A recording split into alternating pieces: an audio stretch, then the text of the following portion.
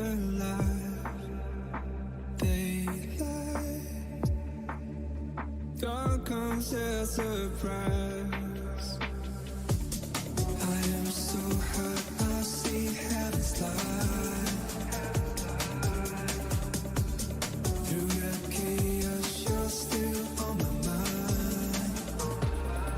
When the sky falls down, we'll make it out together. When the world ends here, we'll disappear forever. When the sky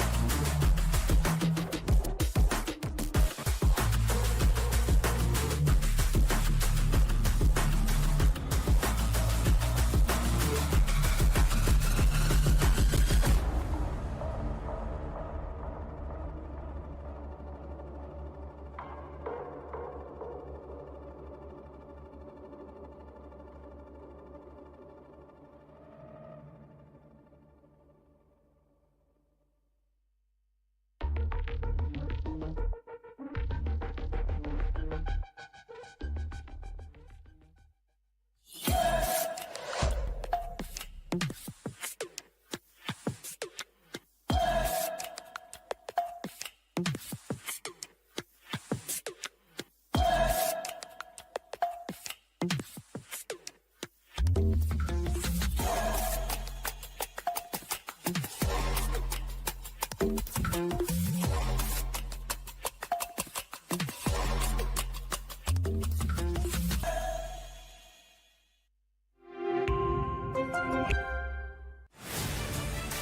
live your life the way you want. Compete like the toughest challenger. Dance like there's no tomorrow. Celebrate every second you are alive. Life has no rule books, but we can give you a stage. Hello and welcome to the OMEN VALORANT Challenges South Asia 2025.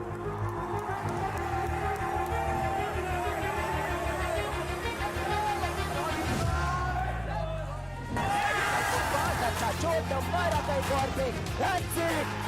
Velocity crushing. Virtually no way velocity loses this, right?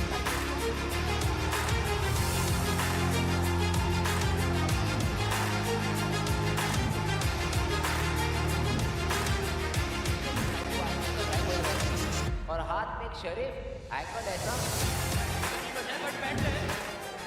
बड़ी हमने लगाई but tricky just pushing it down एक एक करके frag ये हमारा situation control जरूर करी है लेकिन जी पकड़ेगा शाउट स्टेप के अंदर कंटिन्यू एक परफेक्ट फ्री एक सेकंड में कामयाब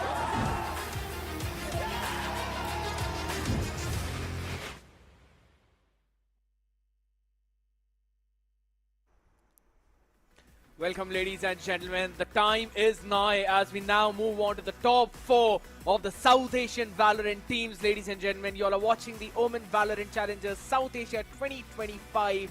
And this is the Ascension Qualifiers. For every single thing that these teams have fought for throughout the entire year, it's now or never. It's this win or it's all learning for you for the next out forward. Here we are at the pinnacle of South Asian Valorant, people, and you're going to witness the journey of these 4 teams with me, Scared Yet, and alongside me we have Shadow here this time around. Shadow, how excited are you now? Because this is a do or die situation for all these teams.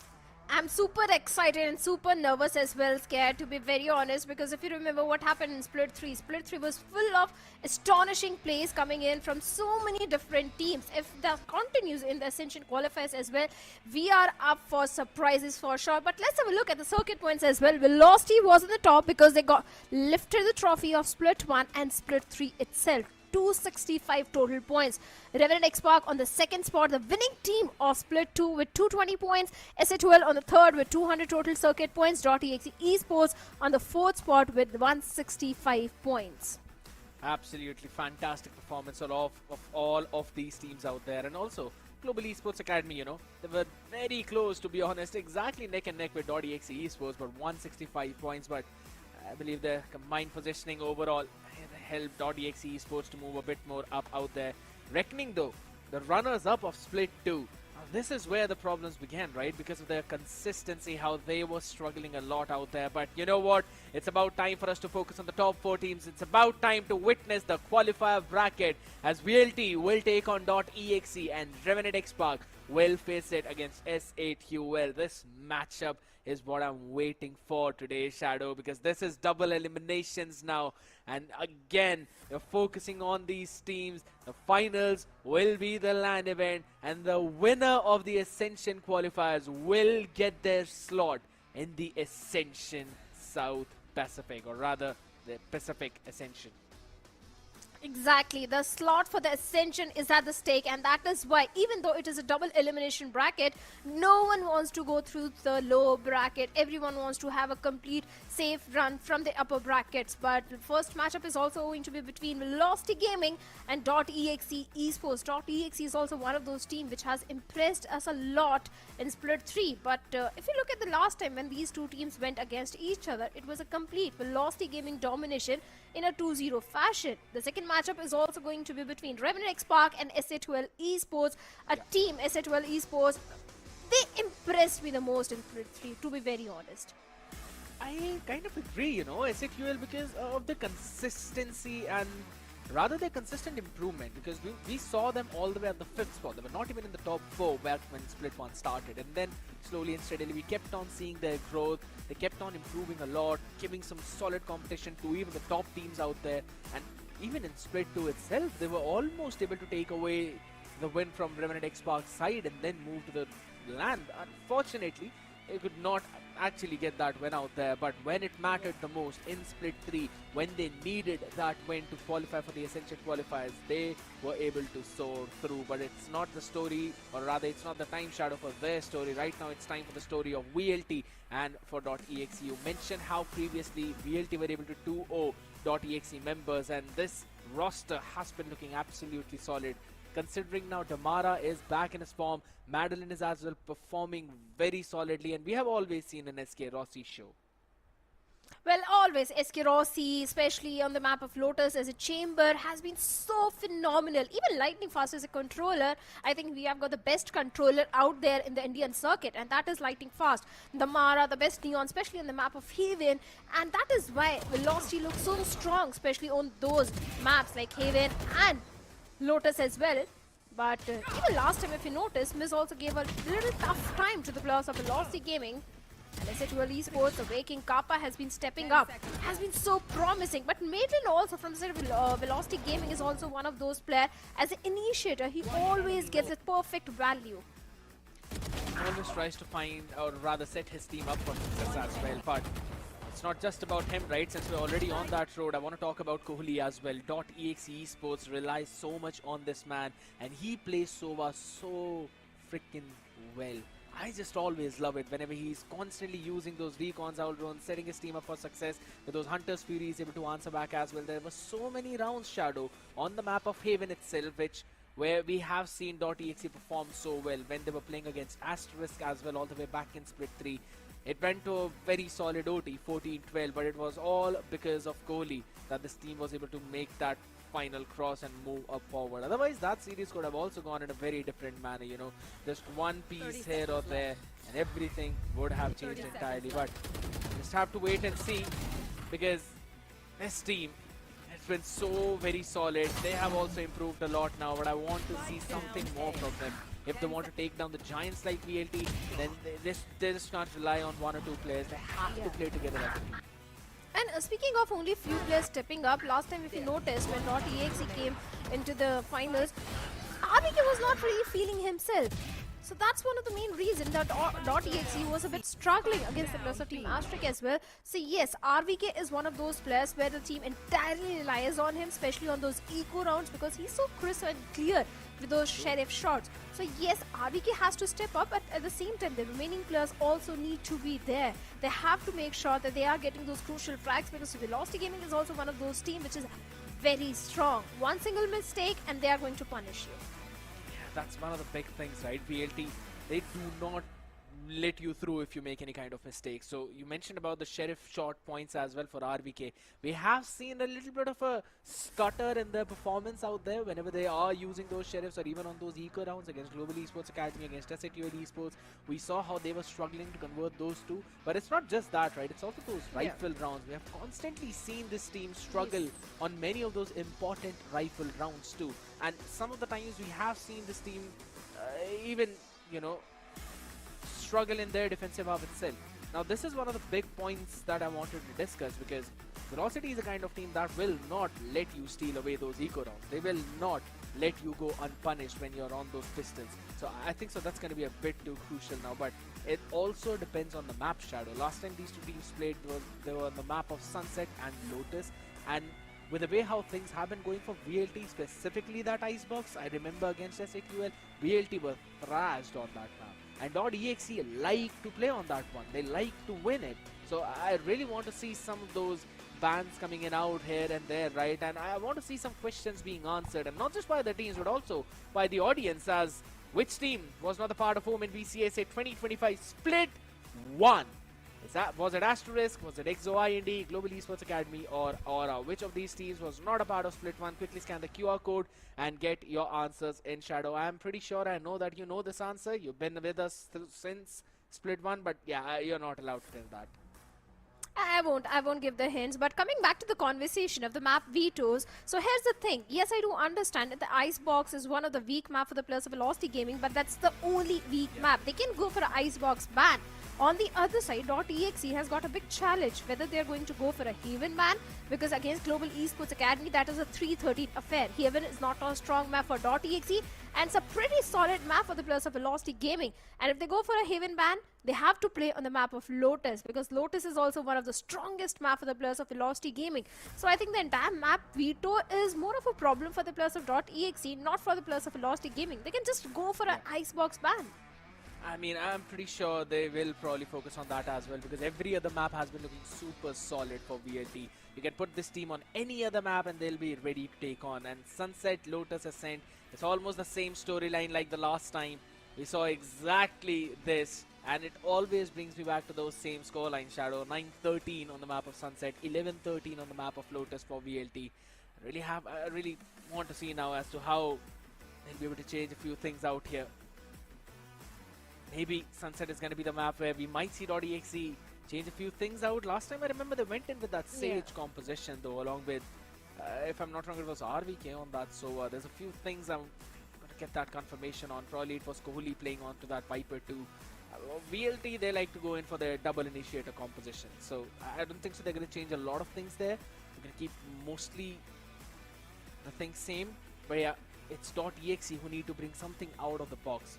VLT were controlling the previous time throughout the entire series, I'll have to say. Even the attacking side, defensive side, VLT had full control of the map. They definitely had, but the main problem that .exe had to face a defeat against the players of Velocity Gaming was the reason that RVK was not really coming online. Even Vakavali also was not getting those opening crucial frags. And yes, that was a double controller composition that .exe brought in with the Sage in the mix. But the good thing is Trinity was actually coming online. DC was getting those crucial frags. Even Kohli as an initiator was stepping up. But let's be honest, Sunset is also one of the map where .exe was struggling last time, but if the remaining players like RVK and Makavali, they come online, there is a solid chance that maybe .exe can pull off this one against Velocity Gaming. And looking at the stats, well, Velocity, they have played this map 4 times and lost only 1 single time. I'm focusing down on those 3 wins as well, because defensive win rate is 63%, attacking win rate is 59 as well.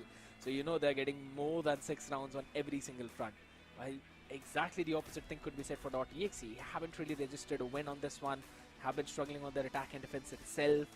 It shows that they went in with that Fate composition too, but last time when they played on this one, it was that Sova composition. So yeah, I really want to see how things are going to be changed out here. Because Sunset is the kind of map where you always want to see the team perform. Last time I remember Kohli was the man who was actually having a pretty solid time on this one. He went 17 and 18, and that was the highest for his team. The next one close to him was Trinity on that race. Makaveli, DC, RVK, all of them were struggling so much. I think so it's not just because of the roles, but also because of the momentum which VLT were carrying. So you really need to break that momentum somehow. Because I'm pretty sure Damara is just going to run you through with that Bucky of his. And lightning fast on that Omen. He's also been looking absolutely fantastic. Of course, and if we remember the last match, both these teams looked pretty strong in the defense. Attack was still pretty decent for the players of Velocity Gaming, but attacking is where .exe was struggling. All they got was only 4 rounds in the attacking half. So let's hope this time they have really worked on those mistakes and are prepared for the map of Sunset. That's why we are seeing Sunset in the map pool, but no change in the agent composition. Still going for the same agent selection. .exe and Velocity Gaming. Velocity again with the double initiator comp, Breach and Sova in the mix. .exe with the double controller, and this time again Makavali is sticking to the Sentinel role. Exactly the same. No change out here whatsoever. It's more like it's a rinse and repeat of what happened last time. Exactly same comp. Tamara on that Neon as well. But my question is, how are you going to stop him? Lightning Fast was having a time of his life last time, along with Tamara. It's all down to both of these teams now. VLT up against .exe. Ladies and gentlemen, this is the Ascension Qualifier's first match in the upper bracket. .exe taking on Velocity Gaming on the first map of Sunset. Let's see which one of them will take this forward. RVK is going to start with a classic though. No half shields out there. Only buy a few things out here for a tech pause now. We clearly know who is struggling with that tech pause. Shadow, we can see that. We've got the spoilers out here. RVK is probably having some internet issues out, but rest of the team having that decent amount of utility. Russ, he's also going with a ghost though. Now that's interesting. He's only got a flash to work with along with a fault line.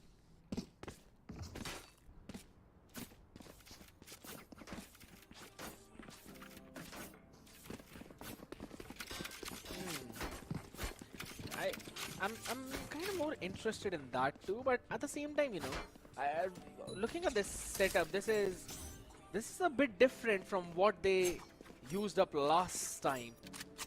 It's more like a 1-3-1 setup though. This is not the usual pistol setup. Normally try to rely a bit more heavily on side, but seems like they want to try and play a bit more aggressive towards the mid this time around, and the wall that RVK has sent out on this Viper. This is to gain that elbow control, so that you disrupt that crossfire onto that choke point. Shadow. 4 more seconds, and then we move on to this. Exactly, 4 more seconds, and finally the round has started. And look at the defense which Velocity is bringing in. Already few players towards the mid top. They're aware that .exe loves exploring the mid in those pistol rounds, but this time seems like .exe is directly going for a sight hit towards the A. But that tripwire in the elbow and a spy cam is going to give all the information to the players of Velocity Gaming. I like the entire setup which SK Rossi is having towards the A. On the back of the Viper wall, maybe the players of .exe can try scaling up, but finally the information has been passed on. SK Rossi is still towards the link. RVK, the first person to be contact, and the Mara instantly shuts him down. The proactiveness which Velocity is bringing in, I love that sort of play. Fantastic one. I 100% agree. On the back of it now. Also got a bit of side control out. I like the idea from .exe. Smoke fades away, and that's a very quick burst over the relay bolt from the other side. It's able to stop that push through. Beautiful anticipation by VLT, and now they've got the advantage. 5v3 up into the making. 3 of them absolutely low. This could still be a very well winnable round for .exe, but look at the discipline out there on the other side. Every single one playing together. That's going to be the paranoia sent out. Damara quickly moving forward, and how the heck does he get Trinity out? Now this is the unpredictability of the pistol as VLT take this one away. And it's the exact same start that they had last time they were playing against .exe on this map. They think they're so secure. Well, most certainly Velocity once again getting the pistol round converted. It's definitely going to give them a very good head start, which they already wanted. And .exe, even though they're known for those eco rounds, but I don't think this eco can go in their favor. The best possible hope is to try drop few weaponries of the players of Velocity Gaming. But I just saw an Outlaw investment also coming in, but seems like they are sticking with the rifle in the hands of the Mara, 2 Spectre and 2 Ghost. And should be a second one for the players of Velocity Gaming. A technical pause is already there. Soon all the issues will be fixed, but .exe looked completely off. All the duels, everything just started going in the favor of Velocity Gaming, and all this because of the proactiveness, the early rotations coming in from the side of Velocity Gaming. It's just their understanding, Shadow, of how this map works and what DXE wanted to go for. I remember last time when they were playing this one with all 5 players ready to go for the full retake, there were many times when they were caught by these kinds of plays and they could not reply back properly. But this time around, they were so ready for that DC paranoia play. Fully spread out, a couple of players playing all the way back behind that Radianite box as well. Sticking in positions where they know they could not be traded, and even if they were, their teammates will eventually take the fight to the other side. So this is the preparation VLT likes to do. Every single time they learn from their mistakes and they get even stronger. Shadow. Seems like Sung Jinwoo out here. They're out here solo leveling up their skills. Damara specifically. The way how this lad has been stepping up time and time again for this team, and how the entire game plan of VLT actually revolves around Damara. So his success is crucial for the team's success. And 2-1-2 start after the first round. Boy, he's flying with high colors. Well, he certainly is. Always have been. And finally, all the technical issues have been resolved. And now, if you look at the setup of Velocity Gaming, this time Exe Rossi is towards the B. Mid has been left completely open. Scanning ahead. Dark cover is there, and look at the read. So perfect read coming from City Velocity Gaming. Damara having that entire market control, and that is exactly where the players of .exe are heading. And Damara gets two. Lightning Fast gets one. Makaveli only good for one. Damara with a 3k and a 4k. A quarter of it Damara in the entire eco round. It was only Lightning Fast, and that was just a single ghost, which has been dropped. A good round conversion for the players of Velocity Gaming, and now the bonus is also going to look pretty comfortable for them. It's gonna look super solid. I 100% agree. And the fact is, Damara is just one off from his own overdrive as well. That just means that one pick and he can send this Phantom off to someone else and then run around the map though. This wall that RBK has been throwing every single round, you know. Madeline has been countering that with that one recon dart every other time. This time around, gonna try and push it down towards the A side. There's a tripwire they still would need to deal with. There's Madeline as well right here. Would really want that stinger. Shock dart's gonna go in. A lot of damage being done. The trap play it almost came to fruition, but it's a bit of a chip damage on the other side. There's double play, double stack, new phase with the flash out in front. And they're not surviving out there. Elbow, it's all down to Makaveli, and there's too many players on the other side. And sends out that ball too in order to go for the execute. There's still 4v3. It's still favoring VLT. Scared is not just the tripwire, which is becoming an ugly thorn for the players of .exe. It's all the Sage Wall also. The entire agent composition of Velocity Gaming is looking pretty strong at this point. Shadow, they are caged in elbow. They can't go anywhere. 30 seconds left. That Sage Wall should have worked in their favor, but seems like that's not really working in their favor. Just look at the way the players of Velocity Gaming are there, but Trinity gets an opening towards mid lane. If he gets a second one as well, it might be an easy plan for the players of .exe. But Rossi gets Makaveli and DC as well, and the third one as well. And the third round, the bonus conversion also there for the players of Velocity Gaming. I love the defense which Velocity is bringing in. Their read so precise, so fine. And on the back of it, it's like this is a rejuvenated VLT. And they look even better on this map than they played last time against this very team. The scoreline was actually pretty close. It was a 9-13 scoreline. I mean, a couple of rounds here and there, and maybe .exe would have pushed through. Maybe it would have gone for the OTs and whatnot, but that is absolutely not happening right now.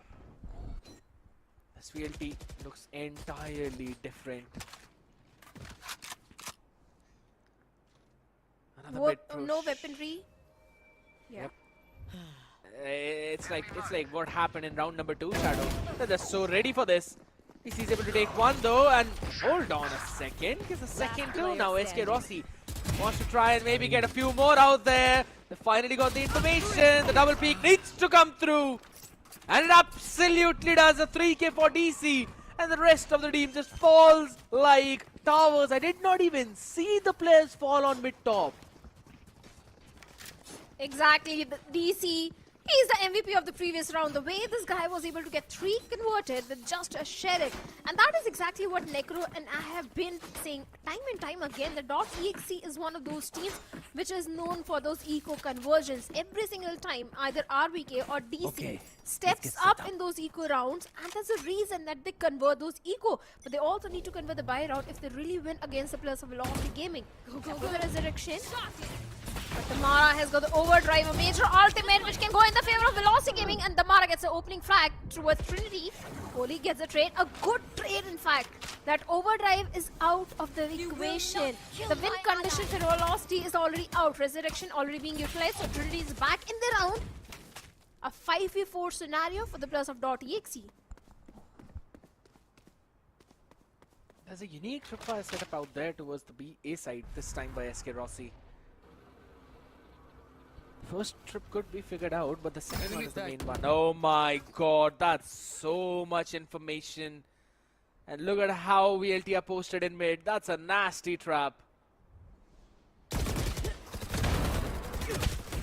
It most certainly is, and seems like .exe, they're falling in that trap. RVK gets one, but good for only one. It's only Makavale remaining in a 1v3 situation. Only the heroics can save this round for the players of .exe, but seems like that's not going to work. If they isolate the fight, maybe they can, but they first need to find a timing onto Russ, but seems like Russ will have a better aim and better time. A fourth round goes in the favor of Velocity Gaming. This is not looking good. This is exactly what happened last time also. Scared .exe was struggling in the attacking half. It was a bit different. I still remember there were 4 rounds out there last time for .exe. And the fact is that they won pistol and the follow-up round after that. And that's when they reached to the 4th round part. They're seeing a very early timeout by .exe, and they need to fix a few things here. Some of their players have enough to go for a buy, but not all. Trinity is on the receiving end, 1 away from the showstopper, so that's a silver lining for them. But even Markavelli out here on 2800. Kohli does not have anything in his account as well. This one feels a bit weird to see, Shadow, because .exe out here, I mean, they can't get a read of what VLT are doing. The mid-round utility is impeccable. And with this double initiator setup, you know you can't really disrespect the breach and push all those avenues. You will be stalled. And .exe just do not have enough utility to play around for that mid-rounding. This composition is more like an explosive comp, but that is being answered on the other side, both by Damara as well as Russ. Here's the thing, Scared. I do agree with what you said, but .exe needs to play around their strengths. It's a double controller composition. They can try creating few question marks in the minds of Velocity Gaming, try creating few fake scenarios for the post plant. They have got extra smokes and walls to work around with. They've got the Sage wall as well. All they need to do is just read the mind of the players of Velocity Gaming and play around their own strengths. But seems like after gaming, we main control, back and forth trades going on. A Trinity gets one, DC also gets one. Trinity showstopper is still there. That can be a major win condition for the players of .exe, and they already have got the numbers advantage. No major ultimate also towards the side of Velocity Gaming now, Scared. The eco round probably being turned around on its head now. Madeline's just going to run away. Actually going for that fight, and there are no satchels as well to go in for this chase, so it has to go through. I love the anticipation from RVK, but he needs to land the shot, and he will absolutely deliver. Reading onto the tendencies of SK Rossi, who likes to lurk a lot, who likes to flank a lot. RVK absolutely prepared for that. There's just so much more utility remaining for this post plant as well. Maka and RVK will find their mark. That's a very solid round for .exe. But it's always on the back of these pistols, Shadow. Their rifle rounds are where they're facing those problems. But at least for the past few rounds, it has been back and forth. Most certainly, and this time also .exe, they use the composition to the full advantage. With the double control setup, the post plant should go in your favor. The lovely paranoia towards the ball bar was something that really worked in the favor of .exe, and now they have got enough creds. On top of that, they have got the Hunter's Fury, but they also need to counter SK Rossi's Neural Theft, Damara's Overdrive, and Russ Rolling Thunder, which is just 1 point away. 3 major ultimates towards the side of Velocity Gaming, and if .exe somehow baits them out, even one of the ultimate, it's a win-win situation for .exe. possible. See if they can convert the third round, but RVK, he needs to get a timing. It's the entirety of Velocity Gaming, and Damara gets a timing onto RVK. The relay ball, the concuss is there. Trinity has been forced back into the spawn, and Damara lightning fast. What a lovely duo. Only 2+ remaining from the side of .exe. It seems like an easy 5th one coming for VLT. And they have saved all the ultimates as well. It's just a triple man push out outside of the A. They wanted to take some map space away while they gave up everything over towards the B side. And that is where SK Rossi is, by the way. Yeah, it's both the players now, DC, Kohli, and there's no one who's unhealthy on the other side apart from Damara. So 30 seconds left. Just want to try and save these weaponries for the next 30 seconds. Fantastic round for VLT. And what a good call. Taking that one part of the map, understanding that they're giving a bit too much respect to .exe on those eco rounds. They're giving a lot of space away to them. 10 seconds Just left. ready to take this one away. And on the back of it now, getting another round and at least 5 in this defensive half. And this is an attack-centric map. Who knows, there's still 5 rounds remaining. How many more can they get? They will allow them to keep these 2 rifles, as economy on their side is not that healthy as well because of the back and forth. But as you said, Shadow, a lot of big ultimates right now on board as well. Oh, this is a nice spot. Coming in, Russ is just 1 away from that Rolling Thunder. We haven't really seen VLT play for those orbs a lot, right? Even in the previous one, they decided to silently push up forward and not really pick up that orb, so maybe this time around. Seems they want to go for a widespread. The 1-1-1-2 kind of setup. Deploying drone. .exe. They've got all the rifles up on board even for this round, so they have a decent Enemy tag. Not a lot of info gained by that owl drone. Either it's just a default position for Markavelli. So question marks around the map. .exe is definitely trying to create those question marks, but the main question is are the players of Velocity Gaming going to buy those?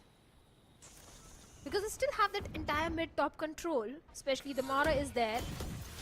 And if the players of .exe tries to push that smoke, the perfect crossfire, the perfect backup is already there. Mid lane with the Tricon trying to get the information of the market. It's like .exe were trying to sell out a B split fake, Yeah. and now that one recon has eventually revealed everything, so they are ready for this hit towards the A side. While .exe, they still have to clear elbow. They don't have 30 the ramp seconds control, left. and the side, yeah, it's all going in the hands of VLT. I'm not quite sure how they're going to push through this 3-man setup. They were able to sell that fake to the players of Velocity Gaming with the proactiveness that comes from the side of Velocity Gaming. They're already prepared. Lightning Fast gets a One 3K. enemy remaining. 10 SK Rossi gets 1 onto RVK. And the round goes in the favor of Velocity Gaming. A 3K for Lightning Fast and a double for SK Rossi. A 2-man show.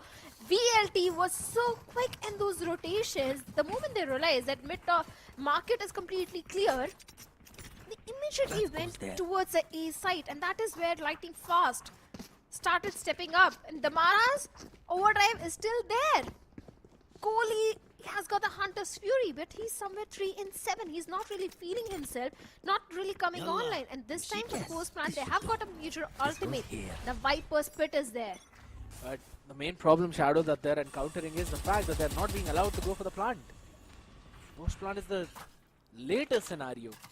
Can't even find a free site. It's Because every single VLT time knows. VLT finding those opportunities to reach on the site faster than .exe and going for those executes. And I think so that has been the big, again, the mid-round utility that is coming from Madeline is helping them out so much.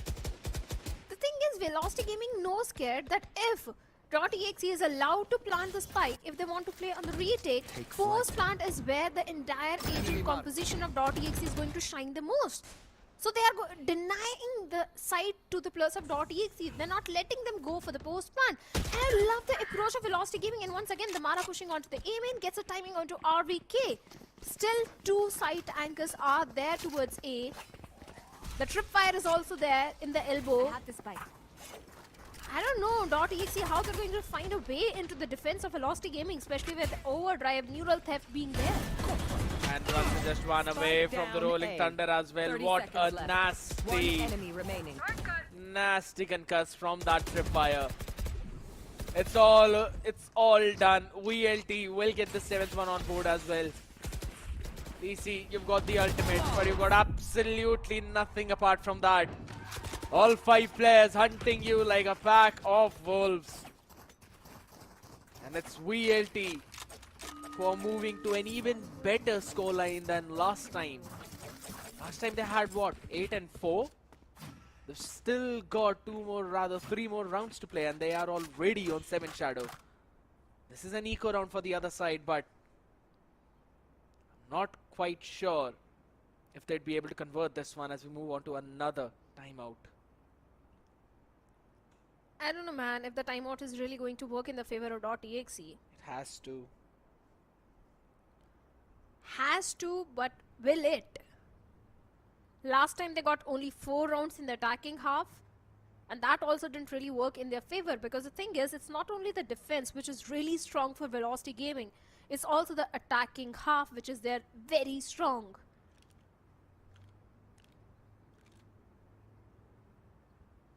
With so many ultimates towards the side of Velocity Gaming, this eco round is going to be really important for .exe. If this one goes in the favor, maybe there is a slight possibility of a 7-5 conversion. I'm still keeping the hopium alive. I still believe in the players of .exe that yes, this time the timeout is going to work in their favor. They've got the Sheriff. DC is feeling himself. Last time also DC was able to get 3 in that eco round with that Sheriff. That single Bulldog in the hands of Trinity. I don't know, Trinity is not really feeling himself. The recon goes in. And now the players of .exe are going all the way towards B from the spawn. Toxins going up. Toxins But the spy cam, look at the position where the spy cam is. That is going to give all the intel and info to the players of Velocity Gaming. Yeah. And they're not even going in from the market. It's all a full-fledged brute force B main push. One good thing is that the stack of VLT is over towards the A side, but there's still SK Rossi and Damara out here, so that relay bolt is going to be annoying. Machiavelli knows that there's a camera somewhere around here. He's finally dealt with it. But this has not really grabbed a lot of tension out here, but Damara still from the angle of market. Able to take one, makes it the second as well. Fantastic performance by VLT.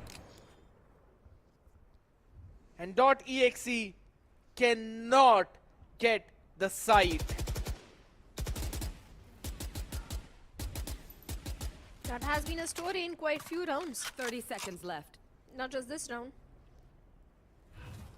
They are not getting the site control despite having a double controller composition.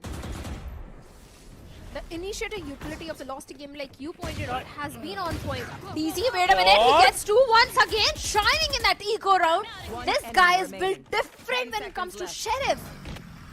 Russ gets timing onto Machiavelli, and DC is the last man standing in a 1v3 situation, and seems like the 3K will come in, but not for DC, but for Damara, and the 8th round goes for Velocity Gaming. I'm out of here. Almost made us believe that he can pull this off. That was so good from DC, and the fun fact is, he was concussed up by the relay bolt. Even after that, he landed 2 of those nasty headshots with the Sheriff. Another full buy up on board now. There's still major ultimates for both of these teams, and I have absolutely no clue when they're going to use that. There's been a few straightforward hits by both of these teams right now. But this operator almost catching Trinity fully. Went in for that jump peak, lucky to be breathing out here. And it's SK Rossi. Try and hold it down. At the choke point, still lands in. Trinity this time was just trying to go for the survival as Damara gets another one. With every single one of them falling like dominoes. And this is the bowling ball of VLT that will strike .exe. And this is the map pick of the players of .exe themselves. That's more concerning.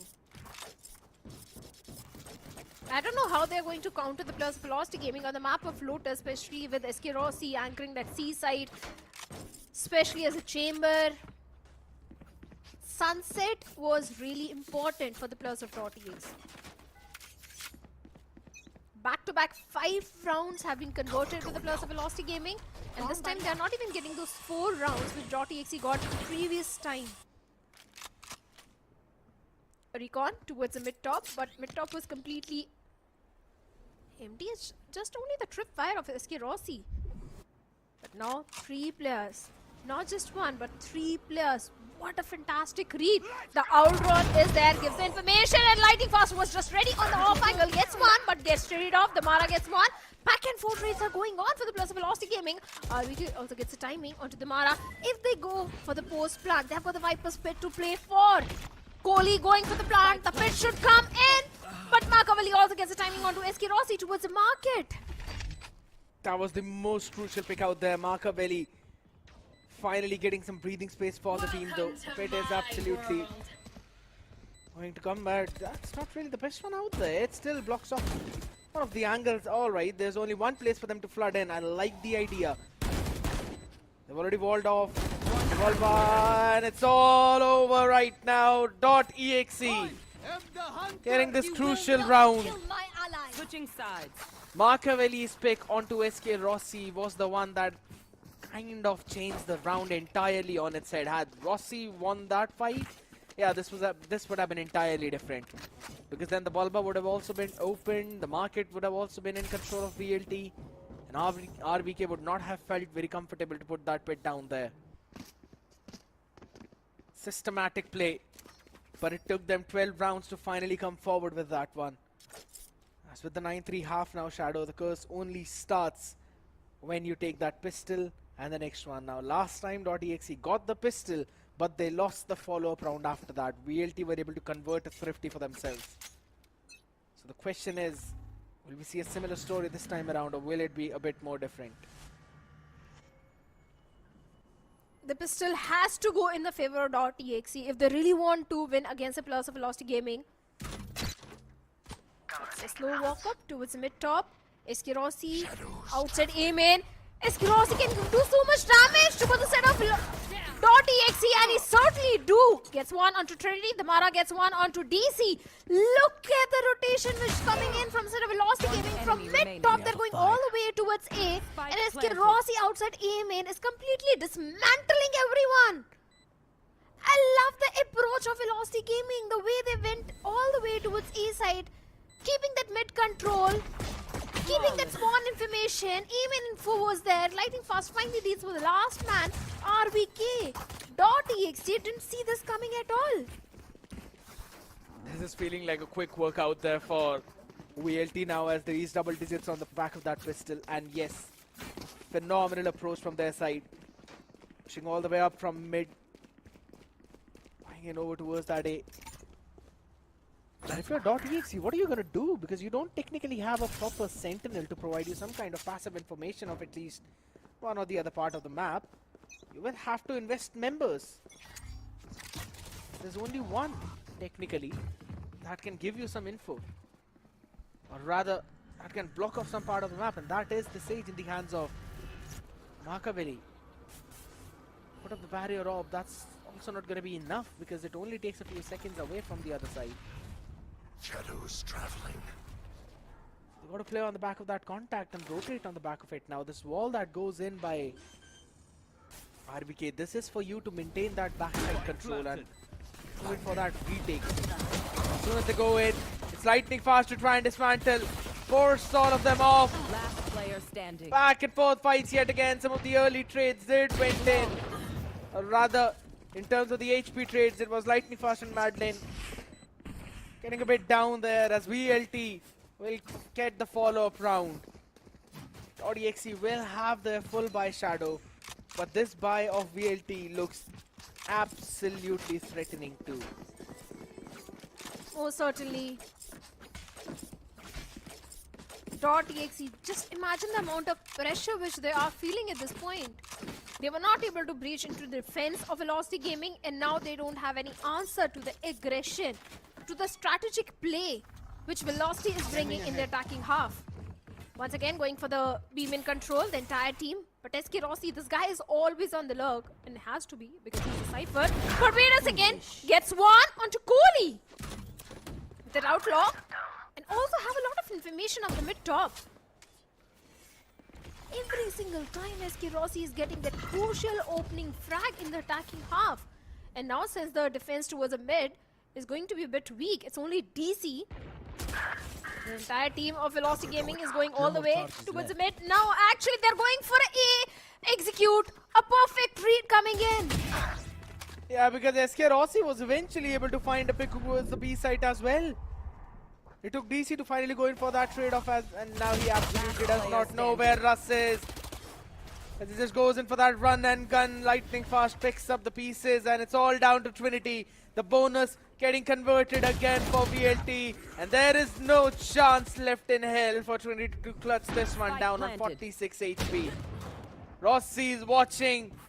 He's on that angle. And he's already preparing for his chamber for the next map as VLT move up to 12. Match point is where Velocity Gaming is. Back-to-back 3 rounds. Bonus has been converted. Could be the last possible round on this map. I really hope .exe is going to give a very strong competition to Velocity Gaming, but seems like Velocity is much more prepared, not just against .exe, but for the Ascension Qualifiers, for the Ascension slot. Again, an aggressive push towards the B main. SK Rossi once again towards the mid, and how can you let this happen, .exe? It's the exact same thing which Velocity did in the previous round. They're doing again. How can you not be prepared? No clue, probably a map moment or something like that, but that indeed was an absolute slap onto the face now. The paranoia going in. RVK does not have anything to go forward with for this early flood. He's just going to wait for his team to hop on. Rendezvousing together over towards the Balba, and now Spike planted. they're holding for some kind of velocity push though, but VLT Stay in sight.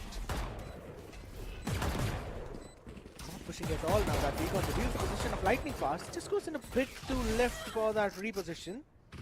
Now a drop shot releases a decent amount of damage. It's a crossfire and it's an annihilation. VLT will close the first map out like it's a walk in the park. 13-3. It felt like that.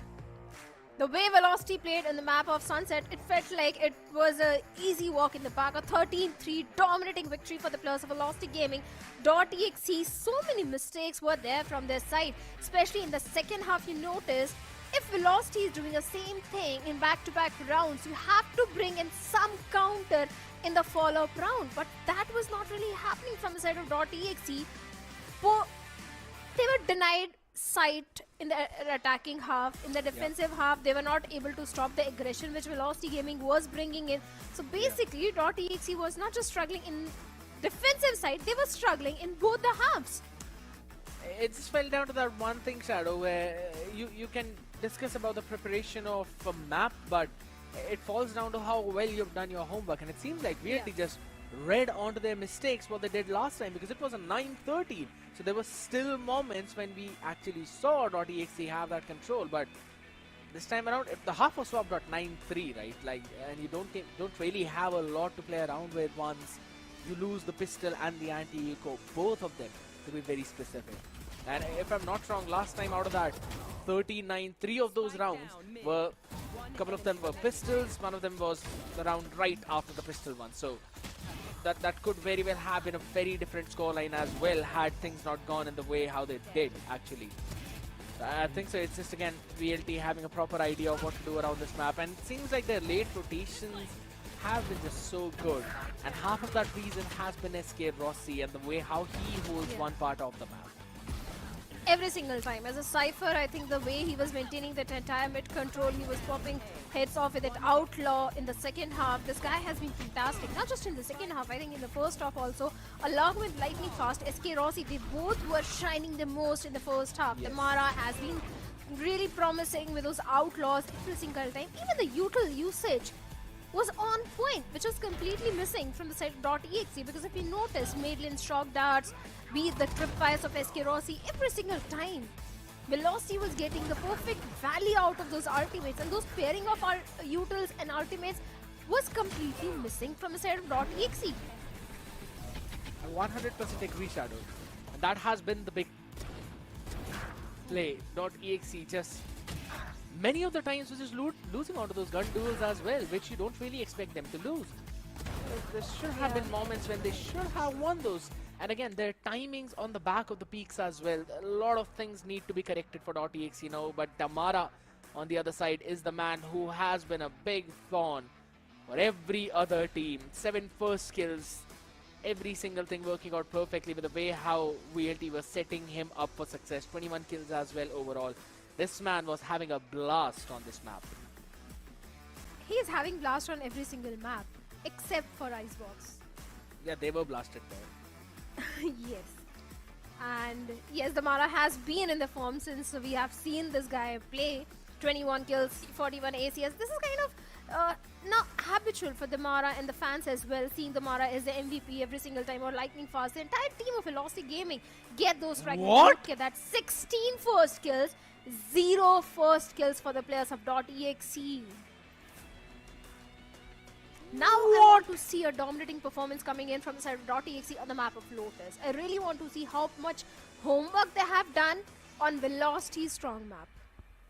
Shadow, I don't know how that's gonna work out if you're not getting the opening picks either. Yeah. That just clear cut shows you that there's a huge disadvantage in terms of the gun skills right now. Now the only thing I could say for .exe is the fact that it's probably the first map they're playing today, so they were having the hands were not warmed up enough. That's the only thing that we could say. Out of these 3 rounds, Shadow, one of them was a thrifty round. So they've only technically got 2 rounds in terms of those rifles.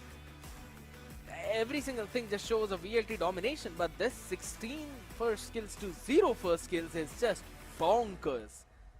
And if this goes on, yeah, I don't know what's going to happen on Lotus apart from the fact that VLT will probably close that one out very fast too.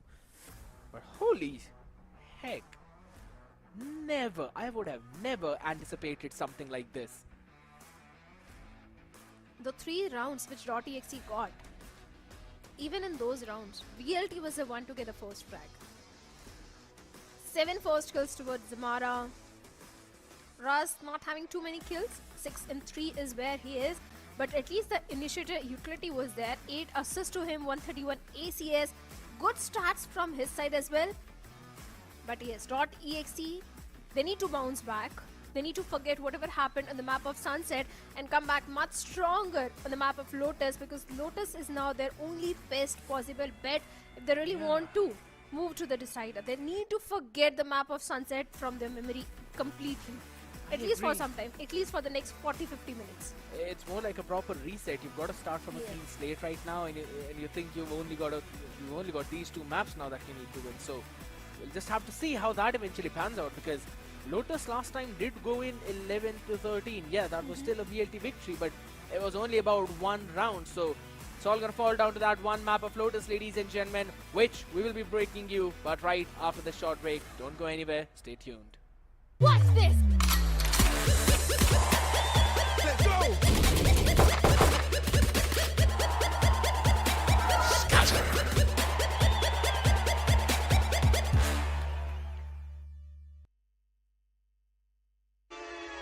Hold up. Why do they doubt the kid? I'm about to prove them all wrong again. I got a low tolerance, cause they don't even know what the problem is. It's me. Why do they doubt the kid? I'm about to prove them all wrong again. I got a low tolerance, cause they don't even know what the problem is. It's me. I ain't taking no loss, no loss, no loss. Look, I'ma always win. And I'ma do it again. Watch me win. then watch me do it again. I'ma always win.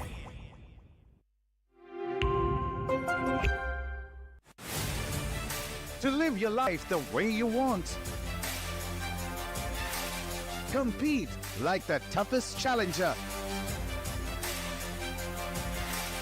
Dance like there's no tomorrow. Celebrate every second you are alive.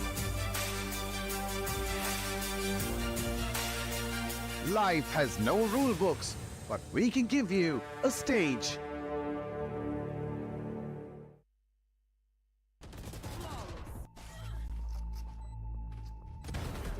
One enemy remaining. Spike down mid.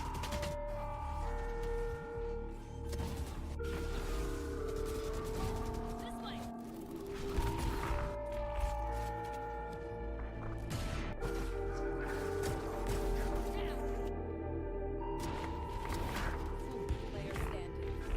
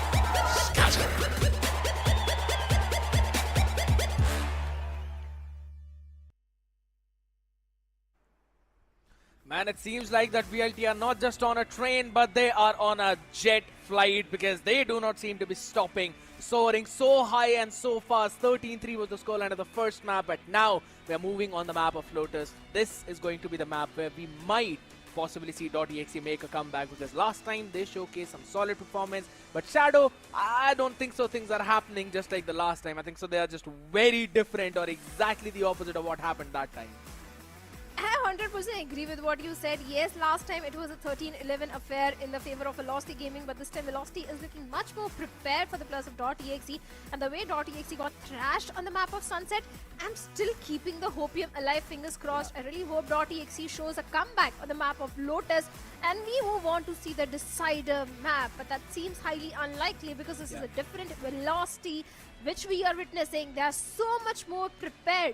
And Lotus is their strongest map. That is where they shine the most, and they're going for the defense first. That itself speaks a lot of problems for the players of .exe, because going in the attacking half against VLT is not going to be easy, especially with SK Rossi towards the C mount. I don't know, man. Seems like a 2-0 for me. Considering how SK Rossi was also practicing for his Outlaw in the last few rounds of the previous one, yeah, I think so it's going to be very difficult again. 17 times VLT have played this map. They have won 16 out of those 17 times. Only one loss that was delivered to them. While if we're talking about .exe, yeah, this has been on a struggling end though. But one silver lining for .exe that I would say is that Shadow, most of the times, those losses have been very close. Where even they have got rounds in double digits. So I'm pretty sure that maybe they'd be able to pull something off this time around. But let's have a look at the agent select as well. I don't think so there's going to be any change for VLT, going in with the same SK Rossi's chamber, which you really have to deal with. It's going to be a bit of a problem out there, but .exe, this is something, again, the same standard comp which they eventually picked up last time too. DC on that Wise, only playing on the Spade now, and the hands of Machiavelli. Alright, this is interesting. Yeah. Double controller from the side of .exe. And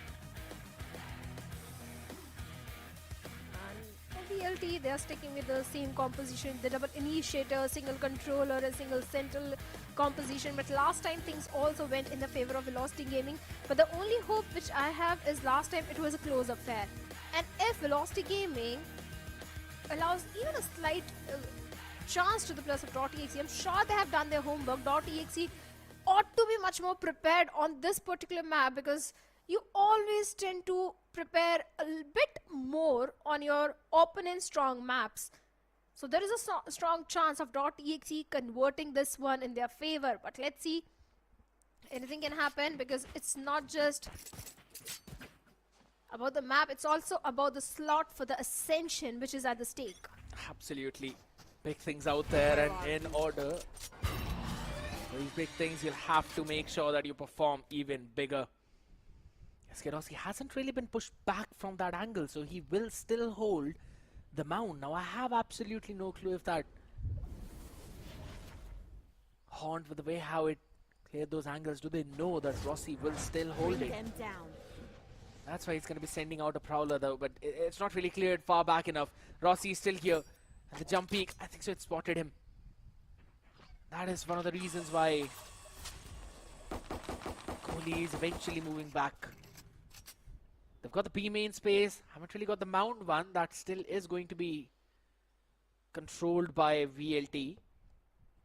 A is the only part of the map that has been open, and this 40 seconds rubble re-clear. Pretty solid. Damara, oh my goodness.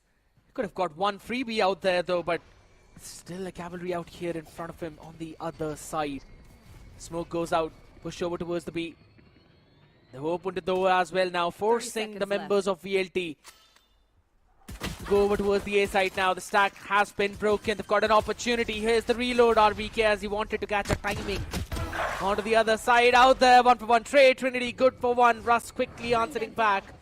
Over towards the connector. There's still a couple of more places now. The Prowler not really going where it wanted. Rather where Kohli wanted him to go, but the Haunt Clears out the connector. They're going to try and push out forward as the snake bite stops Tamara from pushing. It's up close and personal as Madeline gets one. Only to be traded up quickly. Tamara with the right click. Still good for one, but Machiavelli for the answer. He's here to save the day for .exe. This will be the first pistol round for .exe in this series. A good opening. This is something which the players of .exe really wanted, to get a pistol round against the players of Velocity Gaming. A good head start already on the map of Lotus, and this time they have the weaponry advantage, but the problem is that Bucky in the hands of the Mara.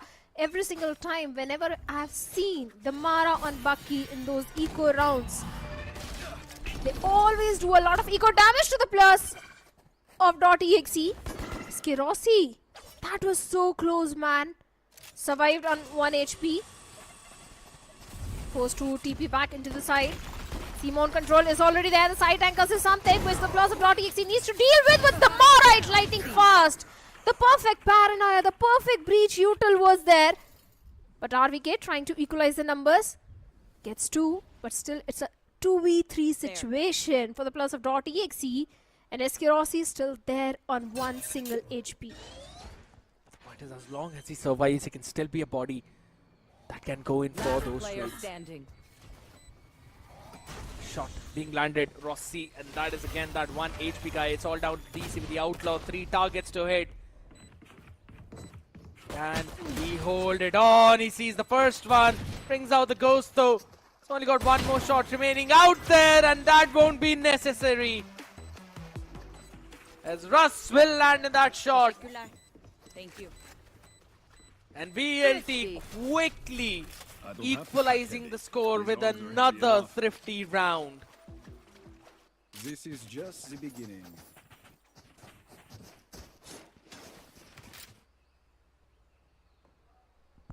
I've always said this. Whenever Velocity Gaming loses onto the pistol round, they make sure either they do a lot of damage, ego damage to the opponent, or they convert the thrifty round. And with just a single Bucky in the hands of the Mara, always. And now .exe, they are forced on the eco round. Let's see if Trinity can get something, but Eskirossi gets 1, Lightning Fast also gets 1. It was only Cooley who was able to get a trade onto Eskirossi. Still, the situation is entirely in the favor of the players of Velocity Gaming. All .exe is having just a C-mount control, and that is it. The sliding neon. The Mara also gets DC outside B main. Now it's only 2 players remaining with just a single Outlaw in the hands of Machiavelli. There's still a couple of One players who are a bit enemy low. remaining. Maybe they can find something though, but Spike down, attacker spawn. Machiavelli is the first one to fall, and Russ will make a quick piece. The rest of them as well. Not taking I'm out of here. the bullet worth of wound. VLT converting their anti-eco round properly. Not losing any major weaponries out here, so this 1 round. They've got the operator now being invested. While on the other side, still is a full buy, but .exe. We have seldom seen them converting these rounds. They have always been on that struggling end, that receiving end, on the attacking side end.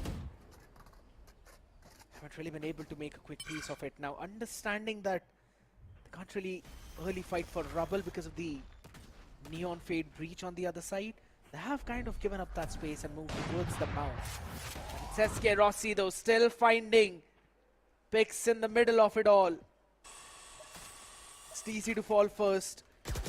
That is your Wise, the one who watches the backstab, the one who makes sure that no one is pushing through the sheer walls, and if that is the case, don't know what they'll be able to do. My goodness, the way this guy just overstays his welcome, and .exe are not really able to land in those shots, Shadow. This is what has helped VLT have so aggressive positioning on the side. The Nightfall being invested from the set of .exe, and the back of it trying to get something. One-on-one trades are there. The C's towards the C link. Pushes back the players of Velocity 30 Gaming. seconds left. Kohli once again goes for the plant, and Madeline coming from the C mount gets a timing onto RVK. The horn goes in, the Prowler goes in, and it could actually be a pinch from the side of Velocity Gaming. They have the numbers advantage, and for the post plant, .exe, they have got nothing. Kohli as well. ELT, they still have got few utils to work around with. Kohli just a bit bruised up as well. Had to hit the reload, and with that, they will all hit the deck. VLT getting another round out here. 3-1. And it is all again SK Rossi watching through the B main. Not letting anyone push up. This has been a big problem now, Shadow. You mentioned about it that whenever it goes in on the map of Lotus, you have to deal with SK Rossi on that chamber. You have to make sure to find a way to try and push him back on his operator. Because you know he will be standing there, he will be watching all of those angles. Now pushing again towards the C mount.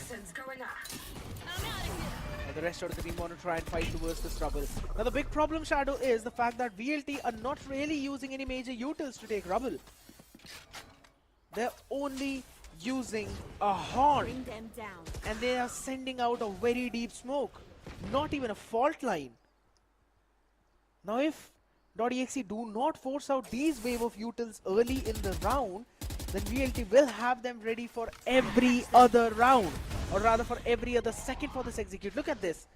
A minute on the clock, and .exe have not really crossed from the barriers as well towards the A. It's because of the utility which is coming from the side of Velocity Gaming. Every single time they've got a util prepared to stop the players of .exe from taking any sort of control. And now .exe they're forced to pivot all the way towards C. This is Velocity's plan always. Dump so much util, deny the trouble control, so the players are always forced to go towards C, where SK Rossi is prepared with an operator. Gets one, gets a second as well. Nightfall being invested. But look at that, Kohli also gets the Mara. A great opening frag. Last player standing. Can he get something else as well? SK Rossi gets third one onto Kohli. It's all come down to DC in a 1v3, which he has brought down to a 1v2 situation. But that is it. A quadra for SK Rossi. And a fourth round for the players of Velocity Gaming. Loved the plan of Velocity Gaming. Forced the players of .exe to go all the way towards C, where Rossi was just ready with that operator. Here's the normal thing, right? Normally what really happens, Shadow, is the fact that DXE forced their way towards rubble, and that's when VLT dump up their own utility to try and stop them from taking that. But this all should happen in the first 20 seconds of the round. That's when you can do your mid-rounding with these double smokes. That's when you can take the other avenues of the mount and maybe push SK Rossi back from the mound and then go for the rubble weak here at the 40-second mark. But none of that is happening. They're now just trying to brute force their way, and they're not even getting a win of that. Now, yes, you've taken the control of mount, but you do not have your entry fragger up. Trinity is out of this round, and that means no showstopper. That also means you're one player down in this one. And now you also have to take care of Madeline early on. That is so difficult for this team.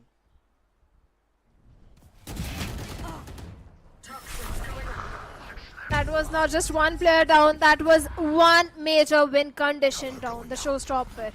And now DC is also being picked off. So that means even the Steel Garden is not coming for the help of .exe.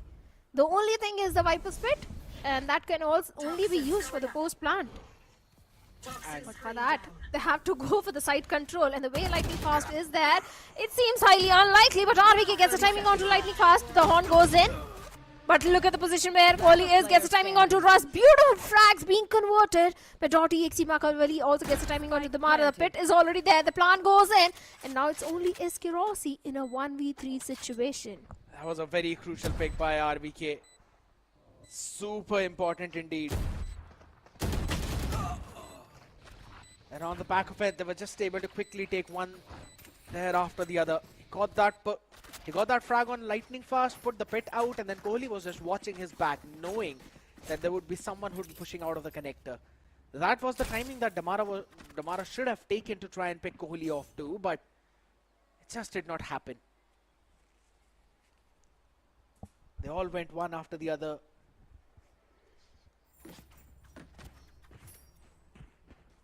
And eventually .exe were able to just trade the members off. Feels like Trinity is not really feeling himself. He was not really coming online in the previous one. This time also he's getting shut every single time by the Plus of Velocity Gaming. Not even blame it to Trinity Shadow, because it is just the fact that he is getting picked off in a lot of those unorthodox ways and in those unorthodox positions. You don't really expect that to happen.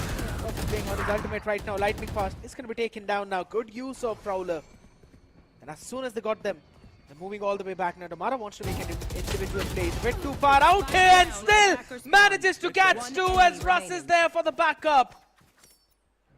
VLT demolish all four of the Mount players. And now Rossi is posted on the angle to welcome RBK with the tour de force. Can now go out shopping. VLT quickly securing a round for themselves after that loss in the previous one. 4 ultimates towards the side of .exe, but nothing really is helping them out. Velocity's mid-rounds have always been really strong. This time .exe, even though they got the first opening frag onto the Plus of Velocity, they had the numbers advantage, but despite that, during the mid-round, they start fizzling out. Especially the way the Mara pushed onto the B main, was able to get 2, and after that Raz also getting 2 frags. So that sort of awareness, quick maneuvers which come from the side of Velocity Gaming always help them get the perfect value. .exe in this time out, they really need to discuss with the coach and among the players that what they need to change, how they're going to find a way to shut down the aggression which VLT is bringing in, especially a way to deal with Exe Rossi if they really want to execute the C side, or if they really want to go for the A hit, they need to find a way to get the rubble control and the side control. Falls down to the macro of the map itself, Shadow. .exe have not really got that right properly. You have the utils as well to deal with VLT are bringing on the table, but Shadows traveling. just not able to utilize that properly. Aggressive angle now being held by Exe Rossi. His lightning fast is there for the support. Dealing with those Cover going powers out. and taunts quickly. Now this is technically a crossing smoke which you put up just to make sure that Rossi is not able to stand on this position. But the fact is that just throwing the smoke is not going to work. You have to push through it at least once and then take Rossi down. That's when he will fear that smoke, and that's when he will be pushed back right now. That one haunt was able to reveal his position and he was being spammed down as well, so had to go back. The B main control has also been taken by .exe, but now this rubble re-clear at a 40-second mark. I like this. But look at the amount of util that's on the other side. VLT have built up so major ultimates as quickly going for the rolling thunder. Should be able to take one down. RBK is good for one though. DC comes in for a very fast raid. And on the back of it, they quickly take control of the C site. Yeah, and they're going for the floor, but lightning fast. What? Really? Did that happen? Mahakavali. Moving on, Nightfall being invested. Trinity gets one onto lightning fast. Goalie once again going for the plant. And this time, they have chance to go for the post plant, but it's a 1v2 situation for Russ. Still possible for Russ. He can do that 1v2. But now, .exe, they have to be the cautious one because this round is of prime importance for them. The arc rose is towards the waterfall. Russ needs to isolate that fight. He knows exactly where Kohli is. Gets the timing onto Trinity, and now he knows exactly where the last player is. And Kohli doesn't have the best weaponry in his hands. It's just a pistol. And that is why I said, if it is Ras, it is possible. This guy has proved tremendous number of times that whenever he is in a clutch situation, he always secures the round for the players of Velocity Gaming. And this time he does it again in a 1v2. He just does a big brain play, isolating that fight now. Taking that contact with Kohli first, understanding that Trinity will peek him from the pillar. So he just went in to save himself from that crossfire so that Kohli could not get that angle on him. Lovely play. And it's all thanks to lightning fast, throwing down those single taps on the other side. And since even the Nightfall was utilized in this round, that's again a major ultimate off the board. It's already 6 rounds for VLT. This is like what happened in the previous one now. Crushed up out there. Trinity absolutely stunned up. Prowler goes in and Machiavelli, have no clue what kind of parkour that was happening there. Just taken down. And on the back of it now, there's a push outside of the C-mount to VLT are getting so confident. They certainly are, and this time the big investment was also there from the side of .exe, the operator in the hands of DC. He has got the steel garden as well. But Rossi with the operator. It's all about the timing. He gets the timing onto RBK. A try peek. But there was no other option. They could have gone for the taunt. Could have, would have, should have. Yeah. That ain't happening right now. Kohli is able to answer one onto Damara though, but not before he himself is taken down 20. Regent Shield will help him a bit, but yeah, this is a save. It's already done. 30 seconds Not left. happening anymore. Look at this trap from VLT. They are absolutely okay giving away the space over towards the A side. They just want to take control of the B and C.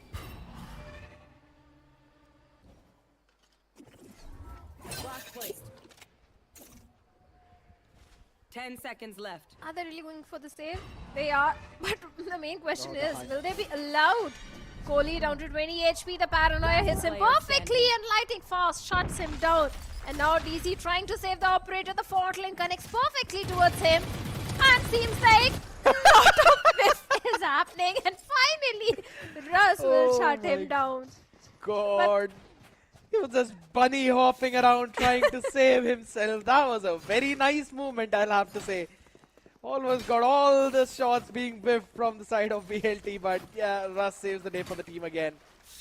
That was the operator down on the floor. Heavy investment off. And it's a 7-2 Shadow. I'm seeing another 9-3 incoming. Yeah. 10-2 could also be possible because once again .exe they don't have the creds.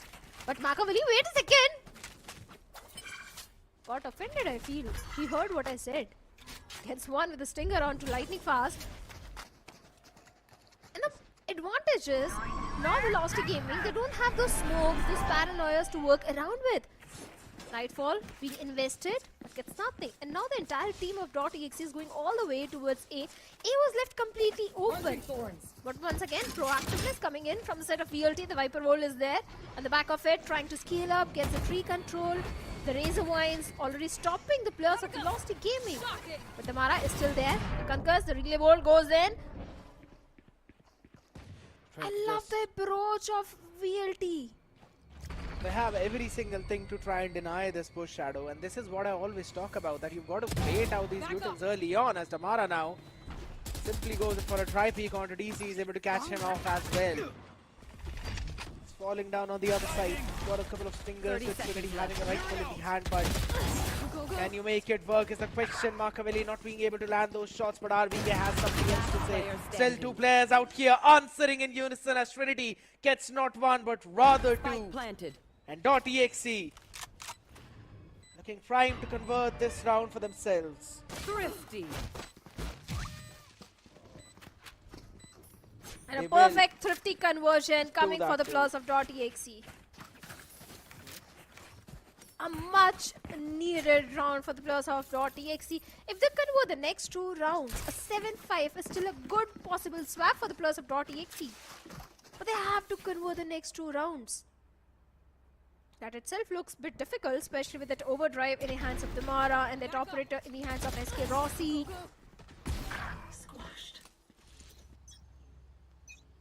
Let's see how this round is going to pan out. Look at .exe this time. They're going all the way towards B, where we have only one solo anchor, and that is Russ. Already velocity, lightning fast, and SK Rossi pushing out on the C-mount. The paranoia goes in, the fault line goes in. This wave of util, this layering of util which comes from the side of Velocity Gaming always forces the players of .exe to pivot to a different side. And this time again, the B side control has completely been denied to them. But here's the thing, Shadow. This has happened in the first 20 seconds. Finally. Now they can play onto their mid-rounding. Now they can utilize the strength of this double controller to take those map spaces away from the other side. Look at this. SK Rossi now pushing a bit too deep. We will be seeing both of those. He takes one down. Only to be traded quickly. Phenomenal play from .exe. They finally use this composition to its perfection and finally punish the members of VLT. And look at that, all that space that was taken away from them on this B side. They can now reclaim all of that 30 back up. seconds left. 3 players ready to answer the play onto the other side though, but they've got so much to try and stop this early flood. Spike planted. Taking some space away as well as the Nightfall now goes in lightning fast. So eventually pinged up on the back of it. There's also one more though, but still stun lands in perfectly. DC's been taken down. Kohli is still out there standing strong as Trinity. Holds his ground down. Got the showstopper. Sends it. Gets the pick on Madeline. And .exe Last round will in the convert half. another round on their attack. Good This recovery, is I'll say. what I was saying from the first round, Shadow. This is what they needed to do. A much needed round as well, Scared, but this time Trinity had the showstopper. Let's be honest, there was a major ultimate in the hands of .exe which really worked in their favor. And in this last round, they have to convert this one. A 7-5 is what the players of .exe needs. And this time SK Rossi is playing all the way towards A. A good read from his side. And Damara pushing onto the C-mount, but DC was prepared. He was prepared with the operator, and the fast sliding Neon has been shut down by him. Damara and the overdrive is not coming. A major ultimate has been baited out by the players of .exe.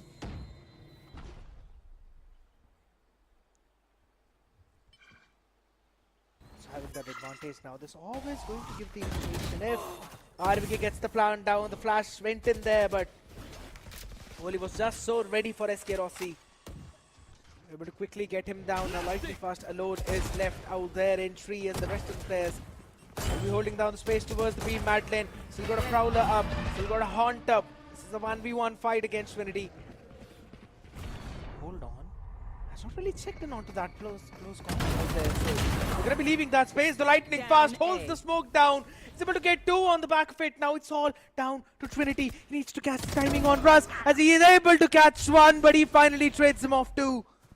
30 seconds left. RBK has got a surprise angle. One He's got an enemy remaining. opportunity to try and take down as lightning fast falls. He sends out the pit as well, but Madeline is holding that cross and he sees an opening. He sees a chance. There's an opportunity. The paint shell go in. He still lands in the shot, but RBK hops in at the perfect time for the trade. 3 straight rounds on attack to put DXE in a fighting spot. Most certainly. A good recovery by .exe, especially in the last 3 rounds. And now if the pistol also goes in their favor, there is a chance of a equalizer coming in. Even the first pistol round went in their favor, but after that Velocity was able to convert that eco round. And this time .exe, they have to be very cautious. Pistol is of prime importance for them. But one thing that people don't have to be really cautious about is the OMEN laptops, because you can trust that it's got the best cooling system out there with the OMEN Tempest cooling system that provides you PC level cooling, and also some massive exchange benefits of up to 20,000 rupees, 15,000 worth of cashback as well. A lot of discount up on grabs, ladies and gentlemen, and you can also get those HyperX headset as well. That's worth 11,000 only for 499. Make sure you don't miss out on all these offers as we quickly hop back into the action as Damara He's pushing all the way out. Maybe he just wants to end this game quickly so that he can scan that QR code or visit his nearest HP Omen store to try and grab onto those offers, as DXE will now try to grab onto their lives for this map. Is a do or die for them. Most certainly is. Do or die situation for them. Markoveli just ready with the paranoia. The Prowler connects perfectly onto him. On the back of it, the Mara Lightning Fast gets 2. And SK Rossi with the third one. The Headhunter always helps SK Rossi get one. Lightning Fast, the Mara seals the deal. And everything just went in the favor of Velocity Gaming. This time Velocity was like, we are not giving away the pistol also to you guys. A really important round has been snatched from the hands of .exe by Velocity Gaming. Things are turning from bad to worse now, Shadow. And there's just no stopping. I have absolutely no clue what DXE could do to try and bring themselves back out here, apart from the fact that they have to be a bit more confident out here in terms of their utilities, in terms of how they re-clear that map. Now this paint shell is going to stop the push of VLT, so that's a good thing. But on the back of it, look at that. VLT quickly rushing down over towards the seaside, and that is entirely empty. Good hit. It is a very slow approach, cautious approach from the side of .exe. But they don't have economy. Rust going for the plant for the retake. Few utils are there, and Trinity gets a timing onto Rust.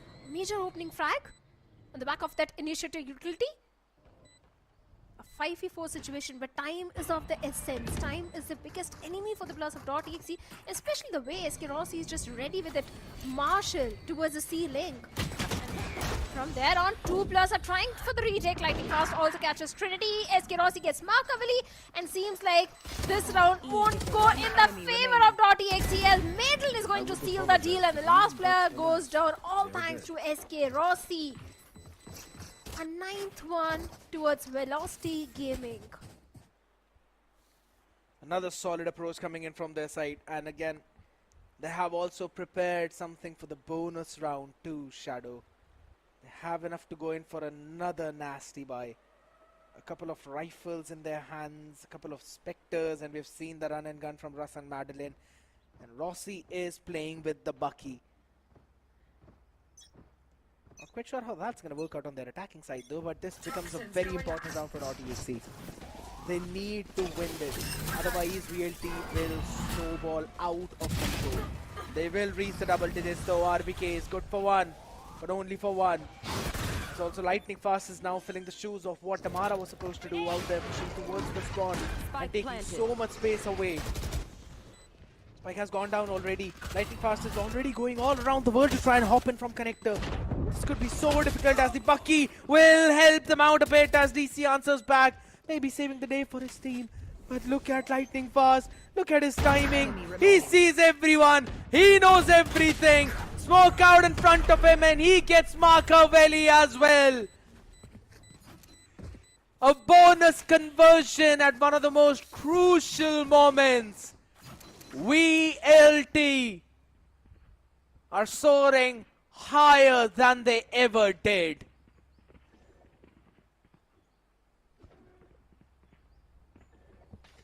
Seems like a nightmarish scoreline for the players of .exe. The moment it looked like that, yes, they have done good recovery, especially in the last 3 rounds of the first half. Velocity comes in and takes back-to-back 3 rounds of the second half. Bonus conversion is there. A good reveal though from the side of Velocity Gaming. Towards the A rubble, the Prowler goes in, pushes back the players of .exe back towards the B link. I love the initiative util from the side of Velocity Gaming. The Viper wall is still there. Cover going out. Rubble control has been established. Once again, a good timing on that smoke as well. Trying to go a little deep towards the A side, where we have 2 side tankers. The Kankas goes in, but on the back of it, RVK from the mid top gets the Mara. But SK Rossi is also down to 5 HP. There is a possibility that .exe, if they get one more frag, can convert this round. But a slow walking Trinity has been caught by Lightning Fast. This is not the first time. This is second time happening with Trinity. Phenomenal yet again for the side of VLT, I'll have to say. Lovely shot landed by Rossi again as Kohli walks in his crosshair and his death. Spike planted. Machiavelli with just a sheriff, RVK with just a rifle.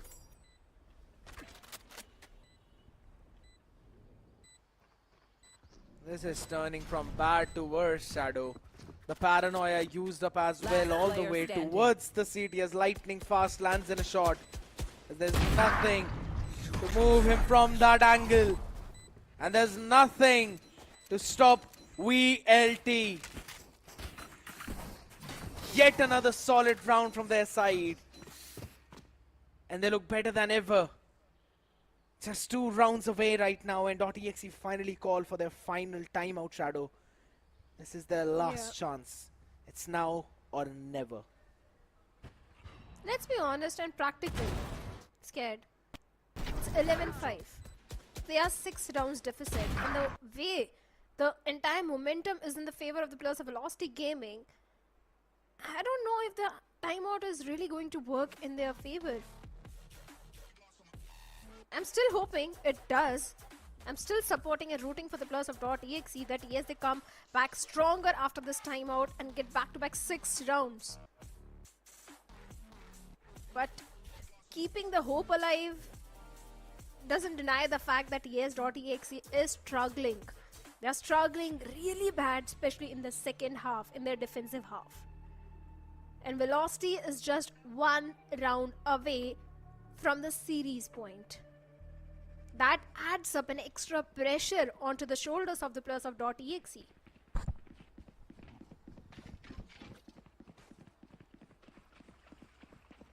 Do you really believe, Shadow, that .exe would be able to make this comeback? No. I think so there's a chance, but that's again the diplomatic side of these people. Haunt landing and all the way high up, taken care of again. Space has been gained over towards the air as this seems to be a very fast A hit. And there's not a lot of people out on the side to react to this hit. Smoke going in all the way onto heaven, Prowler taken care of, but the side control has been given entirely. Plant is going to go down. Ancient going in, Lightning Fast, pushing it a bit too deep out there. Welcomed properly. Plant was denied because of paint shells now, so they will finally go for it. SK Rossi again wants to play a bit far forward. Trinity 2 for 1.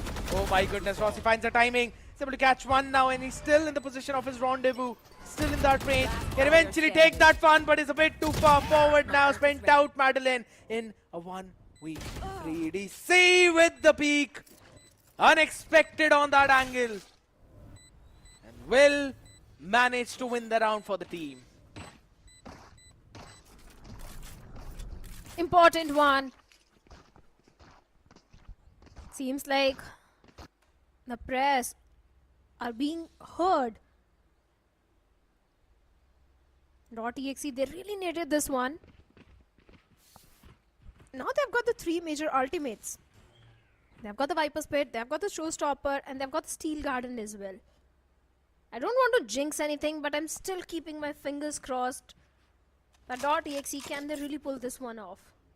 3 players all the way towards A, 3 side tankers, and that is where the entirety of Velocity Gaming is also heading. SK Rossi has got Tothifos, the Nightfall is there towards the side of Madeline. Trying to go for a control towards the A side, but seems like it's only one solo side tanker of .exe. Face your fear! Early rotations also coming in, yes, but Trinity gets one, Russ gets a trade. I thought he will be able to get the second one as well, but still, seems like now .exe, they have to play on the retake, a 4v4 retake. Russ is going for the plant. And look at the position of Madeline. His duel with RVK is going to be crucial, and RVK will fall to the ground as Madeline puts him to rest. And with that, they've also got the connector control, and he is so quick on his feet, also going in for a full-fledged Shot from the other side now. They were already ready with the pistols as lightning fast. Tried to land in a couple. Should be taken down. Kohli, good for one. Wants to trade the second as well. Will manage to do that too. It's all down to Russ. 30 seconds for his fault line as well as Madeline tries to be the distraction. It's a phenomenal one. Work of art. Absolutely perfect as Russ lands the shot through the smoke. DC is not winning that. And neither is VXC the round as VLT steal it away and move to the series point. Pressure has been doubled onto the shoulders of .exe now. Velocity Gaming onto the series point. The 3 ultimates are there, but not enough creds to go for a full buy for the players of .exe. Seems like done and dusted.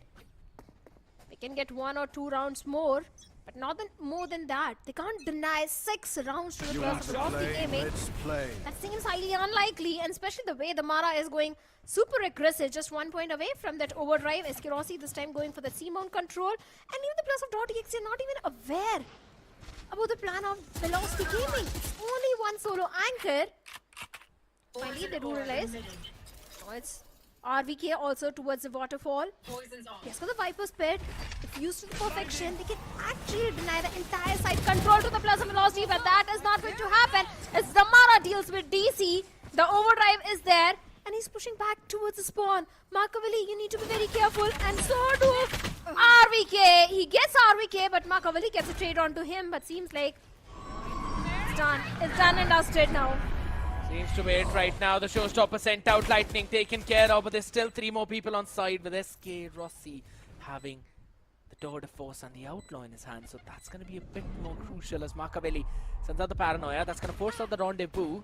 Pushing the players back out there as Madeline bruised up as well, but so is Trinity, and Madeline still wins the duel. That 2 against Kohli as Russ is there for the support, and it's all down to Trinity to hold his ground, but Madeline will make sure that he burns it as it's VLT moving through the upper bracket in what seemed like one of the fastest series out here in Ascension qualifiers that we have seen. For sure. One-sided domination, a 2-0. Velocity Gaming moving forward into the upper brackets, and now .exe, they have been forced into the lower brackets. It was a complete, absolute domination which the players of Velocity Gaming showcased today on both the maps, not just one, in both the maps. It just feel like there was absolutely nothing .exe could do. All they could do was just hold their hair, because on their attacking side, yes, they were able to get those 3 rounds in, back-to-back manner where it was fruitful for them. They were able to utilize their composition to its strength by playing a bit more slow, stealing that map properly and in a systematic way, forcing out some of the early util from the VLT side on the other end. Yeah. But yeah, after that, that's where we could clearly see the problems began on their defensive up, and VLT had the full map control, and .exe could not do anything to deny any of that space. Most of it was because of Russ having that fault line ready, having those aftershocks ready, and again that relay bolt has been so problematic of Damara. So it was all in all a very well structured attacking side from VLT, but that's not just about it. This entire series was very well constructed by this team. For sure it was. And lightning fast Madeline, everyone was playing to the perfection from the side of Velocity Gaming. Those layering of utils were there, but even in the last round also, RVK was a little skeptical about using that Viper's Pit. He could have completely blocked off the entry towards the C side, but those 2Ks, 3Ks, they were just working in the favor of the players of Velocity Gaming. Those nightfalls, every single thing was going in their favor, especially in the defensive half. The way they were able to deny the trouble control time and time again to the players of Exe Esports, and Rossi was just prepared towards the C side. And this time Rossi was not only anchoring C side, if you notice, few times he's also there towards the A side as a solo anchor. So those sort of changes with Velocity, which brings in time and time again, keeps .exe always on their toes. There's also this one more big thing or a statement, right, Shadow, which you mentioned how VLT were denying the control of that trouble. I'd have to say I'm looking at it from a different perspective, and I could see that more than a denial, it seemed like Player standing. .exe were not really taking that trouble.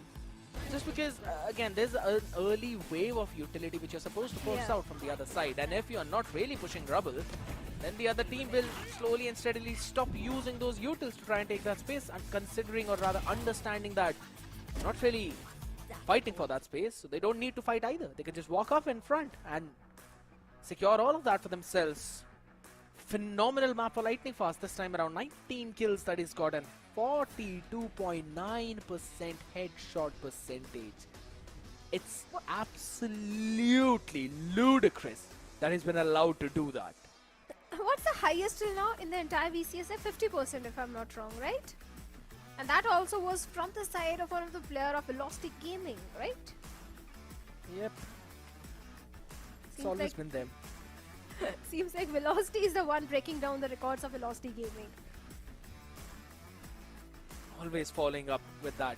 169 damage per round as well. Pretty solid out here. Let's have a look at the team stats as well.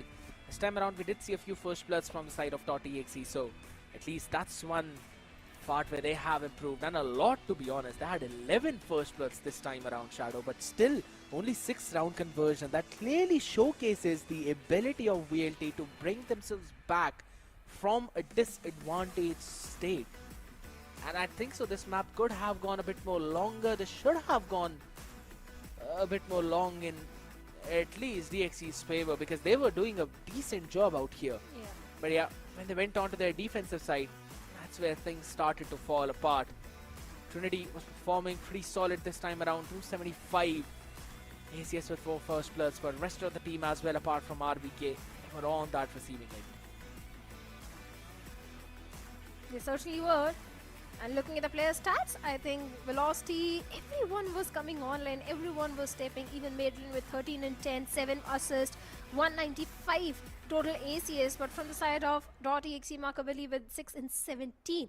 His paranoias were perfect, but that is it. He was not really able to get those kills, but someone was able to get the kills, and that is the match MVP, Damara, with 36 kills, 296 ACS and 9 first kills. Damage per round is 171. Headshot percentage is 23.4%. Perfect numbers being showcased by the Mara. Leading with example. His entire team relies so much on Damara being the spearhead of the team, and he was delivering. He was absolutely performing out here. But the fun fact is that he got 7 out of these 9 first bloods in the previous map. So Lotus did not really go Yeah. in a way where you would really expect him to always get those picks. But here's the fun thing, right? It's absolutely fine. Most of the rounds that they actually played were on the defensive side, so you don't really get a lot of those duels out there if you're the duelist, because it depends on the other team wherever they really want to go. So a very solid gameplay coming in from their side, and I'll have to say this VLT is looking very solid in the Ascension playoffs, or rather the qualifiers. I personally think that this is going to be one of the strongest teams to try and take down. We have always said about this team, but right now on the previous 2 maps at least, it looks like they've got very new game plans. They bring in entirely new things on the table, on the mix, and yeah, I think so they're very, very ready for the Ascension playoffs finals, or rather the Ascension qualifiers finals.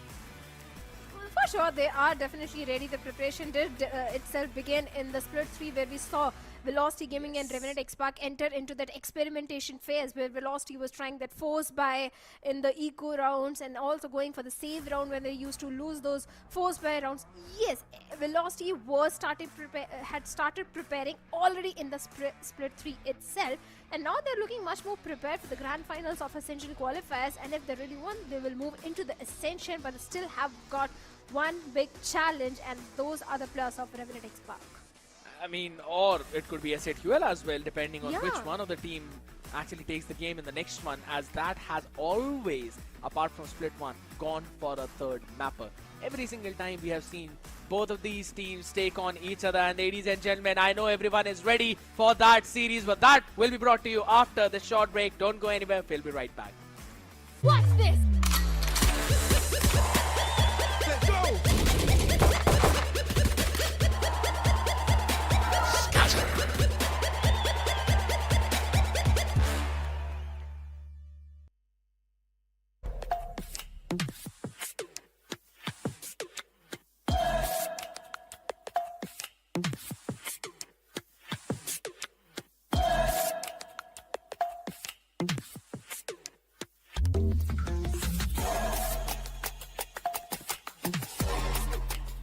To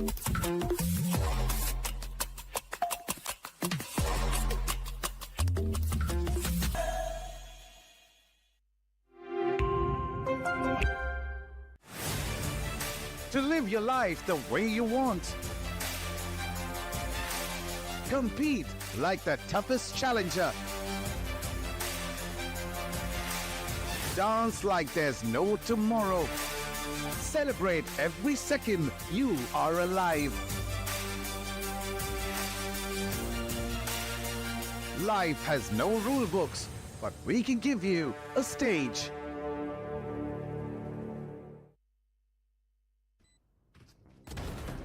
One enemy remaining. Strike down mid.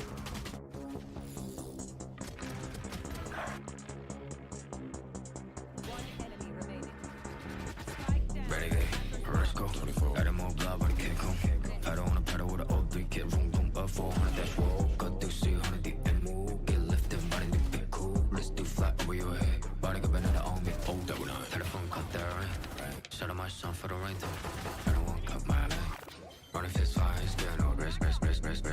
Go pop one ring, go break one bench. I pump missile if I wish I put one pistol on my hair. Was popping and popping, love in the morning. Blue come over to come in the morning. Vogue in the flick, poster forming. Confident boy run a halo on me. Jealous in the envy, all fill up in the air. I be hitting minute more when I'm on the air. Yeah, voice so pitiful, wanna be my pet. Oh well, good boy, catch a bolt on the stair. Renegade, let's go. Got them all blood, but I can't come. I don't wanna pedal with an old 3 kid, room, boom, up 400, that's roll. Got to see 100 the end move. Get lifted, body do big cool. Let's do flat over your head. Body got another on me. Oh, scared of my life. Great pet flavor. Take all the vibes. Right side center. Pesky side. I be spinning. Flying with a face, but relay on this light. We're gonna see where they take off. I am the chosen one, that's how I feel. I ain't tripping on rewind. The blessing I got from the angels around me are really some A1. I am the chosen one, that's how I feel. I ain't tripping on rewind. The blessing I got from the angels around me are really some A1. Renegade, let's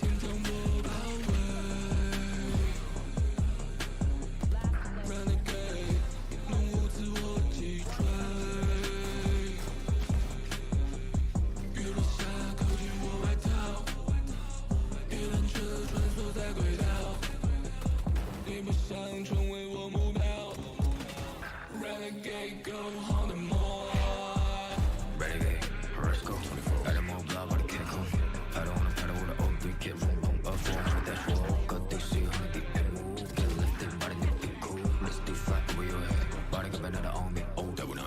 Renegade, let's go. Got them all blood, but I can't come.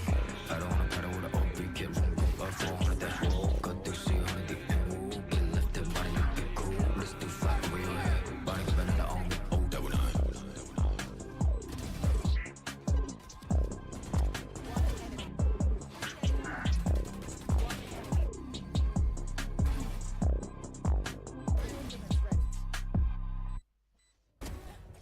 That's going. One enemy remaining. I'm out here in the cold night, running till I barely feel my feet. Wanna see it through my own eyes. There's no going back, and I'm not afraid anymore. Cause I know I'm gonna be the last one standing. Yeah, I'm not afraid anymore. Yeah, I don't wanna wait anymore. I'm ready to fall. I'm ready to rise up. I will do what it takes. I'll run blind straight into the flames. Watch me burn, alone in the shadows. I'll carry you home on my back. If it's you or me, then I'll take the shot. Still they say I'm the villain. I scream and nobody listens. Still they say I'm the villain. Too bad you can't take me down. See that I'm surrounded by predators.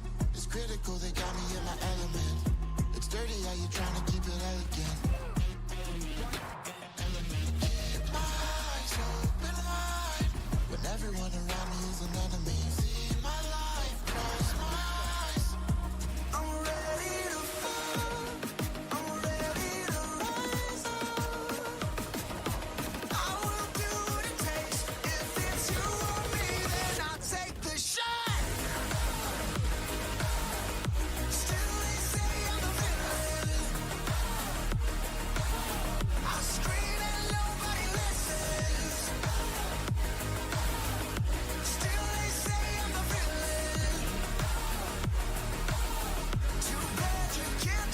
me down.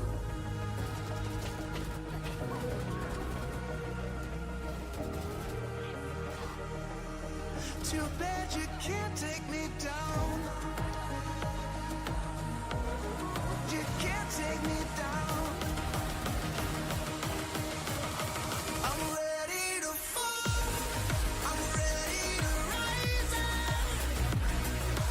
I will do what it takes. I'll run blind straight into the flames. Watch me burn alone in the shadows. I'll carry you home on my back. If it's you or me, then I'll take the shot. Still they say I'm the villain.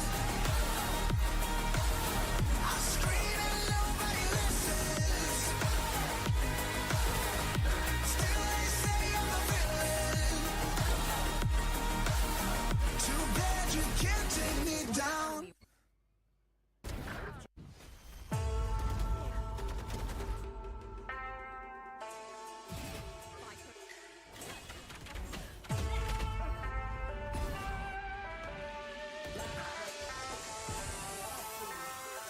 我的精神也很顽强，你掌握不了我是宣扬，天空变化莫测，境况让人深思，可失败了你也都没办法，你的安排像灾祸，在我看来你帮就无奈，你们上帝也不受崇拜。I'm a great, I go way up and paving my way through the smoke and the flame and the cold and the rain. If you wanna be me, but I stand out. You on flat earth looking at my cloud. Standing tall to the test. Standing tall to the test. 我的精神也很顽强，你掌握不了我是宣扬，天空变化莫测，境况让人深思，可失败了你也都没办法，你的安排像灾祸，在我看来你帮就无奈，上帝也不受崇拜。Standing tall to the test. Standing tall to the test. 你看我的 set 就知道我的团队在团结。Team is the best， 他们值得 respect， 我们之间有巨大的差别。连我妈妈也叫我永远的神。我一回家，她说大儿子你很 tough， 一直不带不能被取代，比我更努力的人也不存在。倒是我起来和盐酸奶直接出了那种 no。I'm great, I go way up and paving my way through the smoke and the flame and the cold and the rain. If you wanna be me, but I stand out. You're on flat earth looking at my cloud. Standing tall to the test.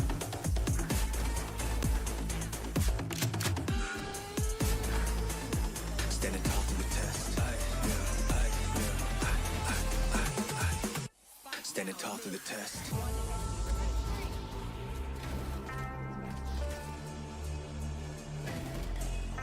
我的精神也很顽强，你掌握不了我是宣扬，天空变化莫测，境况让人深思，可失败了你也都没办法，你的安排像灾祸，在我看来你帮就无奈，你的上帝也不受崇拜。我的精神也很顽强，你掌握不了我是宣扬，天空变化莫测，境况让人深思，可失败了你也都没办法，你的安排像灾祸，在我看来你帮就无奈，你的上帝也不受崇拜。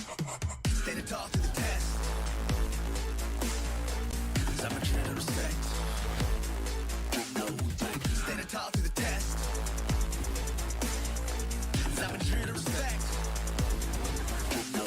精神也很顽强，你掌握不了我是宣扬，天空变化莫测，境况让人深思，可失败了你也都没办法，你的安排像灾祸，在我看来你帮就无奈。Now we struggle, hey, hey.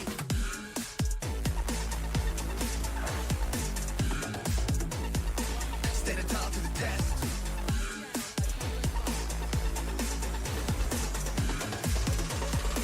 Standing tall to the test.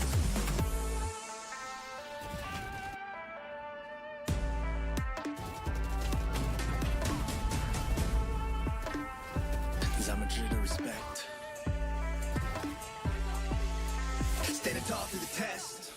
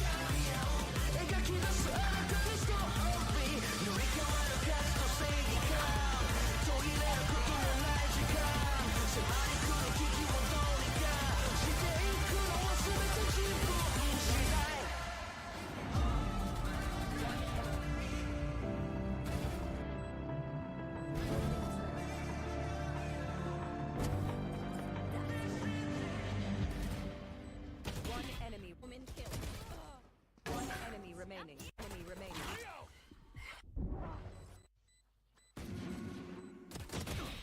My ult's ready.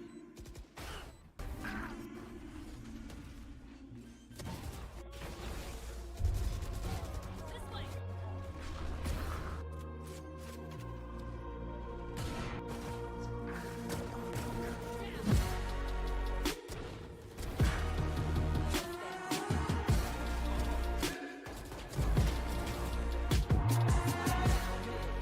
One enemy remaining.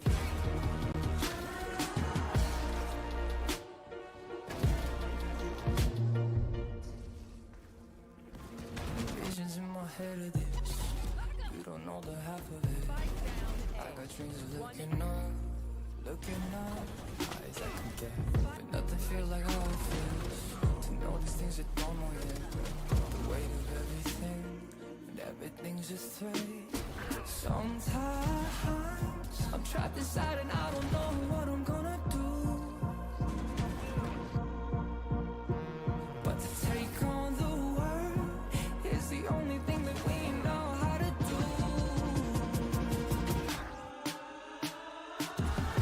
I've got dreams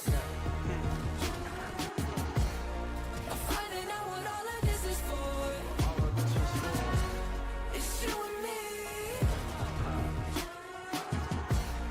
and everywhere we go it leads to an open door.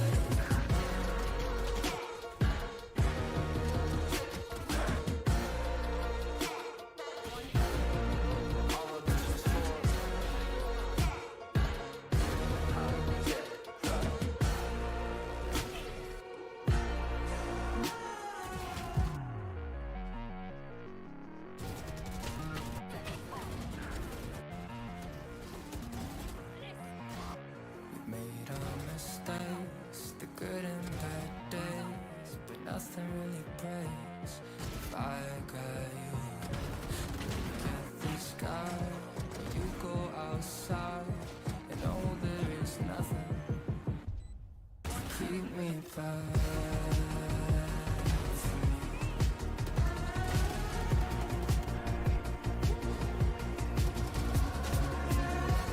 I got dreams of finding out what all of this is for. It's you and me, and all there is nothing. And everywhere we go, we lead it to an open door.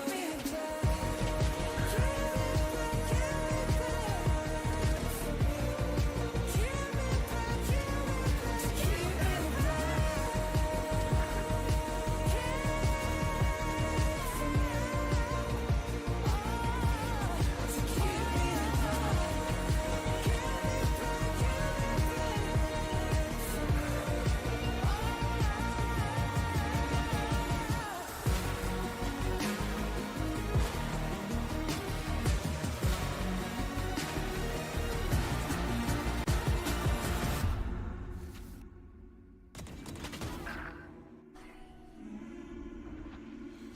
Enemy remaining.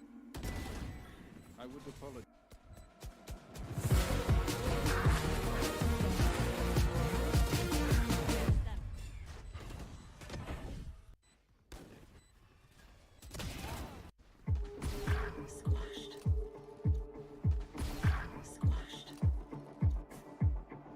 One enemy remaining.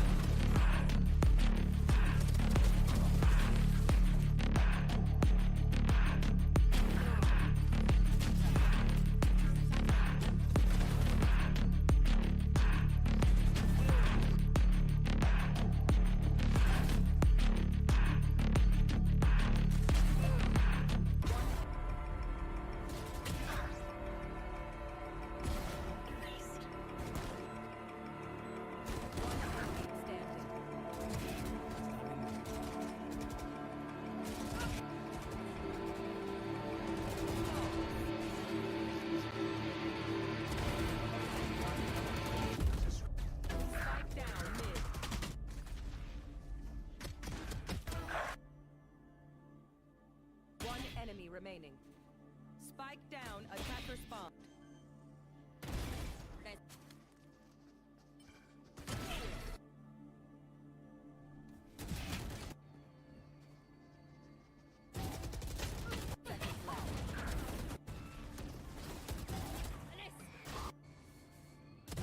Back up!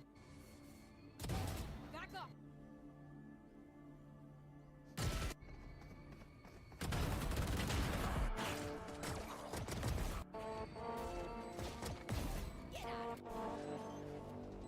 One enemy remaining.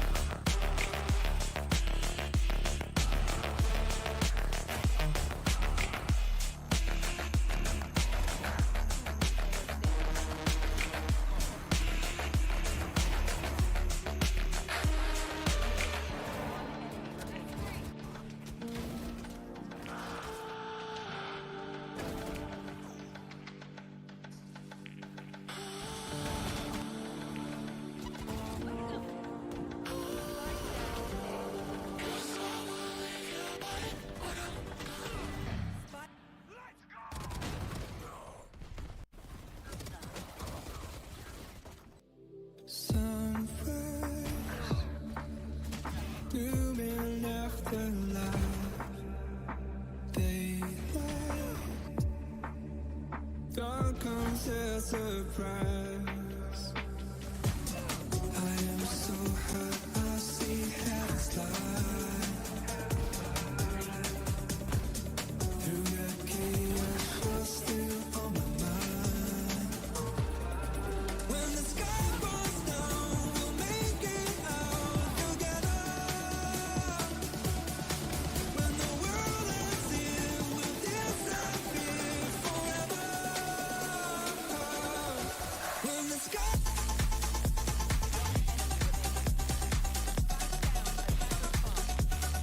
when the sky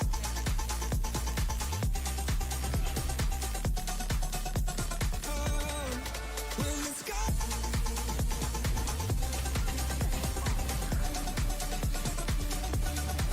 when the sky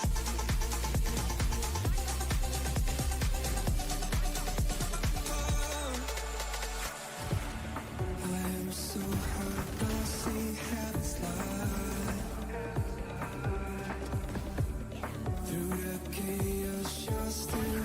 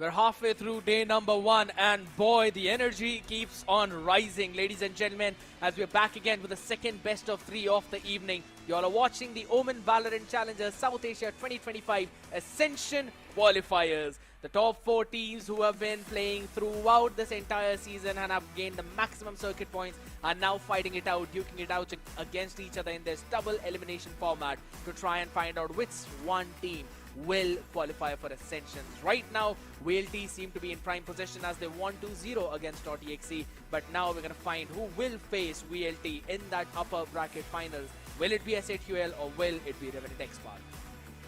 We don't know yet, because last time the main reason Revenant XSpark didn't make it into the Split 3 playoffs was SATUL Esports. They got a victory against Revenant XSpark in a 2-1 fashion and also got their revenge against them. So I don't know what's going to happen. This is going to be a very close series between both these teams, because SATUL Esports, they finally found a way to deal with the power of Revenant XSpark, the spark of Revenant XSpark, which they always bring in.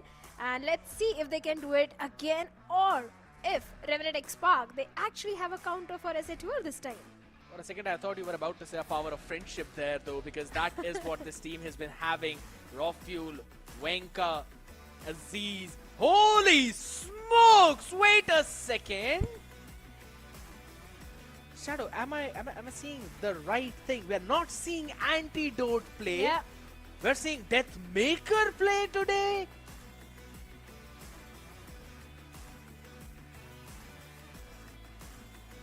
They're benching the IGL? Yes. A bold decision from the side of Revenant XSpark.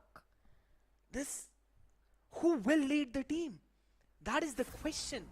Because last I remember, now Shadow, this brings me back to a long conversation all the way back when I remember Wenka also does a bit of shot calling.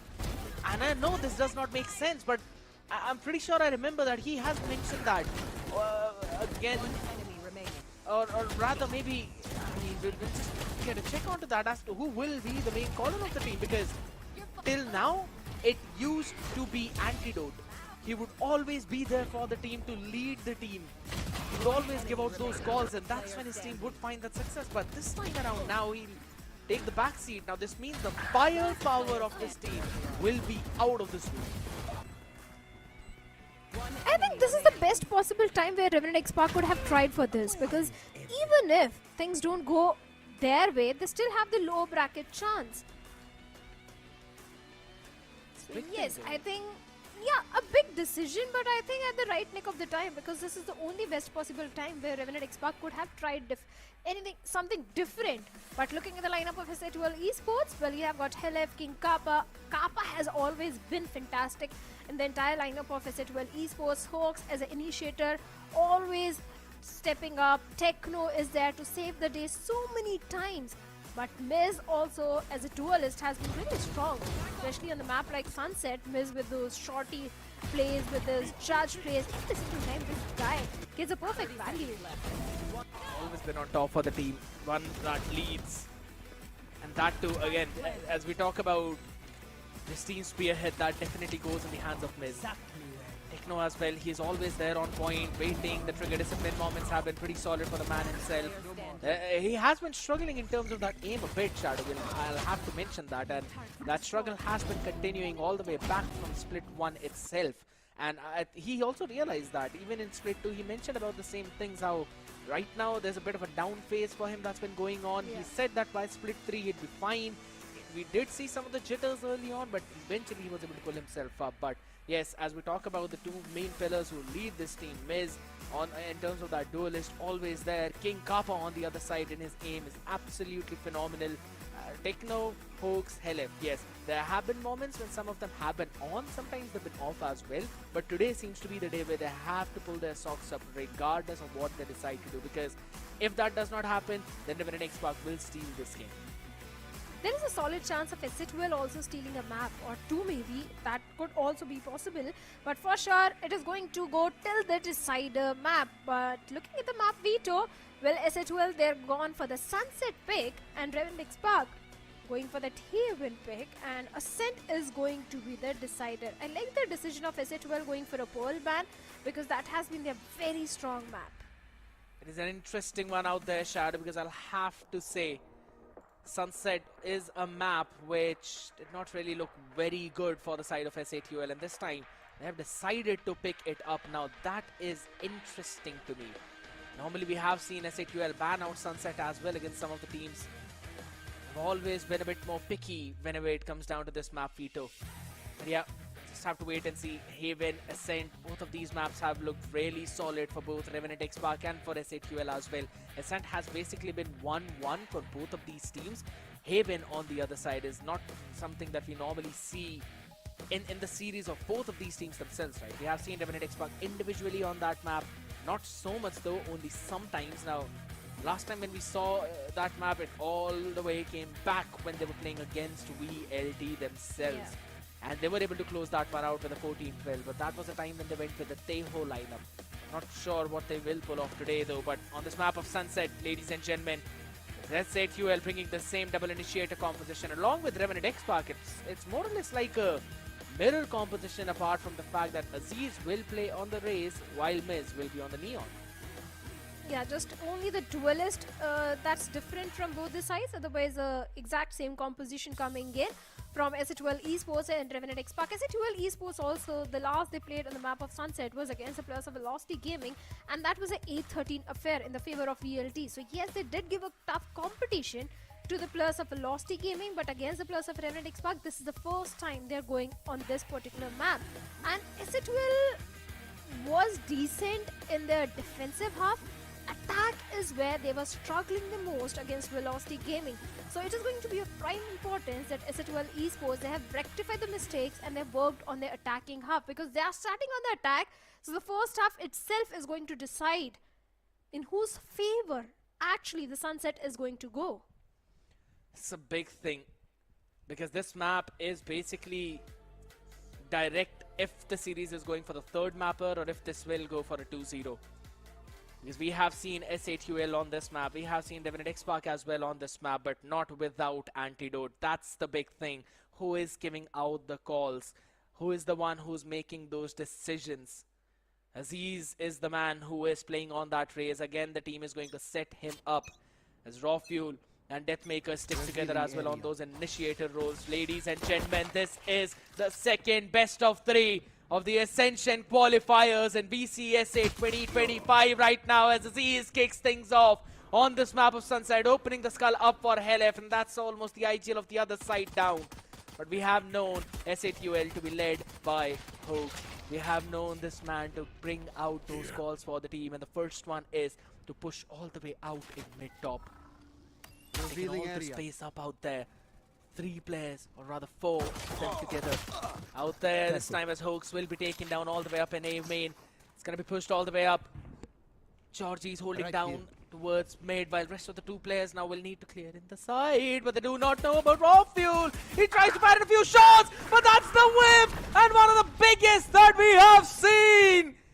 And this might turn this round around on its head, as Raw Fuel will get right-clicked. King Kappa trades off Deathmaker. This one is turning on its head entirely. As in an instant, it turns down to a 1v3. 30 seconds left. SATUL should be able to close this one out now, but Aziz is the man. We have seen this demon, how nasty he could get though, but the waves are not just from one side, it's also from the other. Miz is low. He's given that 1v1 individual now, and there's a double faced on the other side of the smoke. Aziz, as he peaks, will fall to the ground as King Kappa kicks things off with a 3k, and SATUL will claim the pistol. For sure, the pistol goes in the favor of the players of SATUL Esports. A perfect round conversion, especially King Kappa stepping up majorly, getting those 3 crucial frags.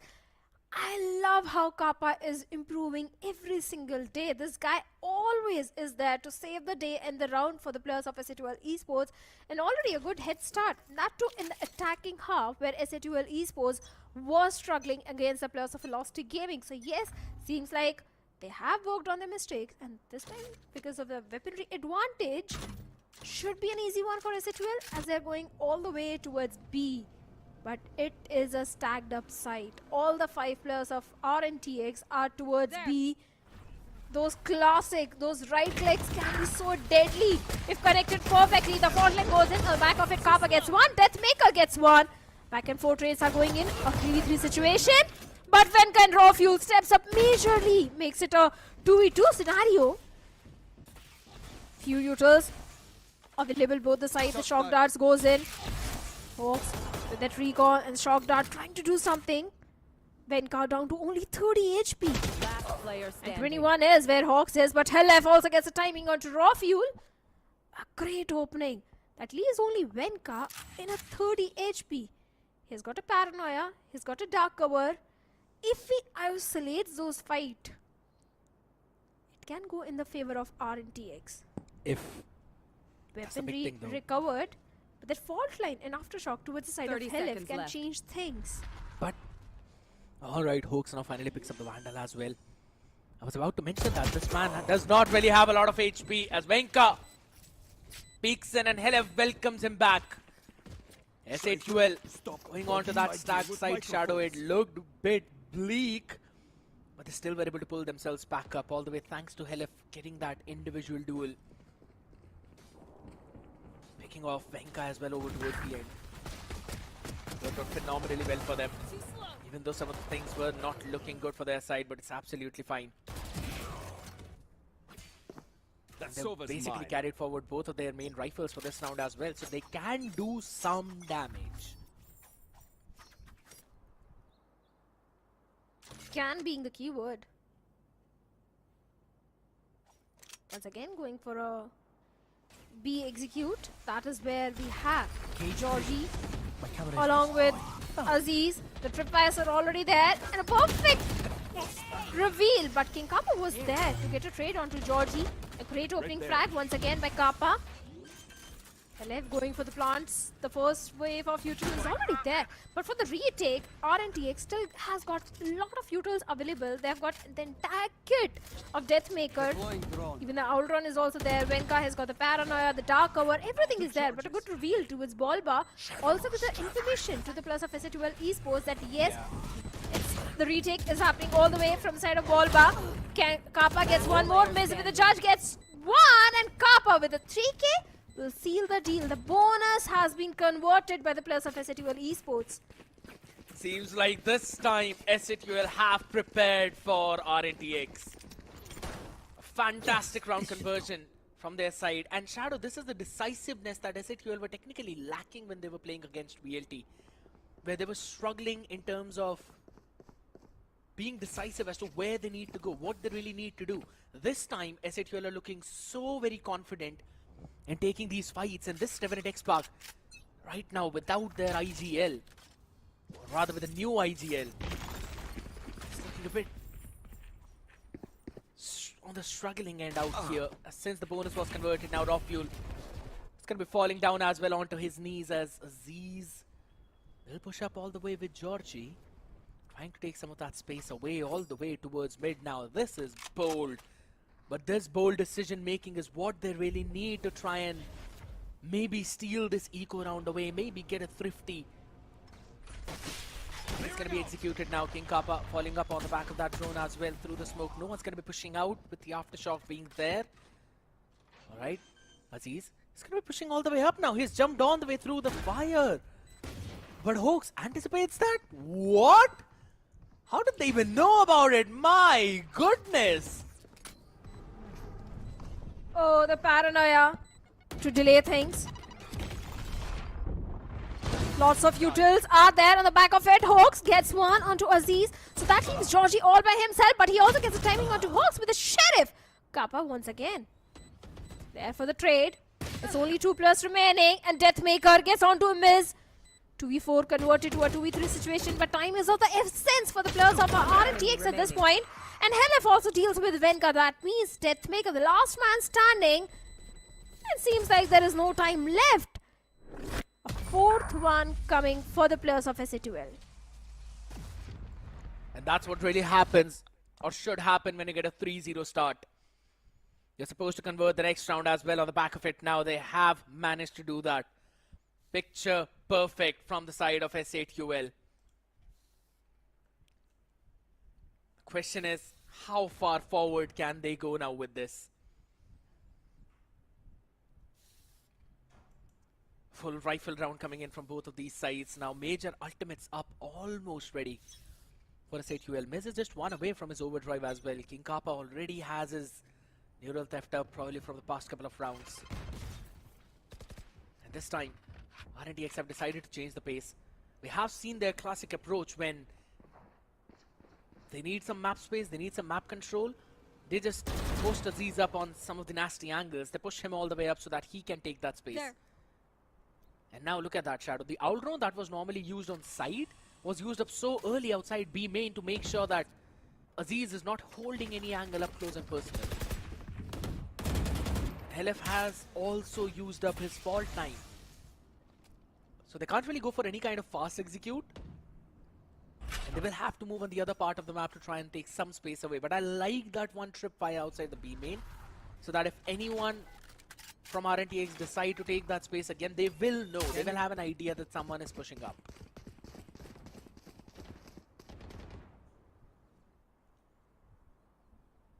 I still can't believe Revenant XSpark lost back-to-back 4 rounds. Again, 30 an important seconds round left. for the players of RNTX this time. A nice setup of Georgie towards the A, and that is exactly where the players of SQL Esports are heading. The fault lane goes in towards Georgie, but he completely dodges it. Aftershock behind the gen, but Raw Fuel gets a perfect timing onto Miz. And Georgie onto Techno. Seems like RNTX is back in the form as Venka gets Kappa. Georgie with a 3K will seal the deal. The moment the fans and supporters of RNTX started questioning the decision of Andy not being in the team, RNTX gets their first round converted. And that too in quite a fashion. All thanks to Georgie for that 3K. And it's not just that also, it's understanding the fact that SATUL were getting too much free space around the map, so they needed to deny some part of it. And they quickly stole away the B main space. Aziz was able to just walk up there, was able to take that part of the map away, and that basically took a lot of util from SATUL out of their hands for this execute. Yes, That's right. That goes there. We saw that round being changed up now. These two tripwires are basically to catch a really running neon out there in the awkward positions, in the awkward angles though. But guess what? Aziz is the man who will do that job as he readies up the showstopper, sends it out as well, and gets Techno Raw Fuel paired up with the Hunter's Fury too. Was able to shut down LF. This round is over before it started. Exactly. It's only Kappa and Hawks remaining from the side of SATUL Esports in a 2v5 situation. Georgie is still having the neural theft. Could come handy in the next round. But the main thing is SATUL Esports, how they're going to get the plan down. Especially the way the players of RNTX are already there towards Bolba. The Uldron goes into the side, but they're aware that half of the space is already clear, but they're not aware about the players of SATUL Esports. Kappa pushes the ball bar, gets one, but gets traded off instantly. Hawks gets 1, 2, 3. What's happening? A 1v1. And with I the flash, still can't believe. yeah, with this flash, he knows the information. He has that. He knows where the heck Deathmaker is. It's got the Owl Drone, Shock Dart, Hunter's Fury, every damn thing. Guess what? Catches him as well. Now the second tab goes in. It's got the recon to get that information broken. He knows he's not sitting. Finally sticking it down, and the peak of Hawks will get the round. The IGL stands up for the team and rises above the flames of RNTX to extinguish all of them. And without the use of ultimate, the gun skill absolutely perfect. That quadra from the side of Hawks, everything was perfectly working for RNTX. That got everything lined up, and it all went down the drain. And all thanks to Hawks. How did that happen? How could RNTX let that happen? You peek one after the other. That's what happens to you. Can't really I don't have underestimate. words to express what I'm feeling at this point. I absolutely understand that. On the back of it now. SATUL kind of the economy on the other side. Venka peeks it onto his death in an instant as the Rolling Thunder is now being sent forward. Raw Fuel is going to spam down a bit as well and taken off right away from the ramp. And look at the diligence, Shadow. There's a tripwire being set out there. Making sure that no one's supposed to push out from that part of the map at least. And if they do, SATUL will have every single piece of information.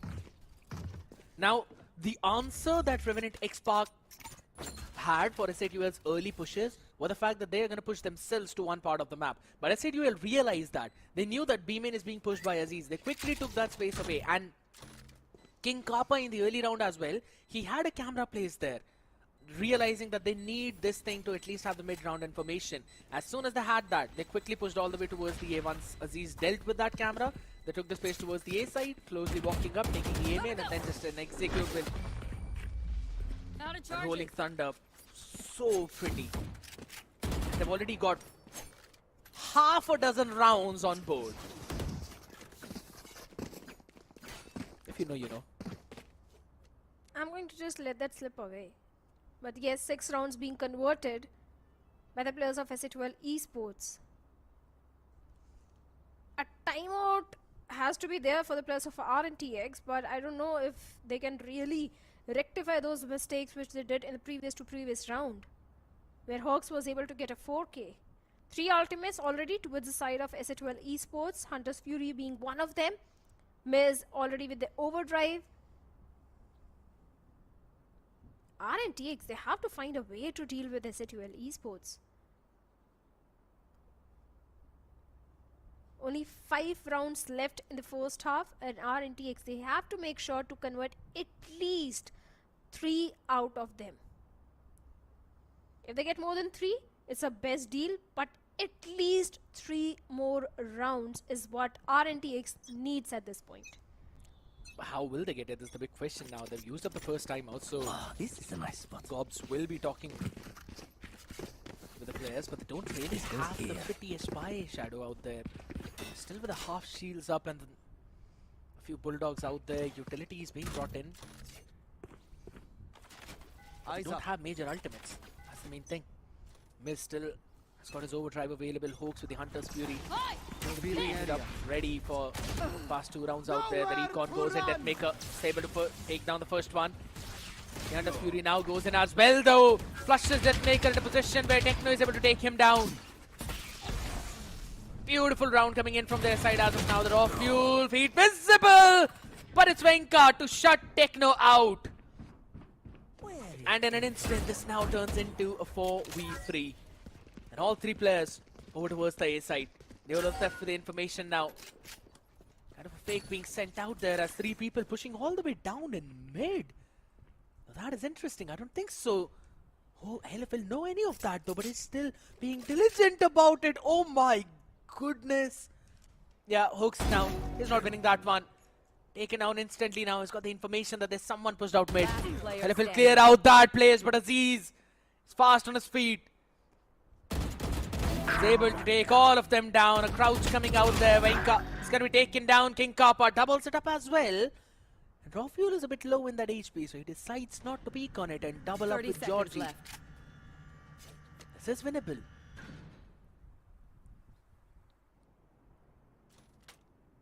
It is. Especially Kappa. He can definitely do that. But Revenant XSpark can't really replicate the same mistake. They have the numbers advantage, they have the HP advantage, and they've got the entire util of Raw Fuel. The spy cam gives the information. Shotgun just in case of a tripwire. Kappa gets 1, Georgie gets the trade. And finally the second round comes in the favor of RNTX. A much needed one. Not a clean round though. Could have been much cleaner. But at this point, getting a round is more important for the players of RNTX. Correct me if I'm wrong, Scared, but I think at this point, every RNTX fan is asking the same question. Is the decision of Antidote stepping down working in the favor of the team? Is it the reason of Antidote not being there that RNTX is actually struggling against Exe Esports? I'll just have to say, only time is going to tell now if it's actually the right call or not. With the way how things have gone till now, yeah, it does not seem to be the best right call out here, but let's see.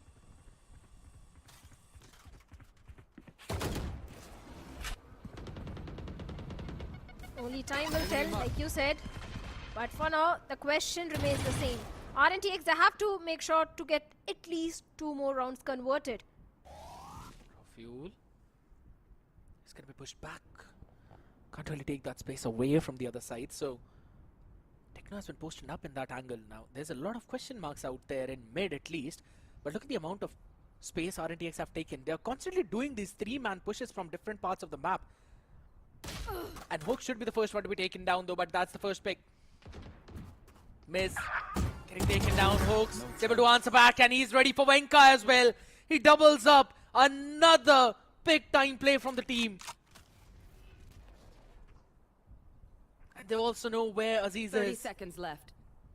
Hooks is ready. He's so ready, and as soon as I say that, the worst timing, the slow turn, every info being given. Spike has been planted now. The Georgie is pushing out all the way up front in his own cage. I don't know if will know this. He absolutely does know this. He sees both the players as he'll be finally taken down. King Kappa out there, up in open. It's all down to Techno as he's got to take a play, and he just TPs up in front. And look at Georgie shouting it out, all the way happy out there. 32 HP up on board for this man.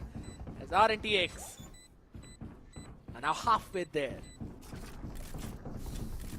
Yeah. Georgie Aziz once again stepping up majorly, especially Georgie. And saving the 3rd round for the players of RNTX. A much needed one. And this time they've got the Rolling Thunder also online.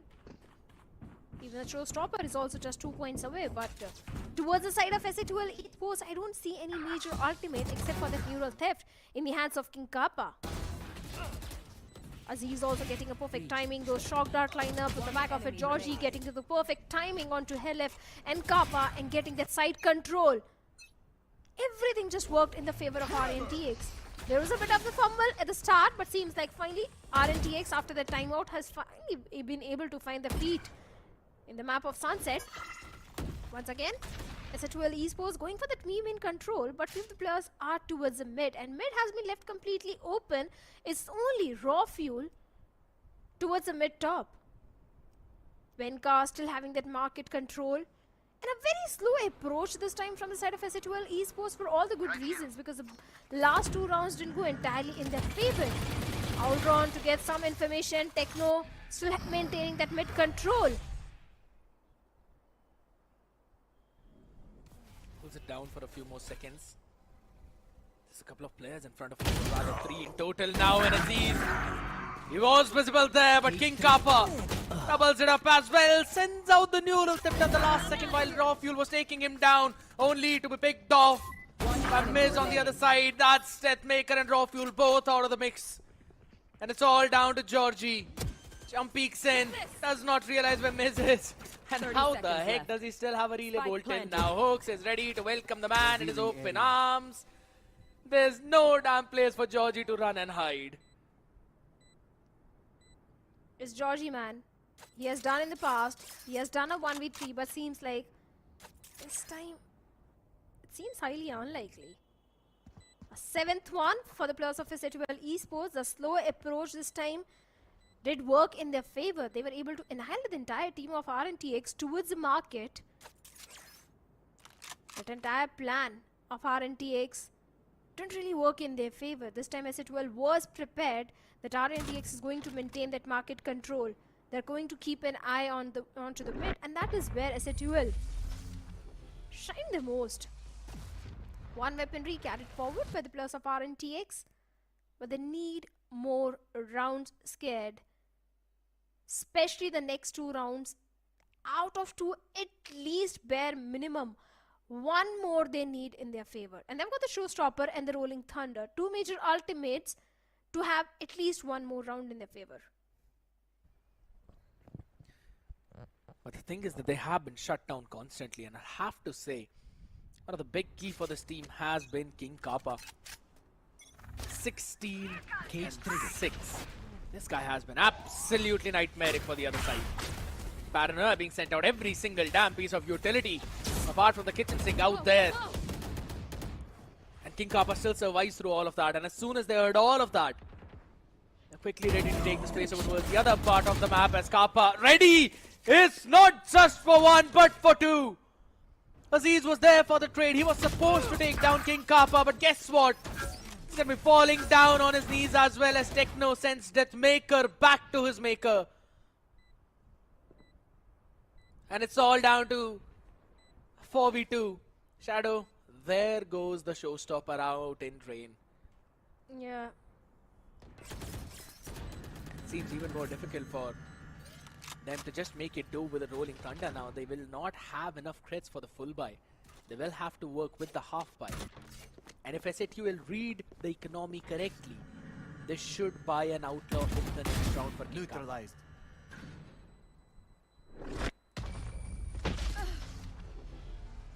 Okay, Georgie gets one onto Miz. Last round. Kappa before gets this one finish. onto Rocky. Spend like there is no tomorrow. 8-3. Because there just might not be. Are we going to witness 9-3? I want to see an When outlaw was buy from King Kappa, dude. At this When point, was the last time scared? I'm sorry to cut you off, but I really need to ask you. When was the last time you saw RNTX struggle this much on any map? on the map of Ascent against Global This Esports goes Academy. here. That was not too far away, I'll have to say. Yeah. That basically came out a bit weird turn though, but alright, that fast lane now sends out two big question marks as to where the players could be, so that one way is really not going to hold up. Shock not being sent out to make sure they deal with any potential tripwire that could have been out there, but they were not. Falling towards the B side, and again the walk up, Georgie. First one to fall as the Hunter's Fury is now going to be sent out from the other side. King Kappa is the first to basically fall out there, and that's a quick swap on that weaponry. A Rolling Thunder to deliver Miz right in the crosshair of Aziz. The smoke goes out. He's going to be low, but will still survive. Comes back to safety out there, and finally the action is spotted, but not for long. Techno quickly going towards the A side, understanding it's the most open part of the map. Still does not really go for the plant though. Expects someone to be there. Interesting. Oh, that look. Two-man look. 30 seconds left. Venka should have a perfect timing, Shadow. He should be able to take down at least one. Not just Venka. It's Aziz as well. And if Raw Fuel is also Spike placed planted. perfectly, can get the third one. Can be an easy move down for the players of SHL Esports. Venka still unchecked, still unnoticed. Hunter's Fury being invested, and Venka gets the timing onto Ox and Techno as well. This luck finally paid off, and now it's only Hellet remaining in one eco situation. A fourth one coming for the players of Revenant XSpark. Not a bad scoreline at all. Still doable, still workable, especially 4 rounds. They were in the defense. And if they get the pistol round of the second half scared, Switching there is still a sides. possibility of a Revenant XSpark coming to an equalizer. And I think so. We have seen them do all of that in the past as well, many times. Converting those bonus rounds has never been a thing that has not been their cup of tea. They've always managed to do that. Hunter becoming the hunted this time around in front of Venka. It was all about timing, and Venka caught that perfectly. These mid plays, Shadow, these mid-round mid pushes worked out superbly for the side of RNTX. Now, it's about time that we see SATUL as well pull their socks up. Pistol round, one of the most crucial one out there, and maybe the difference between RNTX getting 2 rounds more closer or SATUL going to that double digits as Miz starts things off not that healthy, down to 13 HP, and has to give up the space on the mid top. There.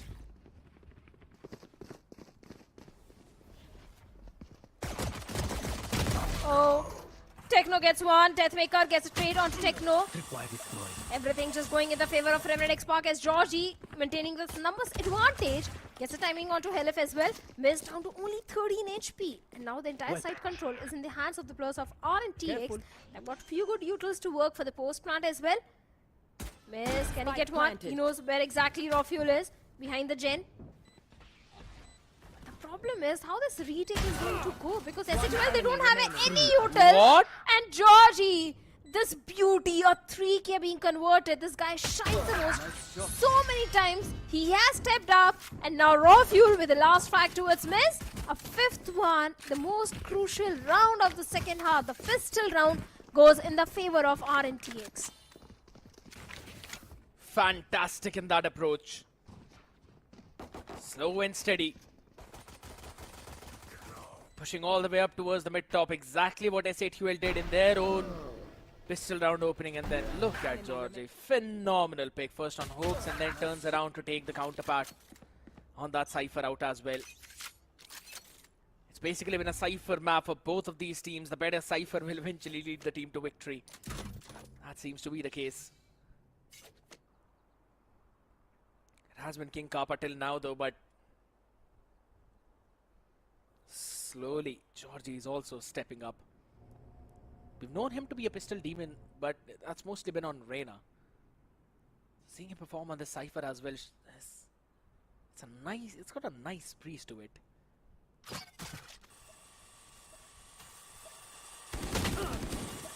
Camera taken out. Weaponry advantage towards the side of RNTX. Hold on. It was just only one single guy, Kappa. Yeah, but here's the thing, Shadow. He has not been snuffed out of B main. He will give the information to his team that this has been a feint. The team will go towards the A side. That means this 4-player stack can stay there. And this is the best possible scenario for SATUL. And worst possible for RNTX. Because those classics, in close range, those right clicks can be really deadly for RNTX. 30 Now seconds Ron is left. going to give that information and find. Oh no! Oh no! The information is not there! The aftershock is there from Helif and it gets raw fuel. Want to try and follow up more on the back of this as well as the rest of the teams now going in one after the other. They don't really have a lot of time out there, but Maker and Aziz working together in unison. Answer back, everyone! And by losing just one, they will still close out this round. The stack was there. But it seemed like SATUL didn't really have a clear-cut idea as to where they want their players to position. Most of them were behind the Jenny. And it basically turned into a meat grinder as there were more than 1 to 2 angles that every single player had to watch. And the surprise element was also taken away from the side of RNTX because after the aftershock that came from the side of Helif, Revenant XSpark knew that this is a stacked up side. So the element of surprise which SATUL wanted to pull was completely gone.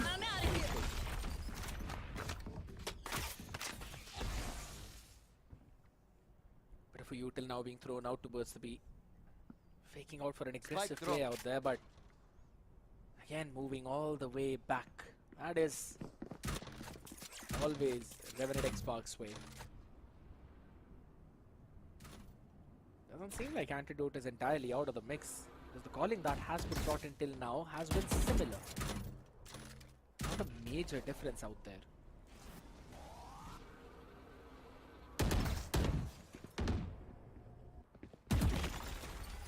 Standing ahead. Cover going out. Exchange of utils outside A main.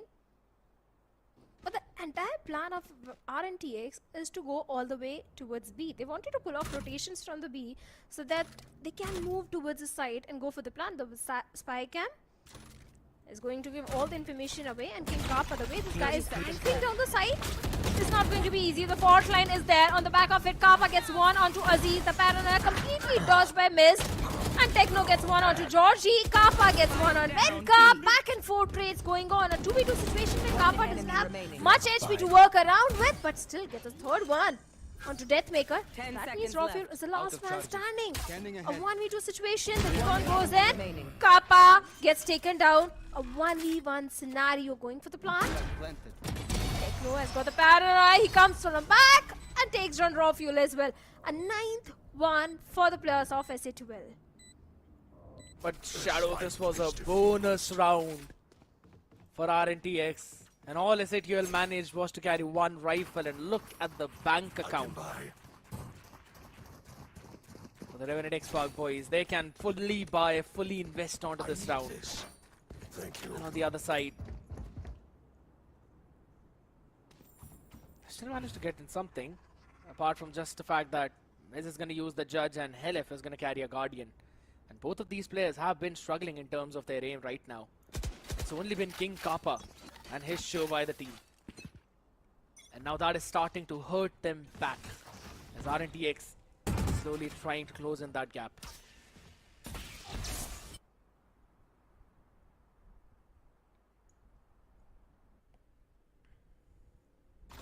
Oh. The cam gave all the information and Techno was just ready for Venka. It's a perfect timing onto Venka. The numbers advantage is still there with the players of SA12 Esports and a neural theft. Every possible info is now in the hands of SA12 Esports. And look at the position where Miz is. If the pivot comes in, Miz is just prepared for the players of RNTX. Georgie, you need to be careful, man. He's got to be a bit more careful, but he absolutely knows, you know, he's made that cross already.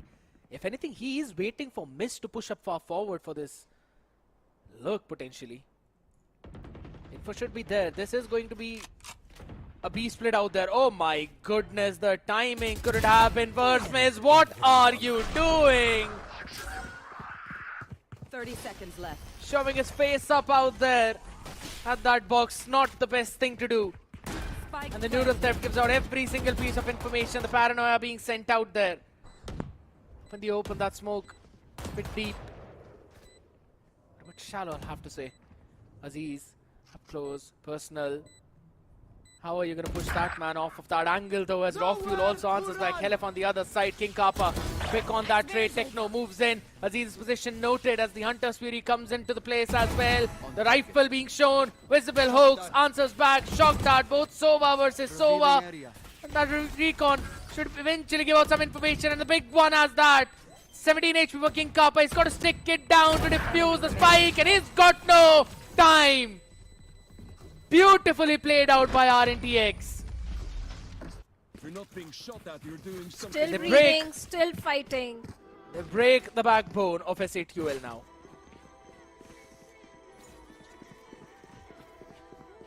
They most certainly did.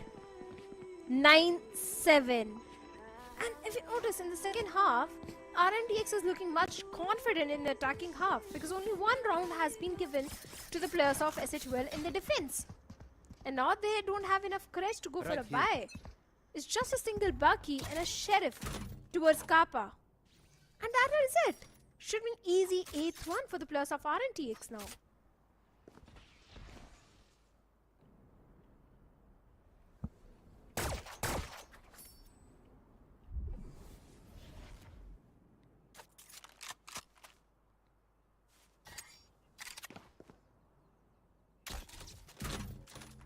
My camera is destroyed. Gotta go.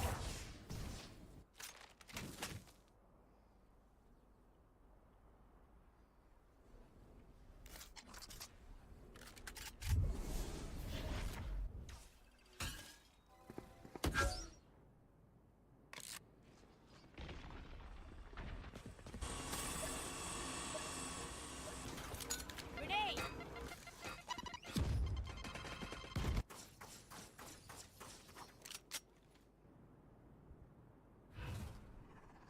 Cover going out.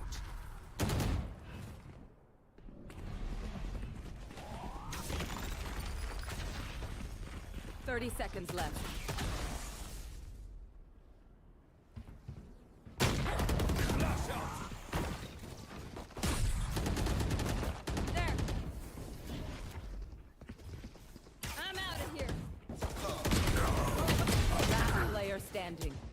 Spike down A.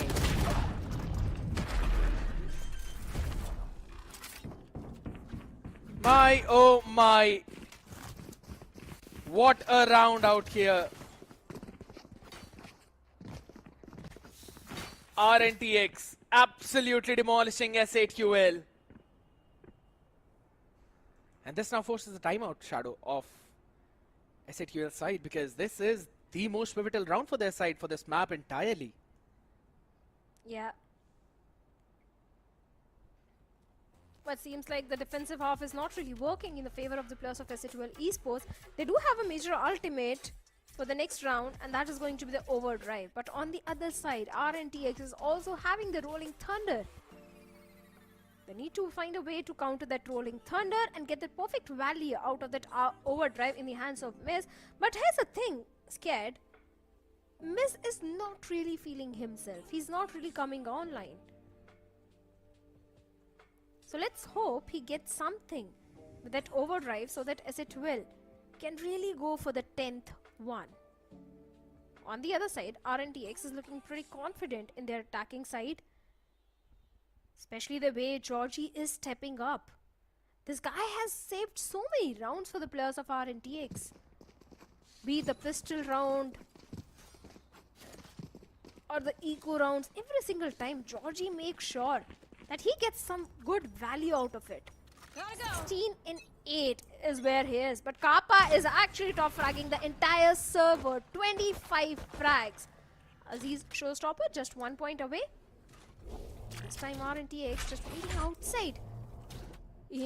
But look at the aggressive angle which the players of S8QL are already holding, especially Tekno. The paranoia goes in on the back of it, trying to get something. The aggressive approach of Miz is there, but didn't really work out. RNTX, they just wanted to bait that overdrive out. Has really happened out there though, so Miz is still going to hold on to it. But now the mid rounding comes into play. S8QL are actually anticipating RNTX to be pushing up all the way towards the mid top. That's why you can see that one tripwire though, but gotta deal with that as LF gives hell to RNTX, shut down all 3 players. The first one was Collard. I'm pretty sure even he did not know where the second guy died from, but the third one absolutely ready. Looks picture perfect on that, and now it's all down to just 2. Deathmaker and Venka. You don't want to underestimate these 2 players, but right now maybe this is a bit too much of the asking from them. Nice adaptation by S8QL Shadow. Right after the timeout, they convert around. Yeah. 10 seconds left. That mid push out of RNTX didn't really work in their favor, and this time Venka gets one onto Tekno. That's the best thing that they can do some eco damage to the side of S8QL, as Deathmaker also gets hell left. And that is it. 2 weaponries dropped, 2 weaponries saved from the side of RNTX. But a 10th round for the players of S8QL Esports. The lead is still there. And now, 2 major ultimates are there towards the side of RNTX. But all the players are onto the half shield. It's a half buy. But for the players of S8QL Esports, they've got the overdrive, they've got the rolling thunder, full shields, everything is just there. And seems like Miz is going with the overdrive and the judge. We have seen Miz, what he can do with the judge, but this time going for the overdrive. The force is there, the blast spec entry is there, the overdrive gets nothing. It's just a damage exchange out there for both Aziz and Miz, but the fact is, Miz survived through that Shadow. Now you do not have the showstopper for the site entry. And I think so that is a very big trade-off, and that is favoring S8QL as well. Careful. So all they need to do is hold on their positions. The Soul drone sent out early as well to clear out a bit of information. We're taking some of the space away as well over towards the A. I think so they're trying to pull the rotations off from the other side now. They've only seen hooks, or rather raw fuel out there. And just because that owl also got a lot of information, everyone is going to be moving all the way towards the site now. That would towards the B side. Yeah, full-fledged util being sent out. Rolling Thunder out there. Judge at the hands has missed. Gets both of the players who are actually making some of the plays. Venka able to answer Techno. That was a bit of an ambitious play from him. Keeping all the way out up there. Venka has got the ultimate. They're going to run all the way towards the A site. And that is where you have King Kappa. That is where this man is ready. 10 seconds left. My goodness, I almost... Hold... What? Hello?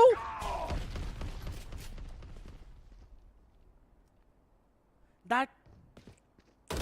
I'm pretty sure every single player right now would be doing the same thing that I just did out there and be absolutely silent as to what really happened.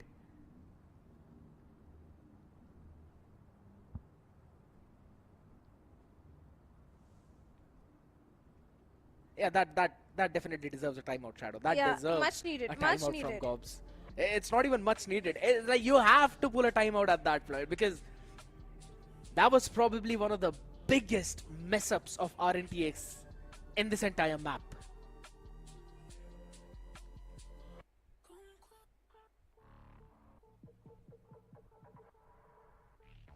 I really want you to break it Barney style. What's happening wrong with the players of RNTX?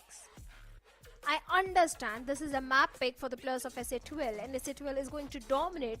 But the thing is, the way Revenant XSpark is losing onto those rounds is something we haven't seen from their side in the past.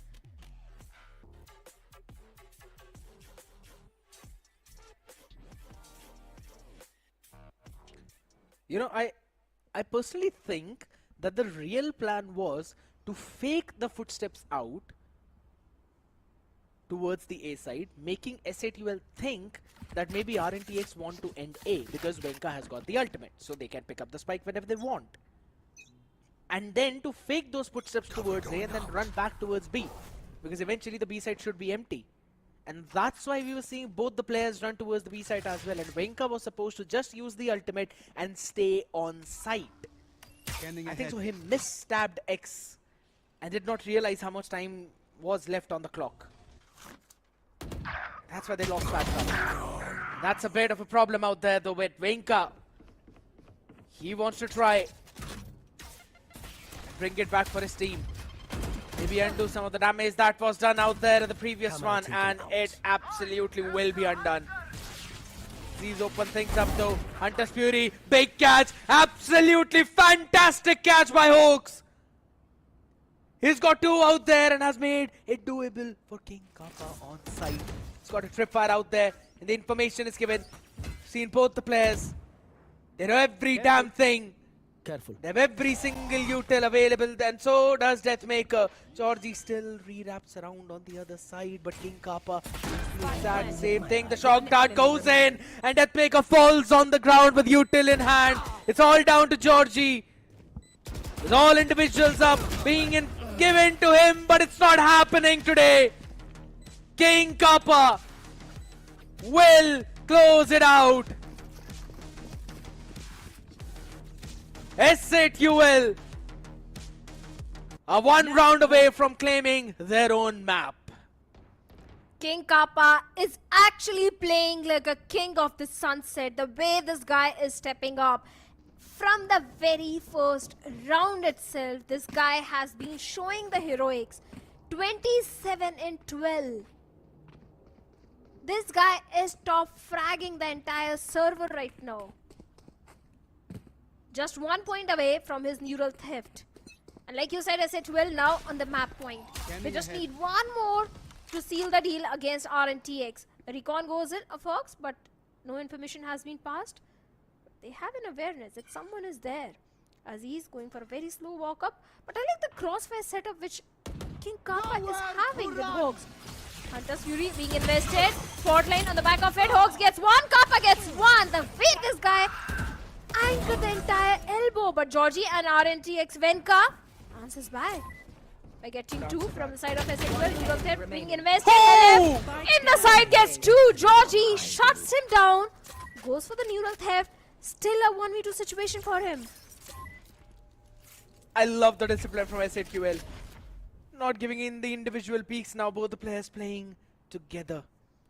But Georgie has got every single thing in his favor right now. The element of surprise, the time, the rotation that he can pull off over towards the B side. While SAT will be clearing out all the other avenues. Techno and Miz re-wrapping 30 from around the seconds elbow. left. Now they should have a vague idea of where Georgie is going for. Almost every other place now has been cleared out by them. So yeah, Info should be there. The plant will go down over towards the B side, so they need to clear up all of this distance quickly now. And I like the idea from Georgie. He's ready to play in the market. He wants to play aggressive.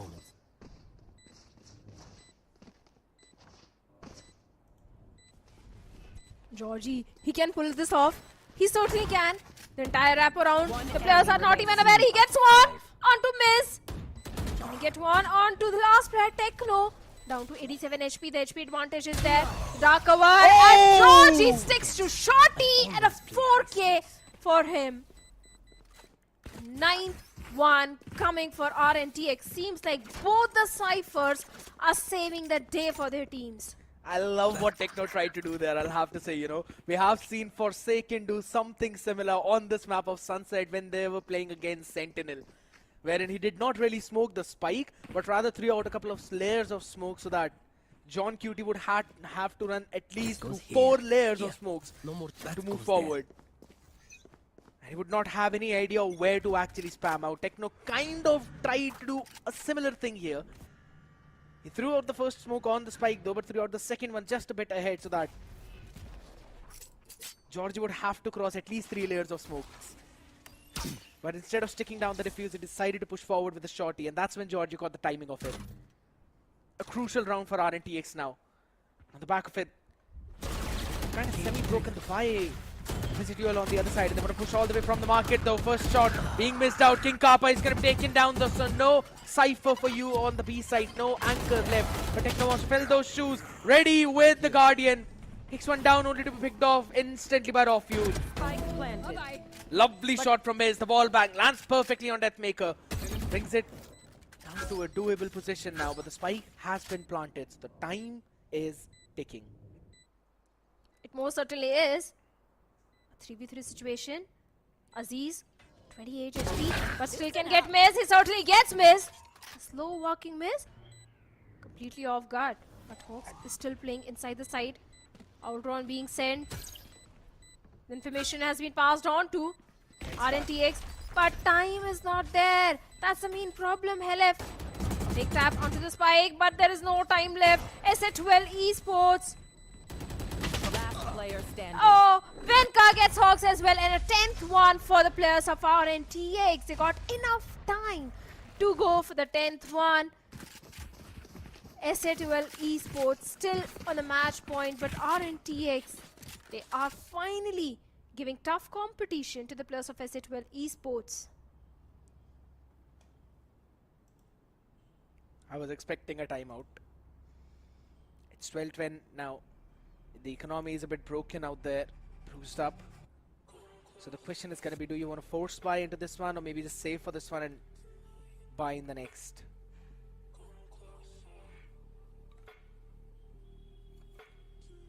I can potentially see this happening. RNTX can take it to OT. There is a possibility.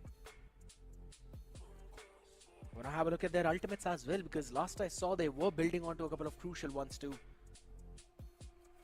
It's been quite a while since we've seen those rolling thunders out there from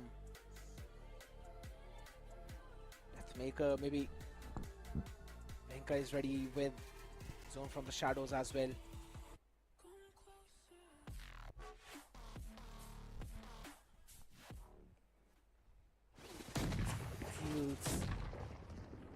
Yep. Oh, Aziz is just a couple of points away from a showstopper, so maybe they can use this one round to build up on that one ultimate at least, so that they will have it ready for the next one.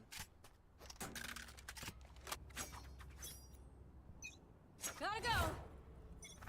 Should be the 11th one for the players of RNTX. At least on paper it is, but Miz this time going a little aggressive with the Bucky in the hand. Just 1 point away from the overdrive. If he gets one pick, there is a solid chance of he's converting the round with that overdrive. But for now, Techno gets one onto Aziz. The showstopper is not really coming for the players of RNTX. How the heck did Techno get one from there? Oh my goodness, he probably Shrouded stepped over towards Tiles and then caught Aziz by surprise, and then Shrouded steps back as well over towards the mid top to survive that. That is absolutely insane. Now there's a crossfire up in front of them, and Techno is able to get one though, but Venka is able to quickly trade it off as well, down to a 3v3 with Miz having a Bucky in his hand and a dream to potentially fulfill it. Still possible. It can go either ways. Georgie, he gets one onto Kappa. Remaining. And Hawks as well. Now it's done and dusted. It's only Miz remaining in a 1v3 situation. Now it's going to be a 11th one for the players of RNTX. What weaponry has already been recovered. And if Miz actually 30 pulls off a seconds left. 1v3, which highly seems unlikely though. He has an But he opening has- right now. Yeah, and he also had that fast lane and relay bolt as well.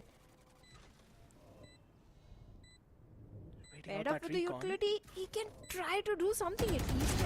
Gotta find the first one though, but it's not happening. Venka, internal clock triggering perfectly. 12-11 now, just one round away from OT. RNTX. Can they push through? King Kappa has been kept quiet for the past 3 rounds, Shadow. He was 27, but he's only got 1 kill in the past 3 rounds, and that has been one of the big reasons why SATUL haven't been winning all of these rounds either. But look at Georgie, he's 22 frags. He has been stepping up in the second half majorly. And he's the reason that Kappa is being humbled. Shock dart lineup to deal with the tripwires. Once again, RNTX going for the AXU. The one way is already there, but they need to be a bit careful from the side of Techno. The Outrun and the Recon gives the position away of Techno. So now the pivot comes in towards the B. Or maybe towards the mid. Yeah, they're going A, or rather B entirely. They're actually focusing going down mid, on- if I'm not wrong. I don't think so. Okay, you are right this time. They're going B. But the spy cam is going to give the information. The cam is already towards the B main. There it is. Exactly, and they're gonna try and fast execute over towards the side though. Miz is ready with the operator now. But he's up with the overdrive as well. Tries to do a bit of a chip damage onto 3 different players, but chip damage is not going to be enough. The operator not paying Spike the value planted. which it was supposed to. Smoke right now on the pace. As soon as it dissipates, Venka is removed from the round. But there's still a crossfire up towards the B backside now. I'm out of here. Flash being used up now. The fast lane is going to be sent out to try and break through this one choke point. He sent out the first one. Aziz will be taken down. The head got shown up. And a long face out there. Hoax is good for the trade. 2 people still standing strong as the IGL leads out there. And it's the Sova on the other side who's got to hunt, but he will be hunted down. LF and Techno. The duo remains. And the first map has been taken by S8UL. And that Indeed, too King in a Kappa. fashion. Flex, King Kappa. You've earned that. You've absolutely earned that. You beauty. For sure. A 13-11 in the favor of SATUL Esports on the map of Sunset. And the recovery which Revenant XSpark did was also in the second half. First half, they were struggling majorly. Yeah. Was not really working in their favor. It was the second half where they started pulling up their socks and started getting few good round converted in their favor. And that too, in the back of Georgie, because Georgie was doing so much for the team. But SATUL Esports, that same can be said for the players of SATUL as well, because it was actually a cypher show from both the sides. It's like both of these ciphers were working tremendously well, you know, standing up to their name as well. And I'll have to say both Georgie and King Kappa were basically the key to direct the momentum of their team. Everyone else were taking those first contacts, but it came down to those side controls as well, where King Kappa was having a good amount of value early on, But when it came onto that attacking side, when we swapped those sides, you know, when RNTX were on their own attacking side, that's when we saw Georgie actually shoot up as well in terms of those trades. There were so many rounds, which you can see, they were constantly probably going out of the hands of RNTX, but it was Georgie to pull things back up for his team. Most certainly was. Fox with the 3K. So many rounds. And it's safe to say as well, Scared, Cypher is the new duelist, at least when it comes to RNTX and Exe Esports on the map of Sunset. Because if you notice, Aziz was getting humbled so many times. Yeah, that's one part of it, but you can't really call a Cypher as the duelist. Come on. I'm not calling Cypher a duelist, but they played like a duelist. That is what I mean. Don't go on to the literal words. Try to understand the context. You want just a go. You know what? One thing that I really want to understand is the fact as to what Miz was doing there. I know. I'm pretty sure that he'd probably look back at it and be like, what the heck was going through my head at that time? That was absolutely funny out there. But on the other end of the spectrum, very solid retaliation from RNTX as well. They almost pulled things back up in their own hands too. Yeah. And they almost pushed it through for the OT as well. Just one more round and maybe things could have changed. But that one last time out worked out wonderfully for the side of SAQL. Hellranger pulling the brakes at the perfect possible time and then making sure that the team is ready for what's to come after that one. Let's have a look at the MVP of this entire series as well, or rather the first map. And I'm pretty sure King Kappa is going to be there. 5 first kills, 316 ACS, 42.9 headshot percentage. What in the lightning fast headshot percentage is that? Now that's a Kappa headshot percentage. Not just lightning fast.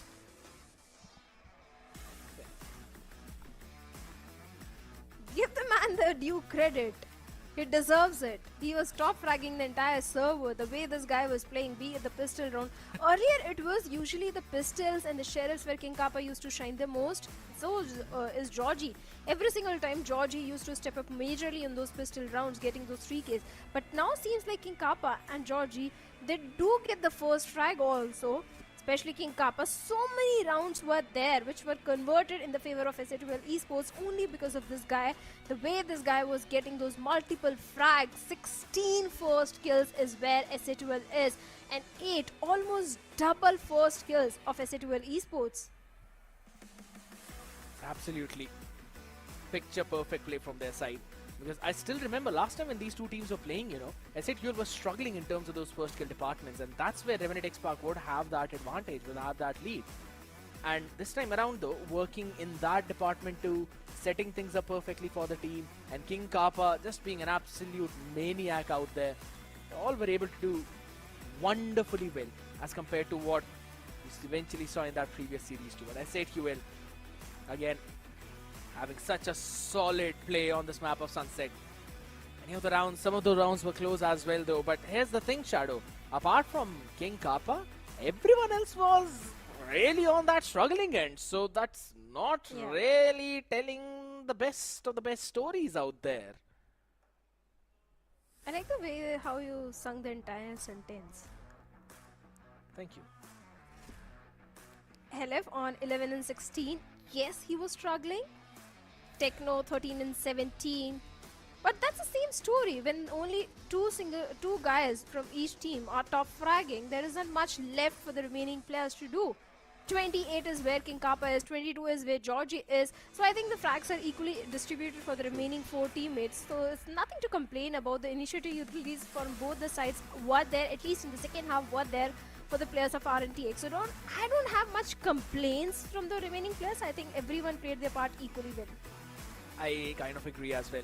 They were doing their job in terms of the utility, you know. In terms of the gunplays is where I can eventually see RNTX still having the advantage. It's almost like what happened in one of the previous series to VLT and .exe. Now it's a very different scoreline. Yes, I agree, but hear me out here. .exe was struggling in terms of their gunplay, And then, of course, when it came down to what they really wanted to do in that specific map, they were having some of the struggles there too. SAQL knew what they were supposed to do, and they were executing that perfectly. But when it came down to those impulsive fights wherein you don't really expect the players to be, but as soon as they spawn up in front of you, you just have to snap. That's the point where I feel RNTX have got a slight advantage, and that's why, you know, there are many times when they can bring in these surprise factors and eventually end up stealing away the entire map. But ladies and gentlemen, we've got Haven upcoming for the next one. Will RNTX push through, or will it be a 2-0? We'll see that after this short break.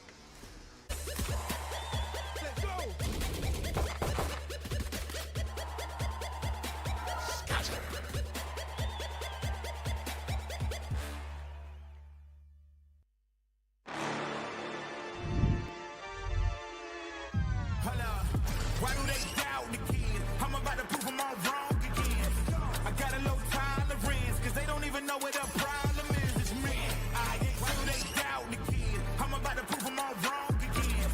I got a low tolerance, cause they don't even know what the problem is. It's me.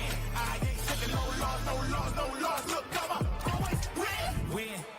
And I'ma do it again. Watch me win. Then watch me do it again. I'ma always win.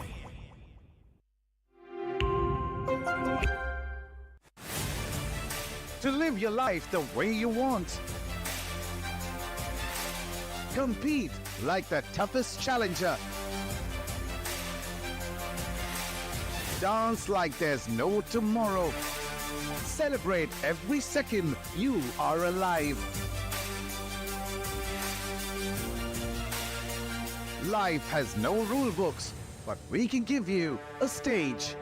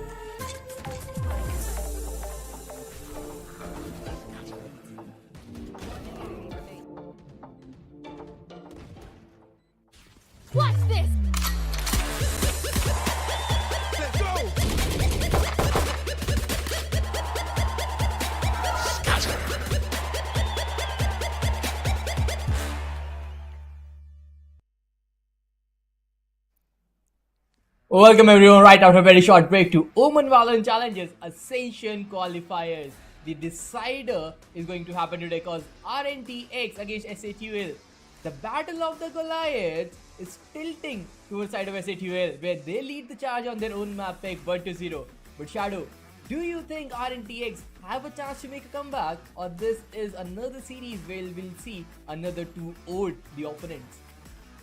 I don't think it's going to be a 2-0 Spartans, to be very honest, because the map pick was for the players of Exe Esports themselves, and it's not like RNTX was fizzling out much. Yes, in the first half they certainly were, but they pulled off their socks in the second half, and they did give a very tough fight to the players of Exe Esports. I'm very sure in their own map pick, which is a map of Haven, RNTX are definitely going to take that victory, and we are going to see a decider Ascent today. To be very honest, I really want to see the map of Ascent, since that's a battleground that has been set between these teams for a very long time. Since Split 1, these teams are competing on that map and they just want to play it through and through. And on the big day of Ascension Qualifiers, I really want to see that map happen again. But hey, before we go to Ascent, we have to get through the map of Haven. Will these streets pay justice to RNTX, where they have a supreme attacking win rate, or where SATUL have never secured a victory? Can they change their fate today? Let's see if they certainly can change or not, because like you said, Revenant XSpark, they have played twice. Once they lost, once they had a win, and the attack looks much stronger as compared to their defense on this particular map. But for the players of SATUL Esports, they have played 5 times and not even a single victory.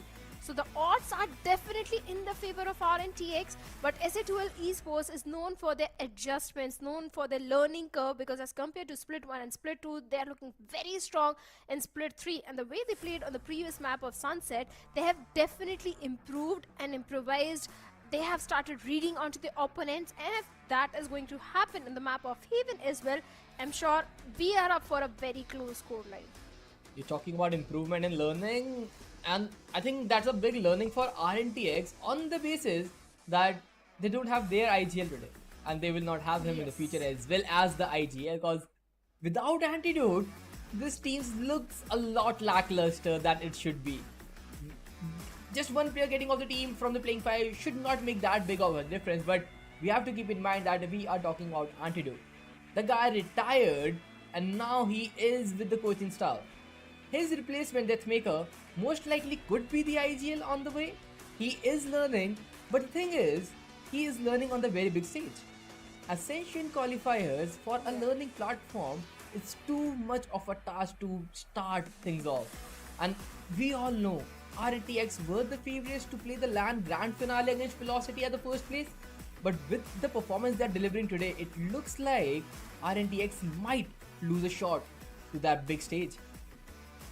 We'll come back to the conversation, Spartans, but first we have a quiz for our audience, and the question for the quiz is: which team was not the part of OMEN VCSA 2025 Split 1? Was this team Asterix, EXO, Aura, or Global Esports Academy?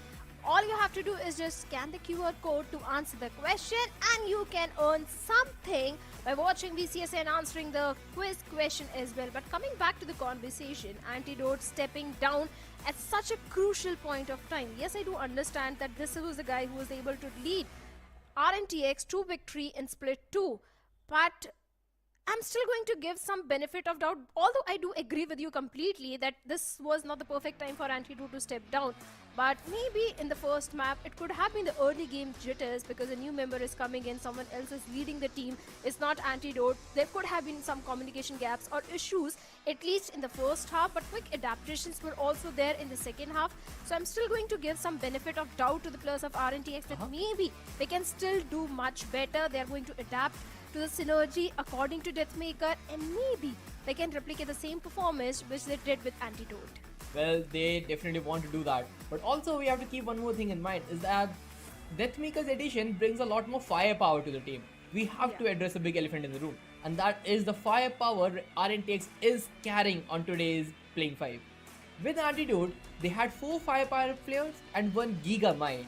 But with Deathmaker's addition, I don't know who is being the head of the team, but the firepower has to be immense. Deathmaker has been a crazy mechanical aimer. He is one of the gifted players. if he is able to deliver on that mechanical part, there could be an X factor which RNTX could bring into play. All that will be tested on the map of Haven, where it is a lot dual based. It is a lot aggressive map, and if things go right, RNTX might find their perfect playing 5 as well on the first day of Ascension Qualifiers. But it was not actually Deathmaker's firepower which is coming on the map of Sunset. It was basically a complete Georgie show, the lurk supremacy which you were talking about behind the camera. That was there from both the teams, not just Revenant XSpark, but from the side of Exe Esports as well. It was completely King Kappa show, but King Kappa is not only in the map of Sunset has been shining. If you notice, every single time Georgie and King Kappa, I've been saying this time and time again in the entire Split 3 as well, that these two guys are known for their eco game plays. Every single time, be the eco round or any such crucial moment in the game where you need to clutch, these two guys always steps up, get the first frag also in the favor of the team. So yes, these two guys have been phenomenal addition. I would love to see that aggressive side of Deathmaker which you are talking about on the map of Haven, because if that actually happens, there is a solid chance of Revenant sealing the deal on the map of Haven. Otherwise, Ascension can 2-0 the players of RNTX.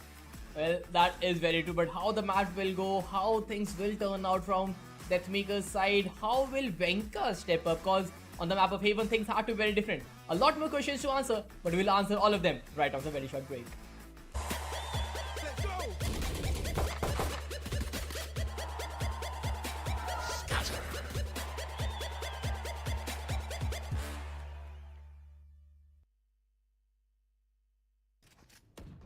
One enemy remaining.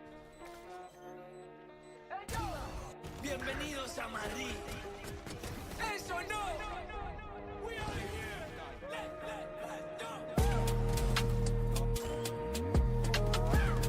No confiaron, pero mira, no. Llego con los míos y la grada explota. Le di la razón al que me quiso ver bien. Lo soñé en mi habitación y ahora primera me ven. No te hablo del avión. Vine por mi cinturón. Voy a hacer que recuerde mi nombre. No me importa cuándo ni dónde. Yo por esto la sufrí y aposté por mí como el doble. Yo no sé lo que es perder desde el 2000 y pico. Y sin fallo detrás tengo a mi equipo.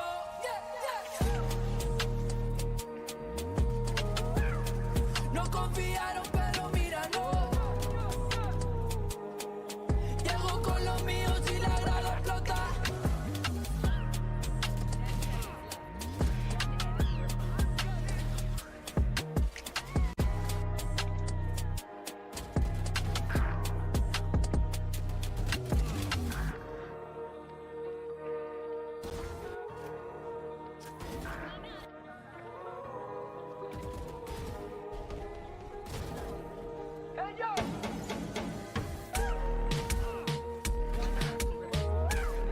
No confiaron, pero mira, no.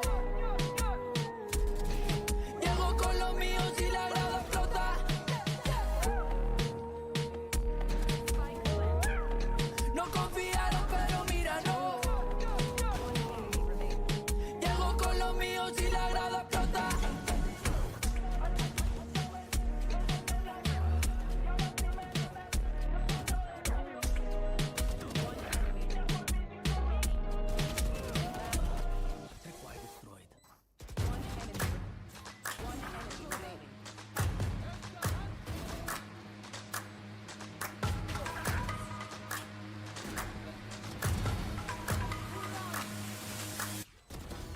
Y'all sit back and watch me speak. About to take over your screen. Talking bulls in 93. Talking mom, I'm on TV. Y'all know all I do is me. All I do is me. Y'all sit back and watch me speak. Y'all sit back and all I know, my money green. About to snap and make a scene. My cup off and make this free. My cup off and make them scream. Go back off for TMZ. Y'all sit back and watch me speak. Y'all sit back and watch me speak. Y'all sit back and watch.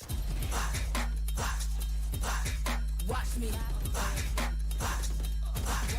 Watch me. Watch me. Watch this! Let's go!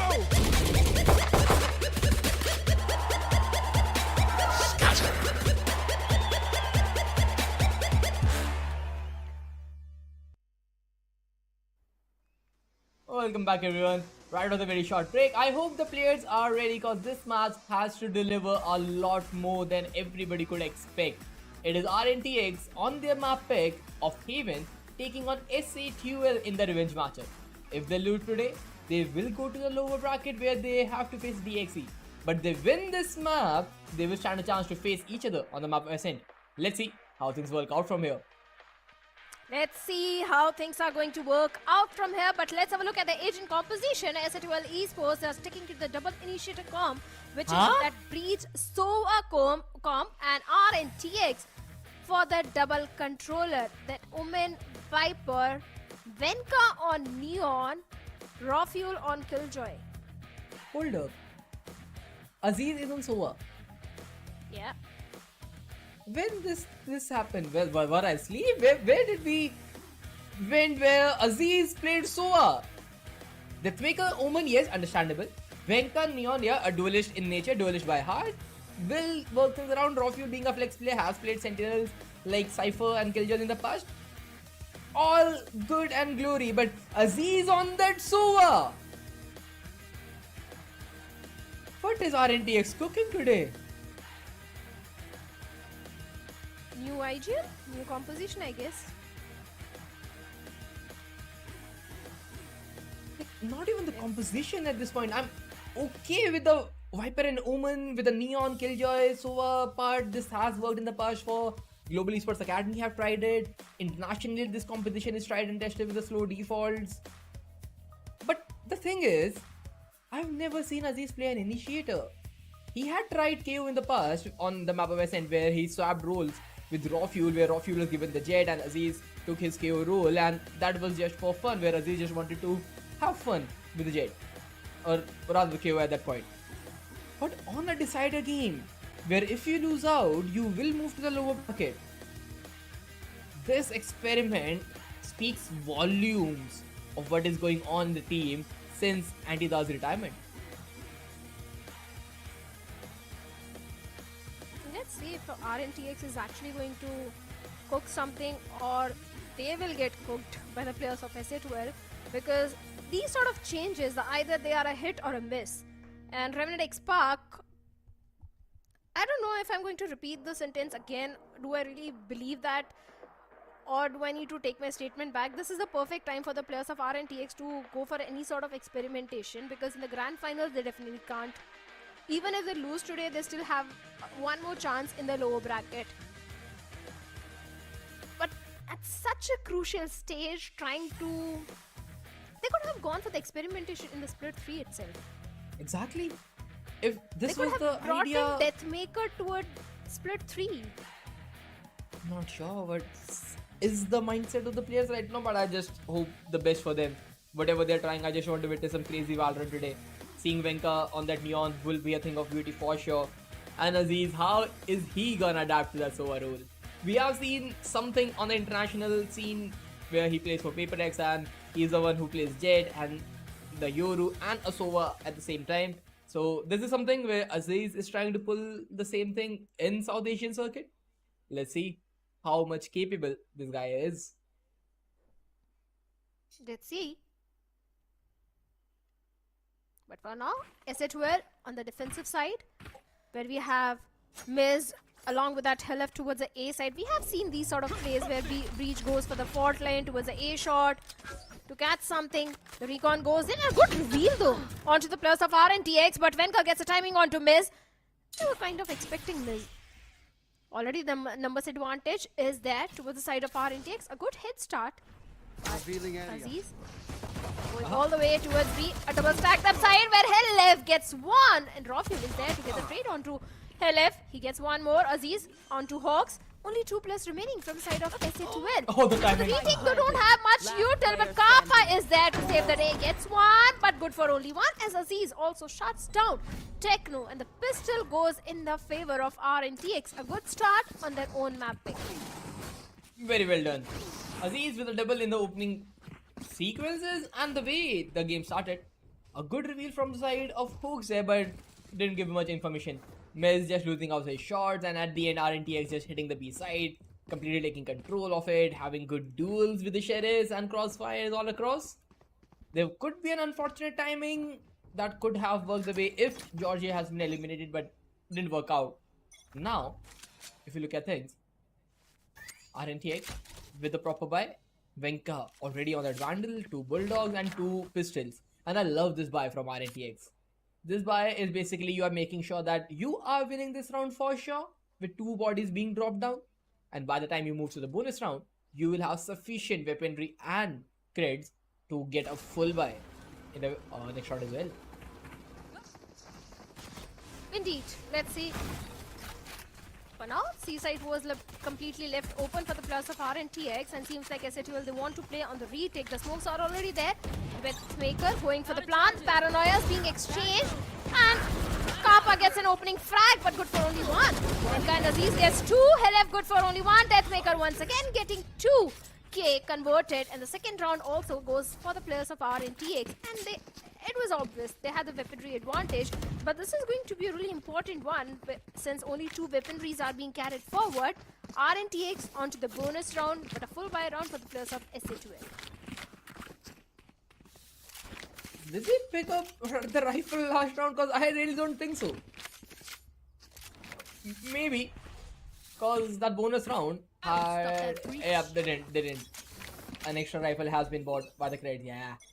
So they basically just got super excited and left Venka's Vandal on that spot. But hey, on the bonus round, Venka with the Bucky, a Neon and the Bucky is a perfect combination to begin things off in a bonus round. By the look of things, they want to eye out towards Garage and see a split. Smoking down Garage, gathering information with the reveal, but Owl Drone will catch at least 2 players, and the Shock Dart should be enough to deal in some damage, but Hoax is falling back, and now Venka with the Sheriff is going to decide, but King Kappa, he has to play the big role. Spots the 2 players, time to swing. Kappa, he finds one and the second at the same time. Deathmaker is able to get the trade, but Hoax on the backlines finds one more and make it a double for the captain. Another round delivered. LF for the cleanup, and SATL, they got the first opener. Their crew got sloppy. Important one indeed. They had to convert the buy round, because if RNTX had managed to convert the bonus round in their favor, it would have been a 4-0 in the favor of RNTX. So definitely important round being converted by the players of SA2L, and now half buy from RNTX. Neural theft already towards the side of King Kappa. A major ultimate is already there to get all the information which SA2L needs. Double stacked up towards A. The dark cover to create few question marks, and seems like the players of RNTX are actually going for that A shot control. The Viper wall is there, but it's also a triple stacked up side, especially with Breach being there. The fault line can get so much value, but Hawks also gets value onto Aziz. The numbers advantage is there towards the side of SA2L once again. But now, with Aziz being lost in the round, things could have been different, but Venka, he finds Hooks. The initiator having trade downward miss. What a flick! Ripping the head of Venka. Creating advantage, and he's looking for more. He is getting greedy. Drops the cloudburst, tries to escape.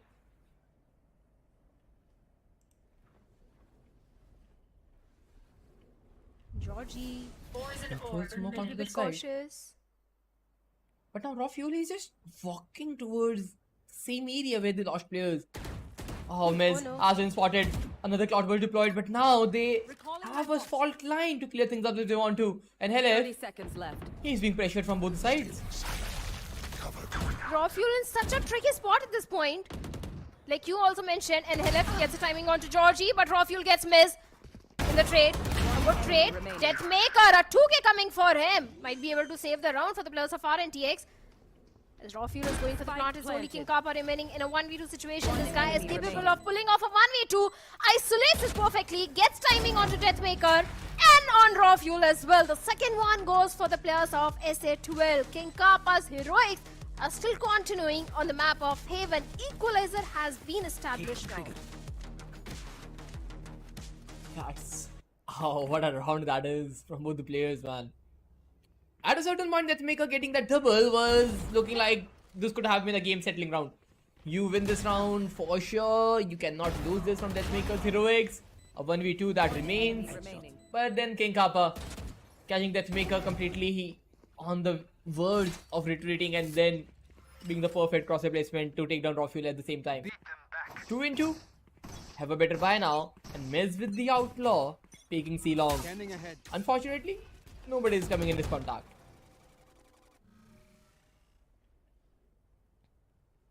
A slow approach this time from the side of RNTX. All because of what really happened in the previous one. They don't want to take any sort of risk. And that's the reason they're trying to have as much info as much possible. Deploying Spike drone. moving all the way towards mid. The tripwire has already been dealt with. Down drawn towards the garage is going to give the information that garage is pretty much clear. And already the dark cover towards the window is going to give the garage control. But that is not what RNTX wants. They're just trying to create few question marks in the minds of SA12. The entire plan is to go all the way towards A. But the players of SA12 also not buying that fake.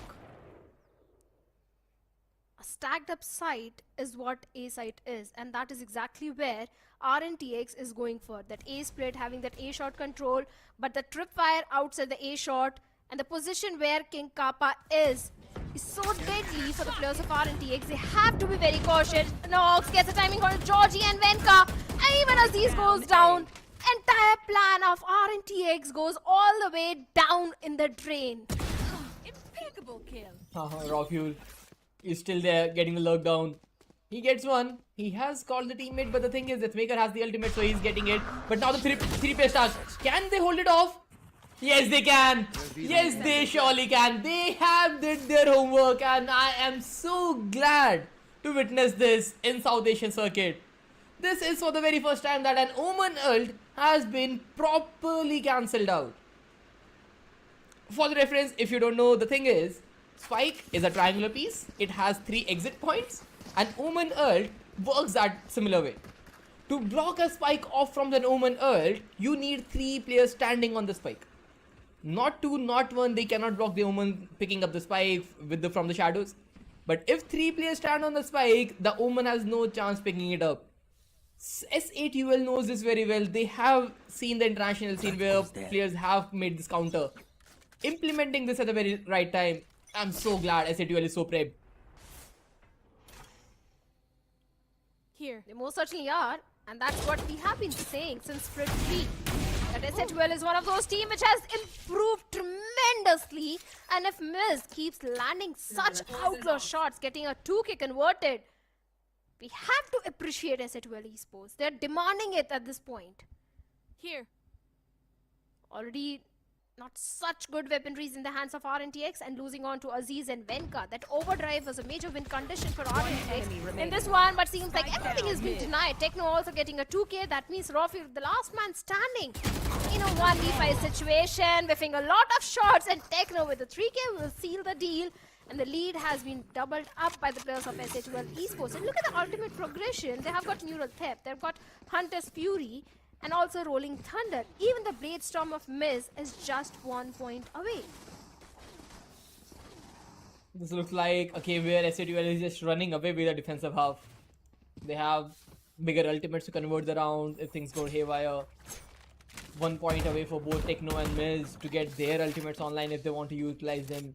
And if they win this round without these ultimates, things will be even more easier. But at the same time, I want to see them use an outlaw, seeing the economy their opponents has. Because everybody from side of RNTX is on half shield, and an outlaw will work as a cheap operator, especially on the defense. That operator should be your best buddy. But now everybody is sticking with the rivals, especially Miz, who's walking up close the E lobby. He spots a player, deploys the shot, misses it out. The spam has been dodged, and now he'll just fall back to safety. But now Techno with the crossfire, A lobby looks out of the equation. Here's the thing, if RNTX do manage to take the site control and get the Spike down, they do have the lockdown to work around with for the post plant. And they also have the overdrive, even the Hunter's Fury just 1 point away. It's all about the timing which RNTX needs to find. And finally the Recon finds the perfect timing. Hawks gets info onto 2 players of RNTX, a good reveal. My ultimate is ready. And Techno, my oh my, gets a timing onto Venka. Georgie gets a trade though, but the mid control is there. Oops. My ult's ready. Raka was being exchanged 30 with the C seconds side, left. but the solo anchor is still there. And the numbers are falling for the players of RNTX. Seems like SA2L, they don't really need those ultimates to win the round. My ult is ready. The rifles are doing all the job which they need. A easy fifth one coming for them. But seems like a 2v5 has been converted to a 2v3. There is still But that's what I'm saying. possibility. That's a rolling thunder onto the faces. The spike will get even more delayed. There is just time denial, and yes, that is the time denial they will needed. Rolling thunder from side of LF will shut things off. Nobody is allowed access to the side, and RNTX, they are playing super slow. But the thing is, they are not seeing the opponent's positioning at all. There were multiple layers of log towards mid. SA2L getting one better for themselves, and RNTX, they have no clue what's going on in the map. Back-to-back 5 rounds are being converted, and that too on the defense on the map of Haven. This is not a defense-oriented map. And RNTX struggling in their attacking half. I don't know, man. A 2-0 is what we are going to witness today. Split 3 was full of astonishing plays. Seems like Ascension Qualifiers are going to be more than that, if it actually goes into a 2-0. And chances of that happening are pretty high also, Spardas, I'm sorry. Because look at the amount of ultimates which the players of SA2L are having. They have got good momentum rolling in their favor as well. Venka is also being denied every single thing. Raw Fuel, the guy who used to be on the initiator, now seems to be struggling on the sentinel role. 3 and 6 is where he is. But I'm more surprised with Georgie at 2-5. I haven't seen Georgie struggle in a very long time. The thing is, they don't have any map control whatsoever. In a map like Haven, you need your angles to win those duels. They're not able to set themselves up in any of the rounds.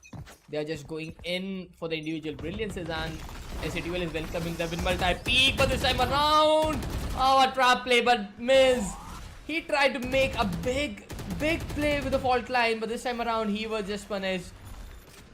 A good dodge of the fault line by Venka, running around with the high gear.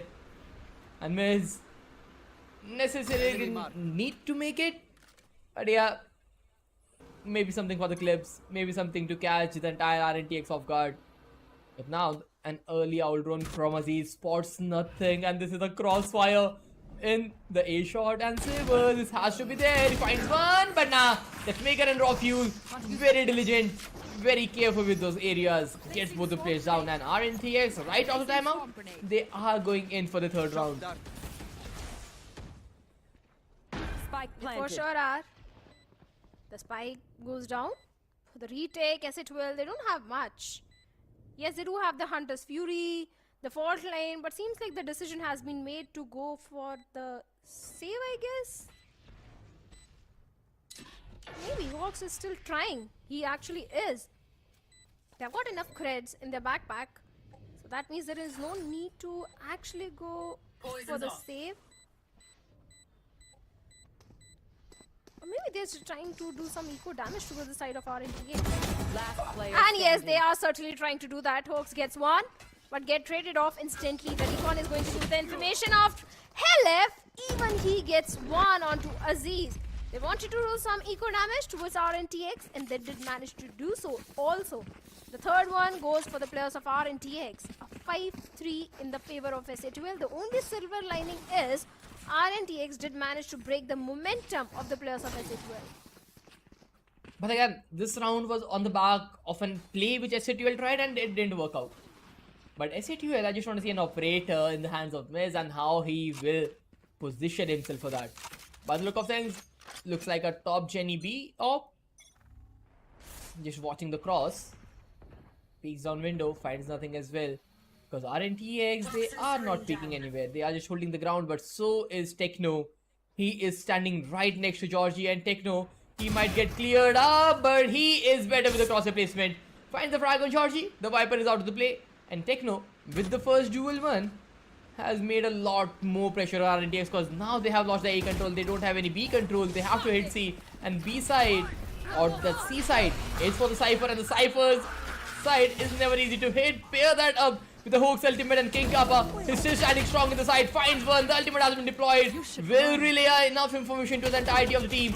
A lockdown has been deployed, but hell, being overeager gets severely punished. He certainly got punished. Miss onto the Blade Storm. Lockdown being invested. And Techno. For a second, it looked like it might go in the favor of Techno, but Techmaker shuts him down. Those Nano Swarms take little HP out of Hawks. But time is of the essence for the players of SA12. And the Blade Storm of Miss gets one onto Raw Fuel. Gets traded off instantly. Now Hawks in a 1v2 situation. Seems like an uphill task. Shocked out towards the Guppy. Gets nothing at all. And Deathmaker will shut him down. A fourth one also coming on board for the players of Revenant XSpark. And they still have got 4 ultimates online. They've got the Overdrive. They've got the Viper's Pit. And even the Hunter's Fury is there to go for an equalizer now. 3 on 3. Can they do that? Because if they get one more round, the numbers will be equalized. They won 2 rounds back to back. Despite the fact that they were numbers down and they were hitting a Cypher side, and where King Cup also got one and got instant rated, but then Helef making a slow mistake there, making things very difficult for the team. Because if Helef survived, things would have been different. But now King Kappa, he takes down Venka. Overdrive it out of the picture now. And Georgie is trying to scale up on the back of it, but now with a tripwire in his face, there is no worry from side of SA12.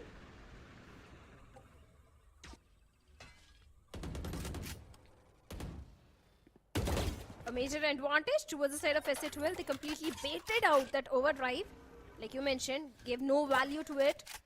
In fact, got a pick onto Venka himself.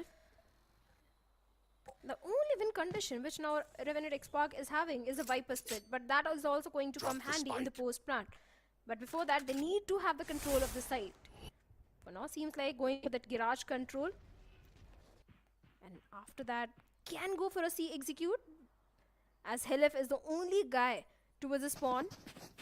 Should be an easy plant, open site for the plus of RNTX, but for the retake, SA12 has got a lot of util available. The Viper's Pit is already there. Raw Fuel going for the plant, but let's see how the players of SA12 Esports are going to convert this one in their favor. Folks, he has a recon. He has the lineup for it, but nah. Miz in the meanwhile, he finds the frag. Hooks can set his team up and he will find one. There is one more player spotted, but where is the Viper? Is still unknown, but Ashu can be spotted. Oh, Georgie, he's just tucking in. There could be a possibility of finding him out, but Raw Fuel finds one more. Raw Fuel with the trade, and now Georgie. He is the last player standing. His position has been given away. A jumping right classic might work out, but the clock is ticking, and Georgie, he has played it phenomenally well. The last few seconds remain, and King Kappa has to run away for his life. 3 in a row for RNTX. They get the 5th. Give me a moment. We most certainly got a 5th one.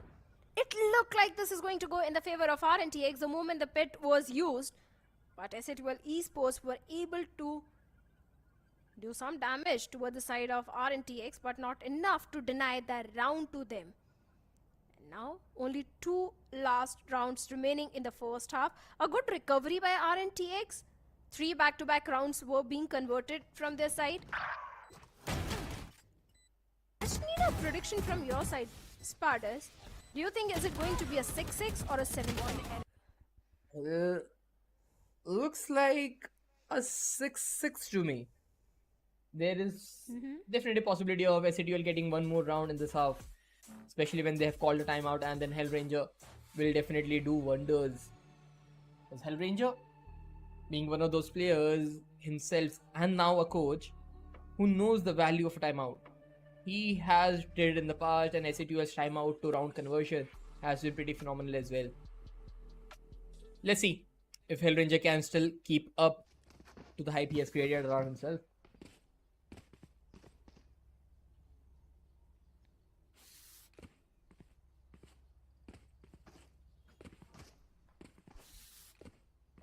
Not enough creds in the hands of SA12 to go for a full buy. A few players are sticking to the Guardian and the Stinger. A technical pause is there. Soon all the technical issues will be resolved. No major ultimate on both the sides.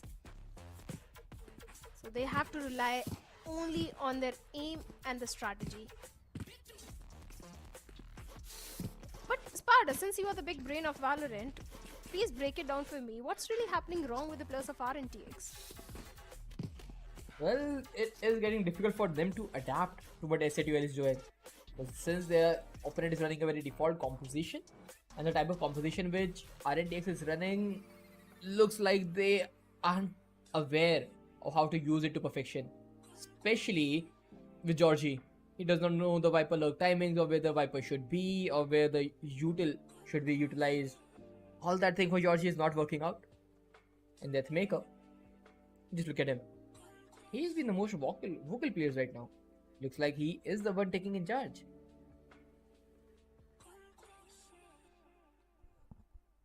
Well, looks like it. But RNTX, this is really important for them to get a victory onto the map of Haven today. Otherwise, I think a lot of RNTX fans are going to raise questions onto the decision of Deathmaker coming in and Antidote stepping down. Revealing area.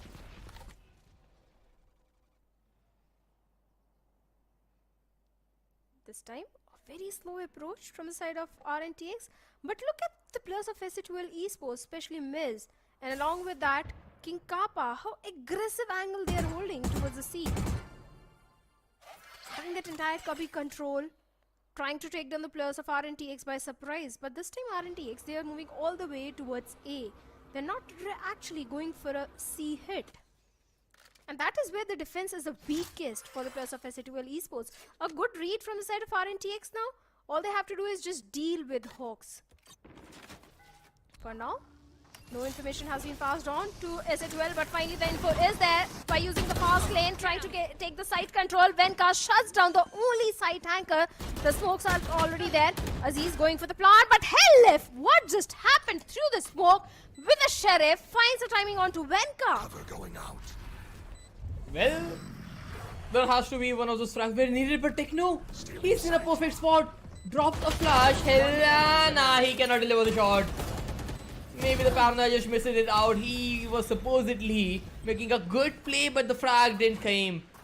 RNTX getting another round, another bunch of rounds in a row. Make it 4. And the scoreline, they lead 6-5. A 6-4 in the favor of RNTX. Back-to-back 4 rounds. 6-5. Could be a 7-5 as well. Once again, new major ultimate. It's only Helef's Rolling Thunder, which is just 1 point away. If he gets an orb or a kill onto the players of RNTX, that Rolling Thunder can really come handy for the retake. And this time, the entire setup of King Kappa is towards the A side. Along with that, Hawks is also playing towards the A. C is where the defense is a bit weak, as it's only Techno anchoring the C side. But let's see what actually is going to be the plan for the players of RNTX, as for now they're just trying to get information.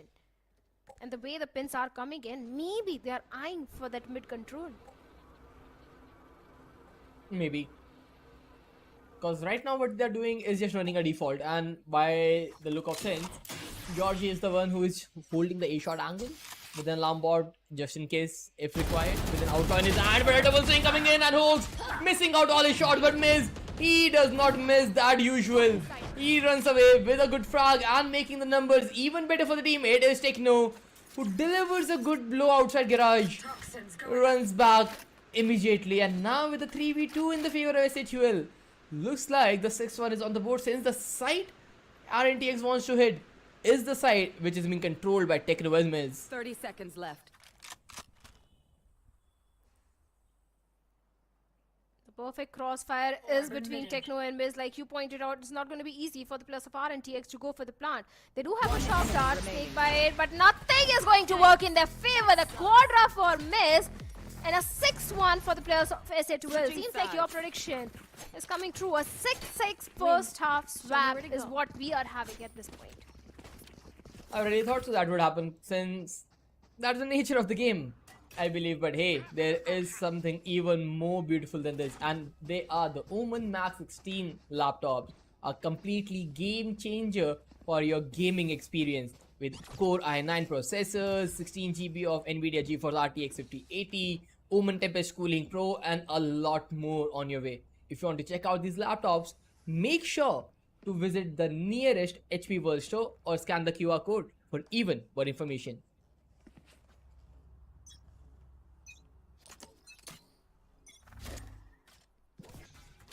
Pistol, pretty important for both these teams. And Aziz, a good recon, good reveal onto the players of SA2L Esports. Now RNTX is aware that the players are trying to scale up from the A shot, and Aziz is just ready, but Techno gets timing onto Georgie. Kappa gets one onto Aziz. It's first time I'm seeing Georgie struggle in the pistol round.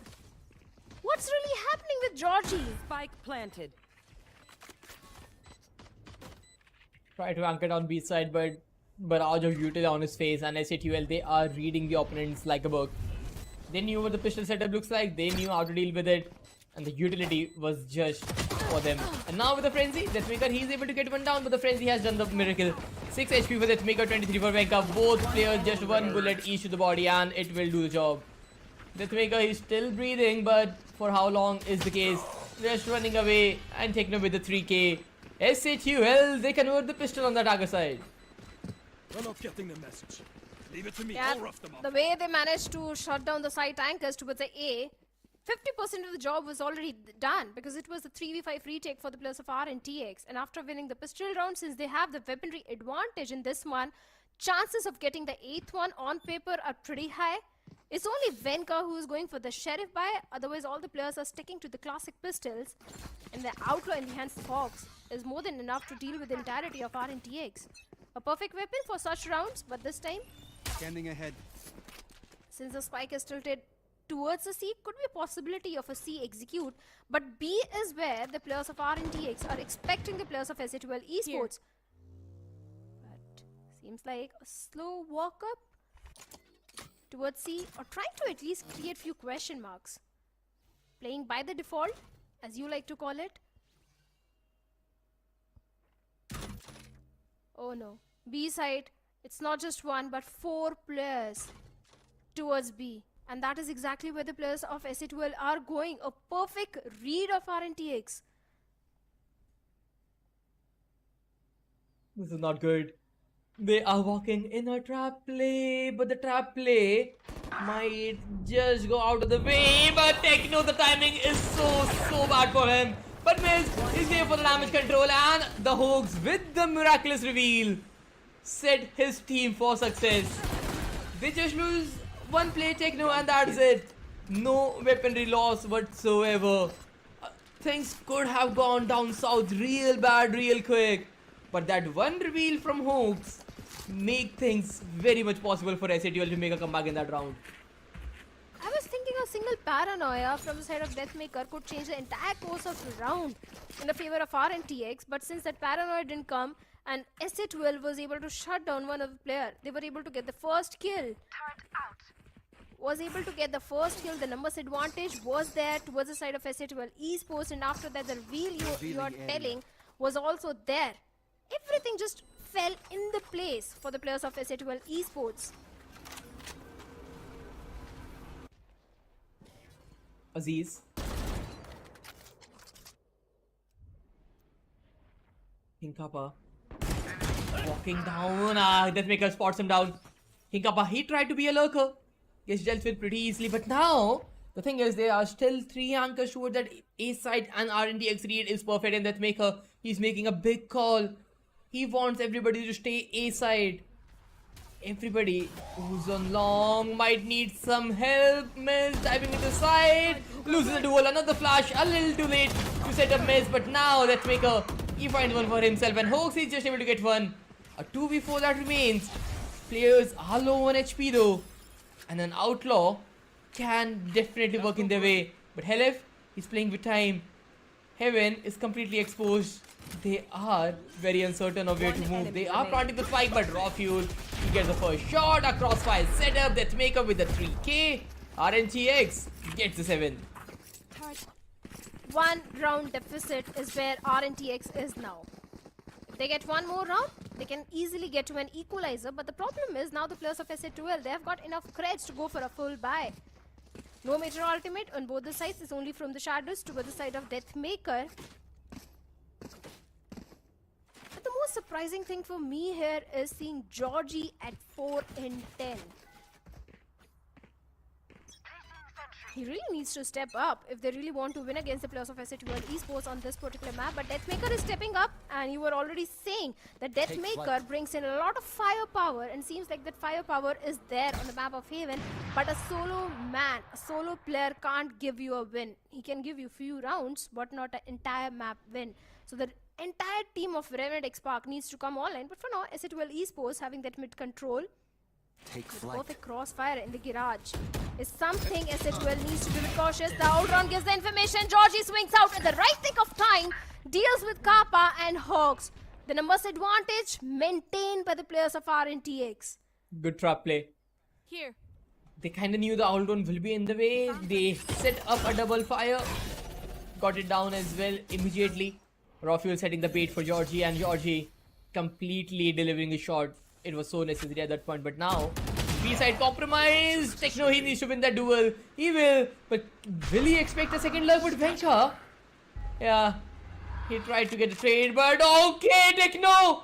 He is in a perfect line of sight. He might be able to get a double. He has the burst timing in the world, and he will get one, but nah, that's about done. Techno will not expect the second line inside, but LF is there for the support. Make it a 2v2. The numbers are yet again balanced. A spike will go down, and the operator in the hand of Miz should be enough to secure it. He needs to get just one more shot, and Venka is trying to deliver something else. A huge paranoia coming into the play. Perfectly done from Deathmaker. The read well remains, and Venka not missing his shot at all. Very well orchestrated round, and Deathmaker, he is showing class. Both the players, a perfect connection of paranoia onto both the players of SA12 Esports, and they were lined right in front of the players of RNTX, and a good round conversion from RNTX. And now the economy of SA12 Esports is not looking that great. They can't go for a full buy. Their weaponry advantage is there towards RNTX, and a major chance for them to get into the lead, to get the 9th round converted, especially Venka on the operator, and just 1 point away from his own overdrive. It's only Stringers and Sheriffs towards SA12. Once again, SA12 going for the C-long control. It's only one player, Deathmaker, towards the C side. Deploying drone. But they need to be a bit careful from the side of Venka as well, as he has the garage control. But finally, Venka realized maybe the players are trying to scale up onto the C-long. The operator is positioned perfectly, but Georgie towards the C window gets a timing onto King Kappa. So the C split, which SA12 was trying to execute, seems like is going down the drain. But now finally, the paranoia will hit, the flash will land. Another shot needs to be connected. Techno, he will find the pick. Venka, he's trying to run away, and he will, but nah. Georgie gets the timing, but Wiz saves the day maybe. But SA12, they are crumbling in numbers, and Venka, with the ultimate he has in his hand, he will be able to shut everybody down. RNTX, they take the lead yet again, and the C-side hit is completely demolished. It most certainly is. The moment Georgie was able to shut down King Kappa in the garage, most of the job was pretty much done. RNTX had the perfect read that what sort of play SA12 is trying to make in that particular round, and things just started falling in place. Back-to-back 3 rounds have been converted by RNTX now. And now, for SA12 Esports, they do have enough crest to go for a buy. Bladestorm already there towards the side of Miz. Oh, the operator is there, but this time Techno is going to shut down Venka and establish that A-shot control. 2 side tankers are still there. With the main man down, things look pretty much in control for SA12 now. They have the numbers up, and attackers with a numbers advantage should always be able to get things better, but Techno makes it even more clear. On the backline, it is Aziz who is whiffing the shot, but is a very rare sight. All Aziz, the thing has always been you can switch the agents, but you can never take his aim from him. But this time around, Aziz not landing his shots on Miz. And now RNTX, they took the lead by 1 round, but SHUL, they are very quick to reply. They will just nullify the scoreline 9-9 since RNTX, they are calling for a save. Oh yes, they are. Since it's a 2v5 situation, converting this one and going for the defuse is going to be an uphill task. And that's the reason RNTX is going for the save. They've got the Viper's Pit, although, for the next upcoming round. But towards the side of SHL, they have got 2 major ultimates. They have got the Hunter's Fury and the Blaze Storm to once again bounce back into the lead. A flawless round from the side of SHL Esports. Good round conversion, and finally they are able to break the momentum of the players of RNTX, which was mainly required from their side. That is very true. And it all started with the one player falling down on a shot. Venka kinda missed out on where to aim at that point. Like, he was watching some player close, but the players were just right above his head, and just things went left and right. But now, a tech pause awaits for us. Another tech pause for the game, and I hope this time around as well, things will get fixed up very soon. Since both the teams, they look in a pretty hot shot form, and any slowdown will just hamper their performance.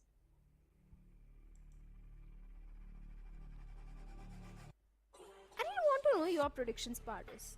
Do you think we are going to witness an overtime on the map of Haven, since the way the rounds are going back and forth? We can't say this particular team is dominating on this map. It's going back and forth. Well, overtime is a bit long shot from here still. The scoreline looks 9-9, but the very next 3 rounds will be very crucial. Will we see a run over from RNTX on the defensive side with a good amount of retakes, or SHUL making their way onto the side, since they know how to crack open things up? All they need to do is just find an individual duel. That is not an operator. Since Venka with the operator, if you can find him or somebody else to take them down for a 1-0 trade, things will work out. But if not, it is majority of the time now momentum. Ultimate progression is also something which has to be considered at this point. Yeah, those ultimates do come really handy, and pairing of those utils with those ultimates is also of the prime importance. So let's see how both these teams are going to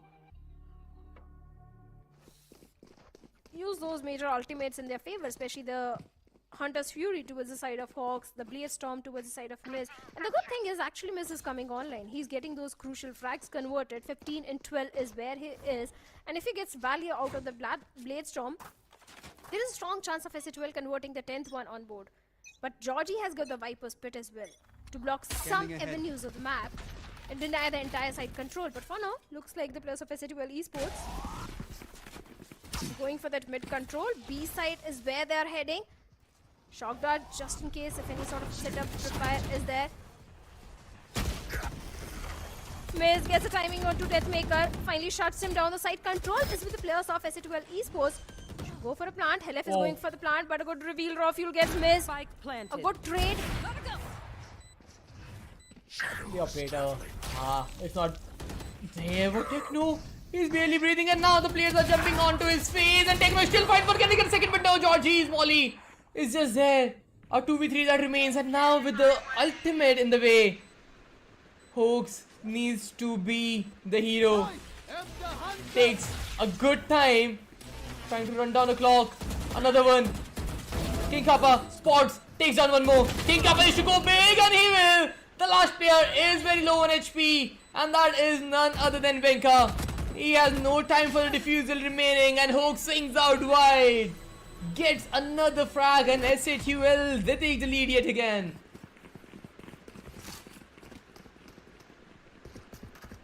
(10-9) SHL, like you said, once again back in the lead, and they have got 3 ultimates as well. Rolling Thunder being one of them. Blade Storm also in the hands of Miz.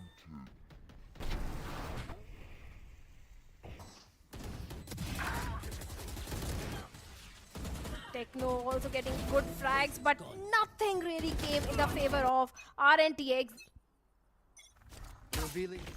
They also used that Viper's Pit. No major win condition for RNTX in this one. Again going for that A-long control, a double stacked up, in fact a triple stacked up side is what A side is. Venka still hiding in that A shot. Rolling Thunder coming in from the side of SA12 on the back of it. Techno gets Venka, Deathmaker gets a 1 onto miss. Back and forth trades going in, but Kappa gets 2. Neural Theft also being invested. There's only 2 players remaining from the side of RNTX. 11th one coming for the players of SA12. The spike goes down for the retake. No major util, no numbers advantage, nothing there for the players of RNTX. And seems like the decision, the call has been made to go for the save. They're just running away with all these rounds, one after the other. But now the thing is, the next round they don't have trades. SA12 will be on the 11th. Recall it, bot With the coming weaker back. economy of RNTX, SA12 might be able to get through another round, and that will give them the series point. Yeah. Just 2 away from the series point. No fuel. 11th one is already coming in for them. That means only 1 away Toxins going up. from the series point. Imagine the amount of pressure which the players of RNTX are feeling at this point. This team thrashed the players of SA12 in Split 1 and Split 2. In Split 3, SA12 did manage to get their revenge against the players of RNTX, but that was a close matchup, a 2-1 scoreline. But today in the Ascension Qualifier, seems like SA12 is now finally having an upper hand onto the players of RNTX. Oh, Revenant XSpark. Things are just getting down real bad. Scoreline 9-11. Revenant XSpark, they are not able to find their footing. 2 more rounds to close the gap for RNTX. 2 more rounds for SA12 to get through the upper finale and send RNTX yet another time in the lower region. This is something which nobody expected would happen, but it is most likely the case now. And RNTX with this time out, it is their last hope for success. And let's see if they are managed to pull something from here. That's a big if they can really pull off something. Because all the RNTX fans are just waiting for that.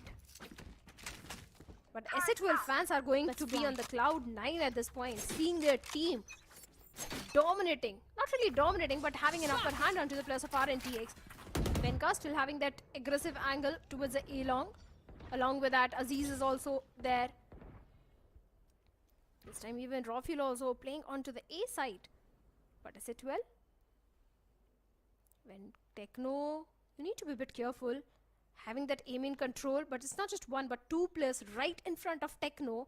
It's not going to be easy at all. And that's the reason that Techno is not taking any sort of risk at this point. But finally, Venka gets 1 Techno there for the trade. Back and forth trades, 2v2 from both the sides. Datestorm still there towards the side of Miz. But now, the thing is, SCTL don't have a controller player. They lost Techno. So they have to play without smokes, while on the side of RNTX, they have both the players alive. The post plant can definitely work out. Miz is grabbing some attention towards the A side. He broke the alarm bot down shot, and now with Hoax and Helef walking towards C, they have to get through without smoke. So Garage has to be a thing of concern, and it was Hoax. A shoulder peek baited Deathmaker, the first one delivered some blow, but nobody expecting Georgie, and Georgie with the perfect city but Hoax. He gets the frag, but Georgie fails. Mates down Hoax on his knees as well. A good snake bite onto the face, and now Miz, he needs to step up big time. A rifle in his hand. A fake tap. 6 seconds now, he has to go for the plant. He has to take it down, and yes, the spam will not work out. Double cloud burst. He has an updraft to make things up. 5 knives remaining, and updraft to clear things out as well, and the updraft will not work out. Raw fuel will make the flying jet shut down, and raw fuel clutching it up for Revenant XSpark. Gets onto the double digits. A necessary round, perfectly delivered. A 10th one. Keeping the players of RNTX still alive and breathing on this map. A much needed round has been converted by the players of RNTX. In the end, it all came down to that last 1v1. Initially, that A-long battle, back and forth trades were coming in. Placing alarm bot. Towards the end, Raw Fuel Right here. did win that duel. Now, RNTX, the job isn't done yet. They need to convert one more round. Not just one, but 2 more rounds if they really want to push this map onto the overtime or win against the players of Exe Esports. They need back-to-back 3 rounds converted. But Deathmaker, look at that. Oh, beauty. Gets a timing onto a hell left. Missed a trade onto Venka. But Deathmaker ain't stopping as he gets missed as well. And Georgie goes down through the hands of King Kappa. And now the entire garage control is in the hands of King Kappa. But that's the only control which SH2L has at this point. 2 side tankers are still there towards the C side. And a pivot is coming from the players of SH2L all the way towards A. King Kappa is in a Kappa perfect is in position.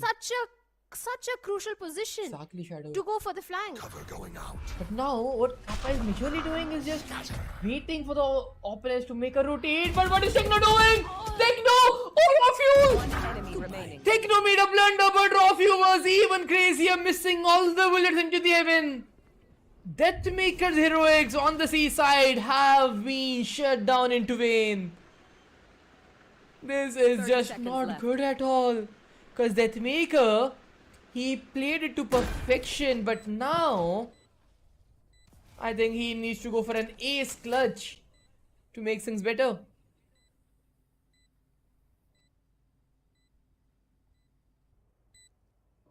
But now, King Kappa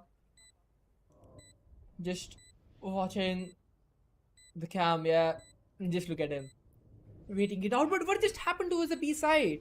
Well, Shadow, I'll just give you a break, you just analyze, and by the time being scared, can you just emphasize on what just happened between Raw Fuel and Techno on that B-Dong?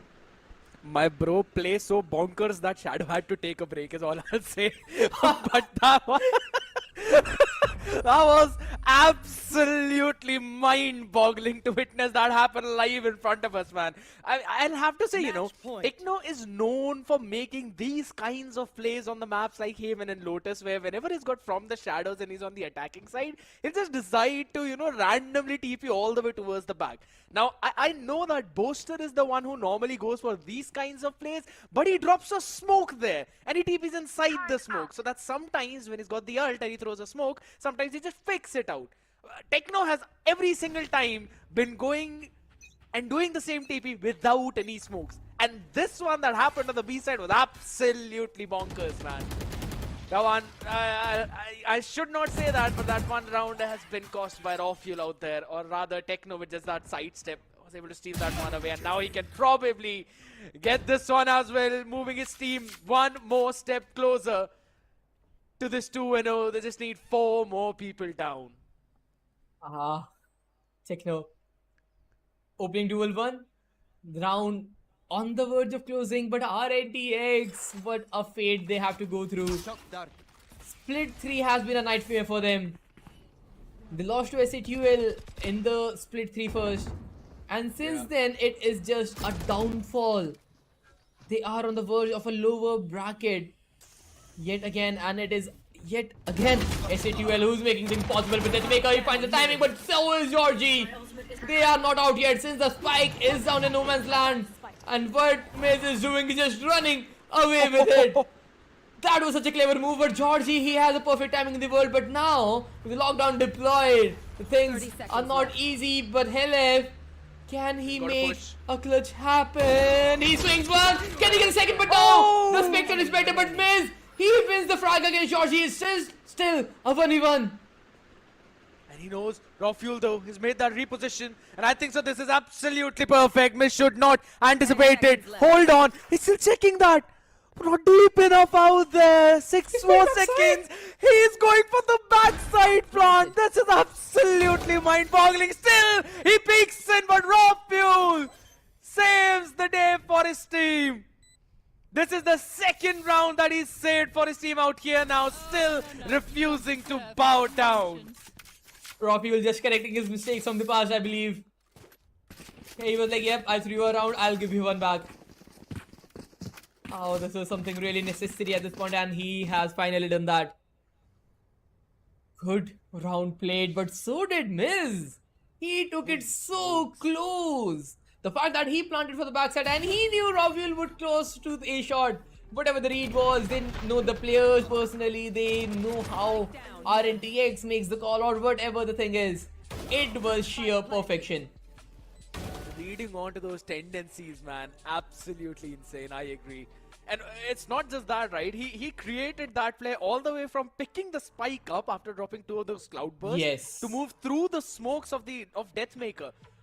Right from that possible point, then taking Georgie down, realizing that he might be on the lurk while he had to wait out for the lockdown to get over, and then following up by almost getting raw fuel down out there. My goodness, this dude has been impressing both of us, man, and all the way from Split 3.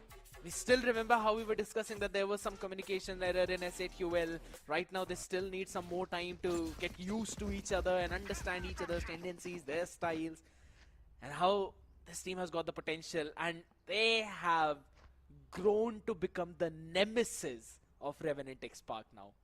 Oh, for sure. A rivalry which nobody expected to happen, but now it is there. And it is right onto the faces. Now, with the last round being played, could be an overtime for RNTX or could be the series victory for S8UL. For the ultimates, that's a big thing. Because Venka with the overdrive can make the impossible happen as well if required. But RNTX will definitely want a well-structured round rather than an individual heroic. Because at this point, they don't want to commit a mistake. Just notice that the Georgie actually went unchecked as well, and even Aziz is playing in the garage window, so it's a heavy stack towards the garage and C site. But S8UL are focusing down on B. They still have to deal with the Killjoy utilities in front of them. Scanning A handbot and a nano swarm. You mentioned about those big ultimates, right? Oh, hold on. Pushing it out. Inkapa's ready for this one, but it's Georgie, the import from the other side, to strike first and strike big. That was such a crucial frag. And the fact that even Georgie anticipated someone from B window, or rather, B stairs to come down for the angle. 30 That seconds presence of left. mind, that awareness was huge. Although, can be said for King Kappa that he was just sheer unlucky since Georgie is barely breathing on 5 HP. Yeah. A battle of duels has been won by RNTX right now, and now with S8UL planting the spike, they tap it, the Hunter's Fury will come into play. One tag will get the frag. And now with just 12 seconds remaining on the clock, a flood retake will be on the way, and Venka with the overdrive on, he will turn into the side, but Helif takes him down. The Neon has been out of the play, and now with Miz being revealed, can he get a crossfire setup? He is asking for it. He needs support. He needs some frags, but Aziz will shut him down, and Helif, he has to play the big role of the captain. He finds one, but not more than that, and we are going to overtime. It is not over yet, says Revenant XSpark. And they deny the win to S8QL. Switching sides. What a big play from Aziz out Overtime. there. First with a Hunter's Fury, getting hooks, and then sending out that shock dart, forcing, if I'm not wrong, Miz from that angle. Was constantly trying to find the timing to go in for the peak. Isolating that as well, and then at the end clearing things up after getting Helif out of the picture. Phenomenal play and a big step up from this guy. You were asking the question, Spardas, early on, that how will Aziz perform on this Sova? Well, guess what? He'll perform just right enough to put his team into OT and to save them. At a very crucial point that was so much needed. Although he is not having the best of the game, so does Venka. But when they are needed the most, they are stepping up in those rounds, getting those important frags on back of it. But now, thing is, with the overtime, RNTX should have the advantage since they got a double round, but just look at that. A tripwire, nothing to worry about since it is the side for Miz, who is anchoring down from the top boxes. An owl drone will be needed to clear things up, but that owl drone has already been burned. And now Miz, since he's the solo anchor, he needs to survive, he needs to play, he needs that operator frag. It totally depends on when he decides to use his trail wind. Holy smokes, a triple peak, and he still survives through that. And he's able to take Wenka down. That's your entry fragger. Techno with that off angle.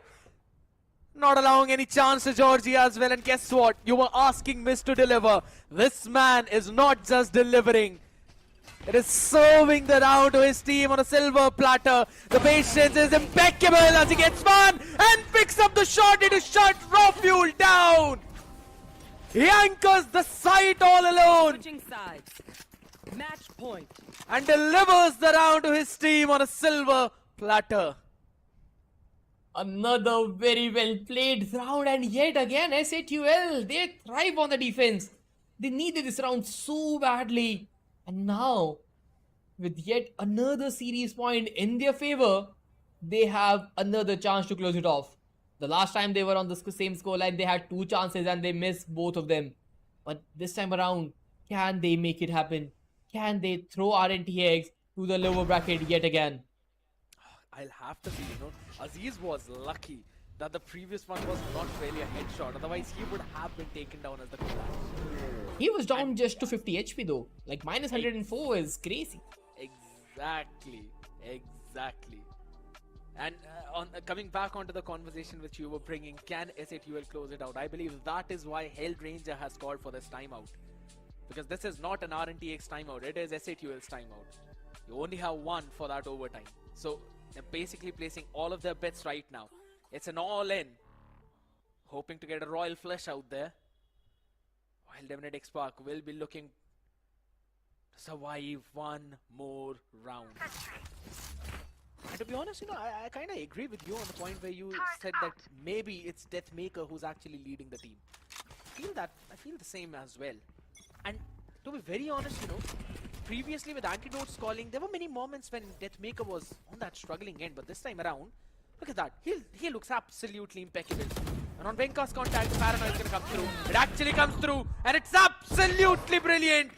He stands up strong though, misanswers back quickly. He wants to catch it both though. It's Raw Fuel to help them out only for 1 second. Helef with the answer is absolutely impeccable. Helef, the timing is so brilliant from the IGL. Oh, the guy is phenomenal. He knew what Miz is doing. He knew where Venka is. And he kind of expected the third swing as well from the top. That trade was so necessary because if not, Raw Fuel, the things would have been even out. Still will be a 3v3, but Helef, we were like, yeah, I know. I need to swing. I need to get the frag. And now with on the back of it, they cut noise, they play contact A, and with the contact A, they have won the entire side. And not just the side, but the rotations, they will be slowed down. Standing ahead. 30 Folks, seconds left. yeah, it deploys another smoke, and now the spike will get planted very, very soon. But they are just making sure that there is nobody around, no surprise required. Deathmaker, he can hear the spike, but so is Georgie. A pinch from left and right. But the thing is, with this bench, both are giving isolated 1v1s. That's the whole point. Oh my goodness, Helef, you could not have had the worst timing. That's Valorant working out the best for you. But at the same time, you don't need to do that. You are in a spot where you can be locked down, and there are 2 players side. They just can play it out. And Techno, just look at him. He's playing it out perfectly well, and he needs one more frag. Georgie, he has a spike position given away. Shot in his hand. Shotty will work out. SATUL will dethrone the Kings yet another time. They secured the map and the series victory for the second time in a row against RNTX. This time, even more clearer to make it to the upper finale. It could not have been better for this team. From being down 2-1 to winning 2-1 and to now closing the series out in a convincing 2-0 fashion. This team has showcased immense growth. And that growth will help them continue to move on to that upper bracket train now, ready to face another demon offered lineup, and that's going to be Velocity. Now my question is, how will they be able to win that one series out, man? Because they have yet to register a win against them. The maximum that they have been able to get has been one map win. And it was first all the way back in Split 1 on Abyss, and then in the grand finals that we saw of Split 3. But man, oh man, that's a story for a different evening. Tonight we celebrate if you're an S8 QL fan, but Revenant XSpark, they are struggling a lot without the IG. Oh, that is very true. Like, one thing can be said is the players are not performing well. The thing is, Deathmaker's replacement cannot be cushioned. He delivered his part. He played OMEN. He delivered what was required. But the thing is, this composition must have been registered with Gobs first. He was the one who experimented with the composition. And then he was the one who gave Aziz Sova and Venka a neon. So with Gobs making these changes since he is the head coach, these changes didn't work out that well. Because Deathmaker, he filled his part, but Venka and Aziz, they were the two players who are the stepping stones for the team. They completely lacked the performance they needed to deliver today. I 100% agree, specifically with the way how things were really falling into their hands previously when Antidote was IGLing, right? We were seeing both of them frag out of their mind, and it was more like the players were playing on their comfort role. But right now, it just feels like they're trying to experiment on to picking up different agents, and it becomes very difficult for you to handle the amount of pressure when the entire enemy lineup is falling onto your head. You need to deliver proper utility and also perform. And I'll have to say, Spartus, Initiator is one of that role that requires you to be absolutely picture perfect in understanding the Valor timing. This is one of the big reasons why we always talked about Leo from Fnatic being the best player of Valorant out there when he was playing at his peak. Because on the Initiator, he had the perfect stats. So it is one of the most difficult roles to fulfill out. And I think so that was actually putting a lot of pressure on Aziz as well in terms of his individual performance. I love how you connect the dots, Skid. This is such a good reference since Initiator is something you have to drill. Every role can be filled out within a week of practice, but Initiator requires a lot more timing. But if you talk about timing, just look at this guy. Up from the shadows, that's perfect. He can go left and right, he can get another frag C or maybe just hold, let the player come in. He gets the frag, gets instantly traded out. But then I want to see that V-Dong ultimate. That ultimate was nowhere to be found. I really want the producers to get another slow motion on that Dong ultimate as well, with how they showed that previous one. Really, we had every single hair strand of Rafiel's Killjoy being shown while Techno was just constantly watching him out there. Yes, it was indeed one of the most fun things out here, but alright, I guess that V-Dong ultimate is... that's sad out there, but all the S8UL fans will be happy after watching how this team has performed. Beautiful is what I'll say. Oh, perfectly done. And one thing that have to be mentioned, and that is kudos to the hard work Miz has put into the game. This guy was nowhere to be found in Split 1. He was not able to adapt the South Asian region at all, and most of the questions were around Miz, like, is he capable of making things happen from SEA to SA? Is he good enough to be the import with that kind of image he's carrying? Split 2, a bit more dicey, but still working around but not delivering at the best possible moments. But then comes Split 3 and this guy is a menace. From that Split 3's opening matchup till today in the Ascension Qualifiers, he has been a phenomenal duelist and the stats are there to back him up. I have to say, you know, it's fallen down to the fact how much you trust your teammates, and I believe Miz he took his time, and rather the team itself took its own fun time, and they've developed that trust and synergy to now work together, and they can eventually say, it's alright, if I win, it's absolutely fine. If I don't win the duel, I know my team has got my back. And that has been one of the key factors for Miz to now drop in, dive in onto the side, play a bit more freely, and that one loose hand has actually helped him out so much, because since we're looking at these stats as well, 15 first kills for the side of S8QL against Revenant XSpark, when you know there's Deathmaker on the other side, there's Venka on the other side, there's Aziz on the other side. Barring Aziz, Deathmaker and Venka used to be two big prodigies of South Asia, Spartus. These two players used to be called as the best mechanical players down in India. And performing like that in front of them, I think so that is a big statement. And that is very true. I'm not sure why Venka was made to play Neon. Maybe he has to be comfortable with it. Like, Venka is someone who has always been playing duelist, and Neon is something maybe he wanted to try and must have been in talks with the coach. But if he was not comfortable, this is not the day to experiment since Venka's Neon was nowhere to be found at the first place, the operator was not working well, Aziz Sova was not there. You swap roles with Sova being fulfilled by Rafuel, he do that on the other maps as well. And give Venka maybe a controller role, maybe Georgie's role, something for the comfortability. Here's the thing. I think so Venka could have gone onto the Wise as well because we have seen this guy play onto that agent sometimes. So Venka goes on Wise and Sova goes in the hands of Raw Fuel. Eventually Aziz is brought back onto that duelist role. I think so that could have happened, but that is a very different storyline out here. The one that man who was weaving his own story was eventually King Cup, a 45 bomber in a 2-0 series of 2 mapper. Absolutely insane. That's like 22-23 frags in both the maps. That is averaging against one of the best teams in South Asia. This is how this capable King Kappa has become. He was another player who was being questioned at the split 1 circuit and he was like, yeah, a foreign import from BTR, maybe not working out, maybe not able to give enough comps. But then Hoax Edition come into the split 2. With Hoax Edition, the teams looked a bit more stable, but still without the duelist role. But then the duelist made their way. But not just them, everybody from the side of SATUL were a class apart. Everybody did their part. But how did they make it happen? Let us know right from the interview. सभी खारगर में वैसे तो दिल्ली है. स्वागत है अमन Yadav AK Hoax. Congratulations brother, it was a crazy match. Congratulations for the win. Thank you. Actually अच्छा match था. Tough competition मिला भाई होक्स भाई, है ना? थोड़ा लग रहा था बैक एंड फोर्थ को बार-बार. इतना भी टफ नहीं था, पर ठीक है. मतलब ओटी है भाई. व्यूअर्स के लिए आने चाहिए ना.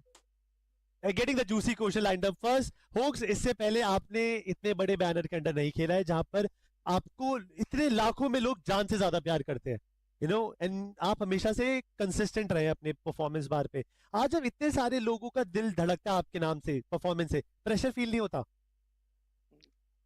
ऑनेस्टली नहीं, क्योंकि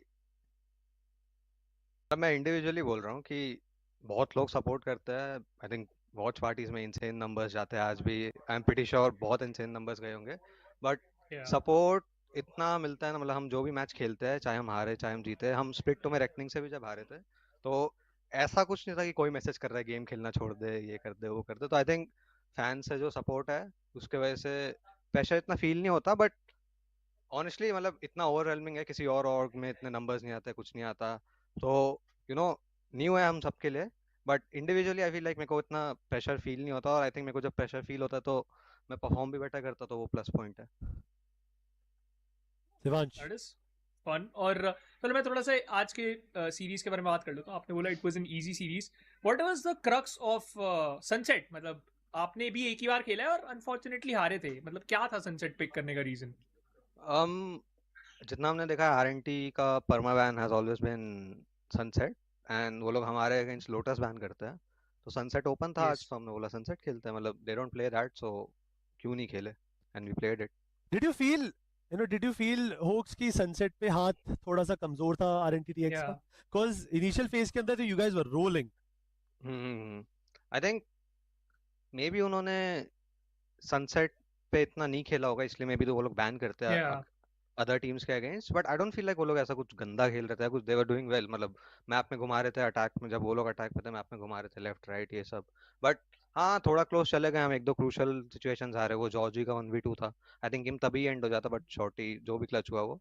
बट इन द एंड ऐसा कुछ मतलब डरने वाली बात नहीं थी कि गेम हार जाएंगे, मैप हार जाएंगे. It was all under control. Close था but under control. You know आज पूरी सीरीज में होक्स कहाँ का महसूस हुआ आपको कि जहां पर आप काम कर और बेहतर कर सकते हैं? कुछ तो होंगे लूप होल्स जो भावे ने भी पॉइंट आउट करे और आपने भी गेम के दौरान महसूस करे होंगे. हाँ मतलब आई थिंक मोस्टली थोड़े बहुत क्रूशल राउंड्स थे जो हमें जीतने चाहिए थे. आई थिंक हम सब अपने इंडिविजुअल प्लेस बना रहे थे, तो उसमें बस हमें थोड़ा और कोऑर्डिनेट करके थोड़ा साथ में रहना है, एंड दैट्स इट. मतलब ऐसा कुछ रॉकेट साइंस नहीं है कि हमें ये फिक्स करना है वो फिक्स करना है. We just have to keep on doing better. मतलब हम जो भी गेम्स हारते हैं उसके बाद हम बेटर ही होते हैं. स्प्लिट 2 में रेकनिंग से हारे थे, वी वर 4th और 5th इन स्प्लिट 2, एंड अभी स्प्लिट 3 में we came to 2nd, then we lost to VLT, and आज देखो performance. So I don't mind like losing, उसके बाद हम बेटर ही होता है. चलो आई हैव वन क्वेश्चन. तो जैसे कि भाई आपने बोला कि हारने के बाद यू गाइस गेट बेटर. अभी हाँ। ग्रैंड फाइनल्स में अनफॉर्चुनेटली वेलोसिटी के अगेंस्ट हारे थे, ऑल्दो एक मैप पे बहुत अच्छा आपने उनको बता दिया था कि ठीक है दैट्स बेस्ट। अब फ्यूचर में वेलोसिटी के लिए क्या प्रिपरेशन है, क्योंकि इतना तो पता है वो आइस बॉक्स तो इंस्टा बैन करेंगे आप लोगों के अगेंस्ट। पता नहीं यार, मतलब अभी मे बी बैन करेंगे मे बी नहीं करेंगे, बट ऐसा कोई स्पेसिफिक टीम के लिए कोई स्पेसिफिक प्रिपरेशन नहीं है। जैसे वीएलटी के लिए है, आरएनटी के लिए है, थोड़े बहुत गाइडलाइंस है, बट ऐसा कुछ हार्ड काउंटर नहीं बना सकते किसी के लिए भी। वीएलटी थोड़ा अलग स्टाइल खेलती है बाकी टीम से, एंड मतलब हमने भी ग्रैंड फाइनल्स के बाद मैच देखा था, हम क्या बेटर कर सकते हैं, जो कर सकते हैं तो करा है हमने। थोड़ी चीज़ें इन द प्रोसेस है, अब वो ऑब्वियसली बताऊंगा नहीं, गॉड स्पीड देख रहा है। ठीक है, but noted thank you man. So much Aman, thank you so much hoax. But जाने से पहले आज मेरी वार्तालाप हो रही थी साई के साथ और उन्होंने एक ढेर सारा प्यार भेजा आपकी तरफ, तो कुछ बोलना यस चाहेंगे यस यस इंटरव्यू से यस, आखिर में? थैंक यू साय भाई is also doing watch party I think आज के मैच की। थैंक यू, हमारे बिल्कुल। नेक्स्ट मैच में भी आना, keep supporting us. Thank you so much hoax, आप एंजॉय कर सकते हैं हम अपनी टीम के करिए। साथ, जल्दी मुलाकात करेंगे। Yup bye bye so bye bye. Lord Saina supremacy has been registered successfully. Yet another time, another devotee for Lord Saina right there. He's doing the watch parties as well. But hey, all love to Saya as well, like one of the OGs onto the scene and a great friend for Hooks as well. And by the support that Krat was talking about, yes, SATUL, a Goliath of a team who made their way in the 2025 Valorant scene, and now they are into the grand finales, just one way short to that. Upper finals, even if they lose, they'll move to the lower final, which makes things even more clearer if you look at the brackets, because there is a big reveal that I really want to make, and that is the upper finals loser will be on to the lower final. That lower final will be played on LAN. Ah. So now that you're talking about it, I really want to bring out another point, Spardas, because it's .exe versus Revenant XSpark now. We have known how the history has been for .exe against this team, and if the scripting is right, that means Revenant XSpark will move up in the lower finals, and we know what kind of demons they are on the LAN. While we know both of these teams who are in the upper bracket right now, they struggle on LAN a lot. Yes. Yeah. Exactly. Because the thing is, LAN pressure is a different atmosphere. Velocity's track record on LAN has not been good enough. Velocity and SATUL, we will see both the teams on the LAN. That is 100% confirmed for sure. Whatever happens tomorrow in the upper finals, both the teams will qualify to the LAN whatsoever. Yes. But the thing is, who will join them? Because if RNTX joins them, and keeping in mind that RNTX Core is one of those teams who are considered the LAN demons, they have not lost a LAN in a very long time. There is still a possibility for a lower bracket run being successfully converted, Skate. You all the way remind me of the MLT lineup back in 2024 Yes. as well, right? And their run, their performance, and then eventually now what we are seeing even in VCSA Split 2, right? We saw, or rather we saw that in Split 2 as well. Some solid games, solid performance out there, but that needs to continue for tomorrow as well, ladies and gentlemen, because for day one, this is it. This was Stardust, and alongside him, me, Scared. You all are watching the OMEN VCSA 2025 Ascension Qualifiers. The winner of this double bracket will move to Ascension, and we'll have the lower brackets finals and the grand finals on the LAN. Make sure you don't miss out on that action. We'll catch you guys tomorrow as well. At the same time, don't miss out on that too. Have a good night. Watch this! Let's go!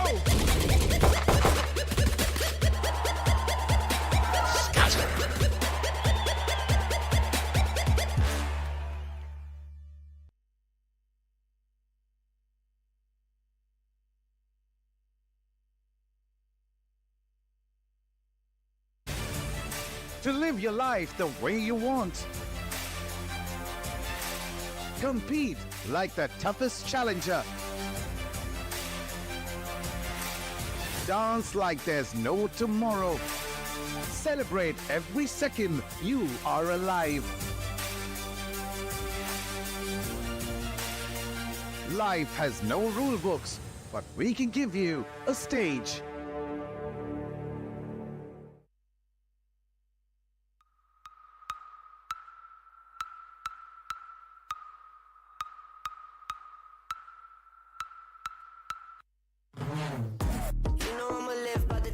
fight about the team. If it comes, I'ma die with it. Casualties, casually to any adversaries. If it's necessary, I'ma go and come and ride with it. Let me welcome you to my legion. If you mess with us, we gon' put you on a t-shirt. Never take a day off, what's the leisure? Squad's always up, this teamwork, stream work. Chalo fir aa jao sare, ek ek mare fir ek baar ek gare. Sare mere bante aur bawe, registan mein bhi hum nadiyan baha de. Chalo sale de mat bahane, palatna mat jab hum aa jaye samne. Aur kare tere baare, mere meri team mere piche kya karega tu chab. I said I got your back, back, back, back, back, back, back. I said I got your back, back, back, back, back, back. I said I got your back. In my team we adapt, we a family from around the world. We a pack, you can never take us down, and it's a fact. All we do is improvise and adapt. I said I got your back. And I said I got your back.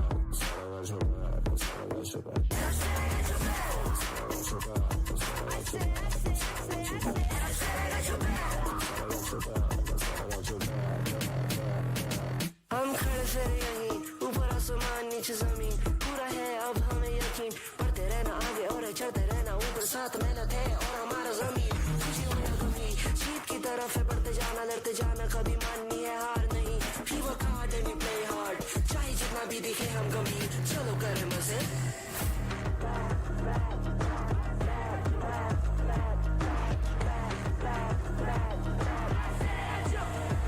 I said I got your back, and my team we adapt. We a family from around the world. We a pack, you can never take us down, and it's a fact. All we do is improvise and adapt. I said I got your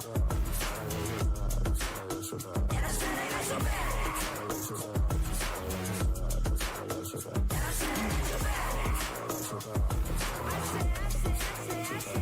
I got your back. All we do is improvise and adapt.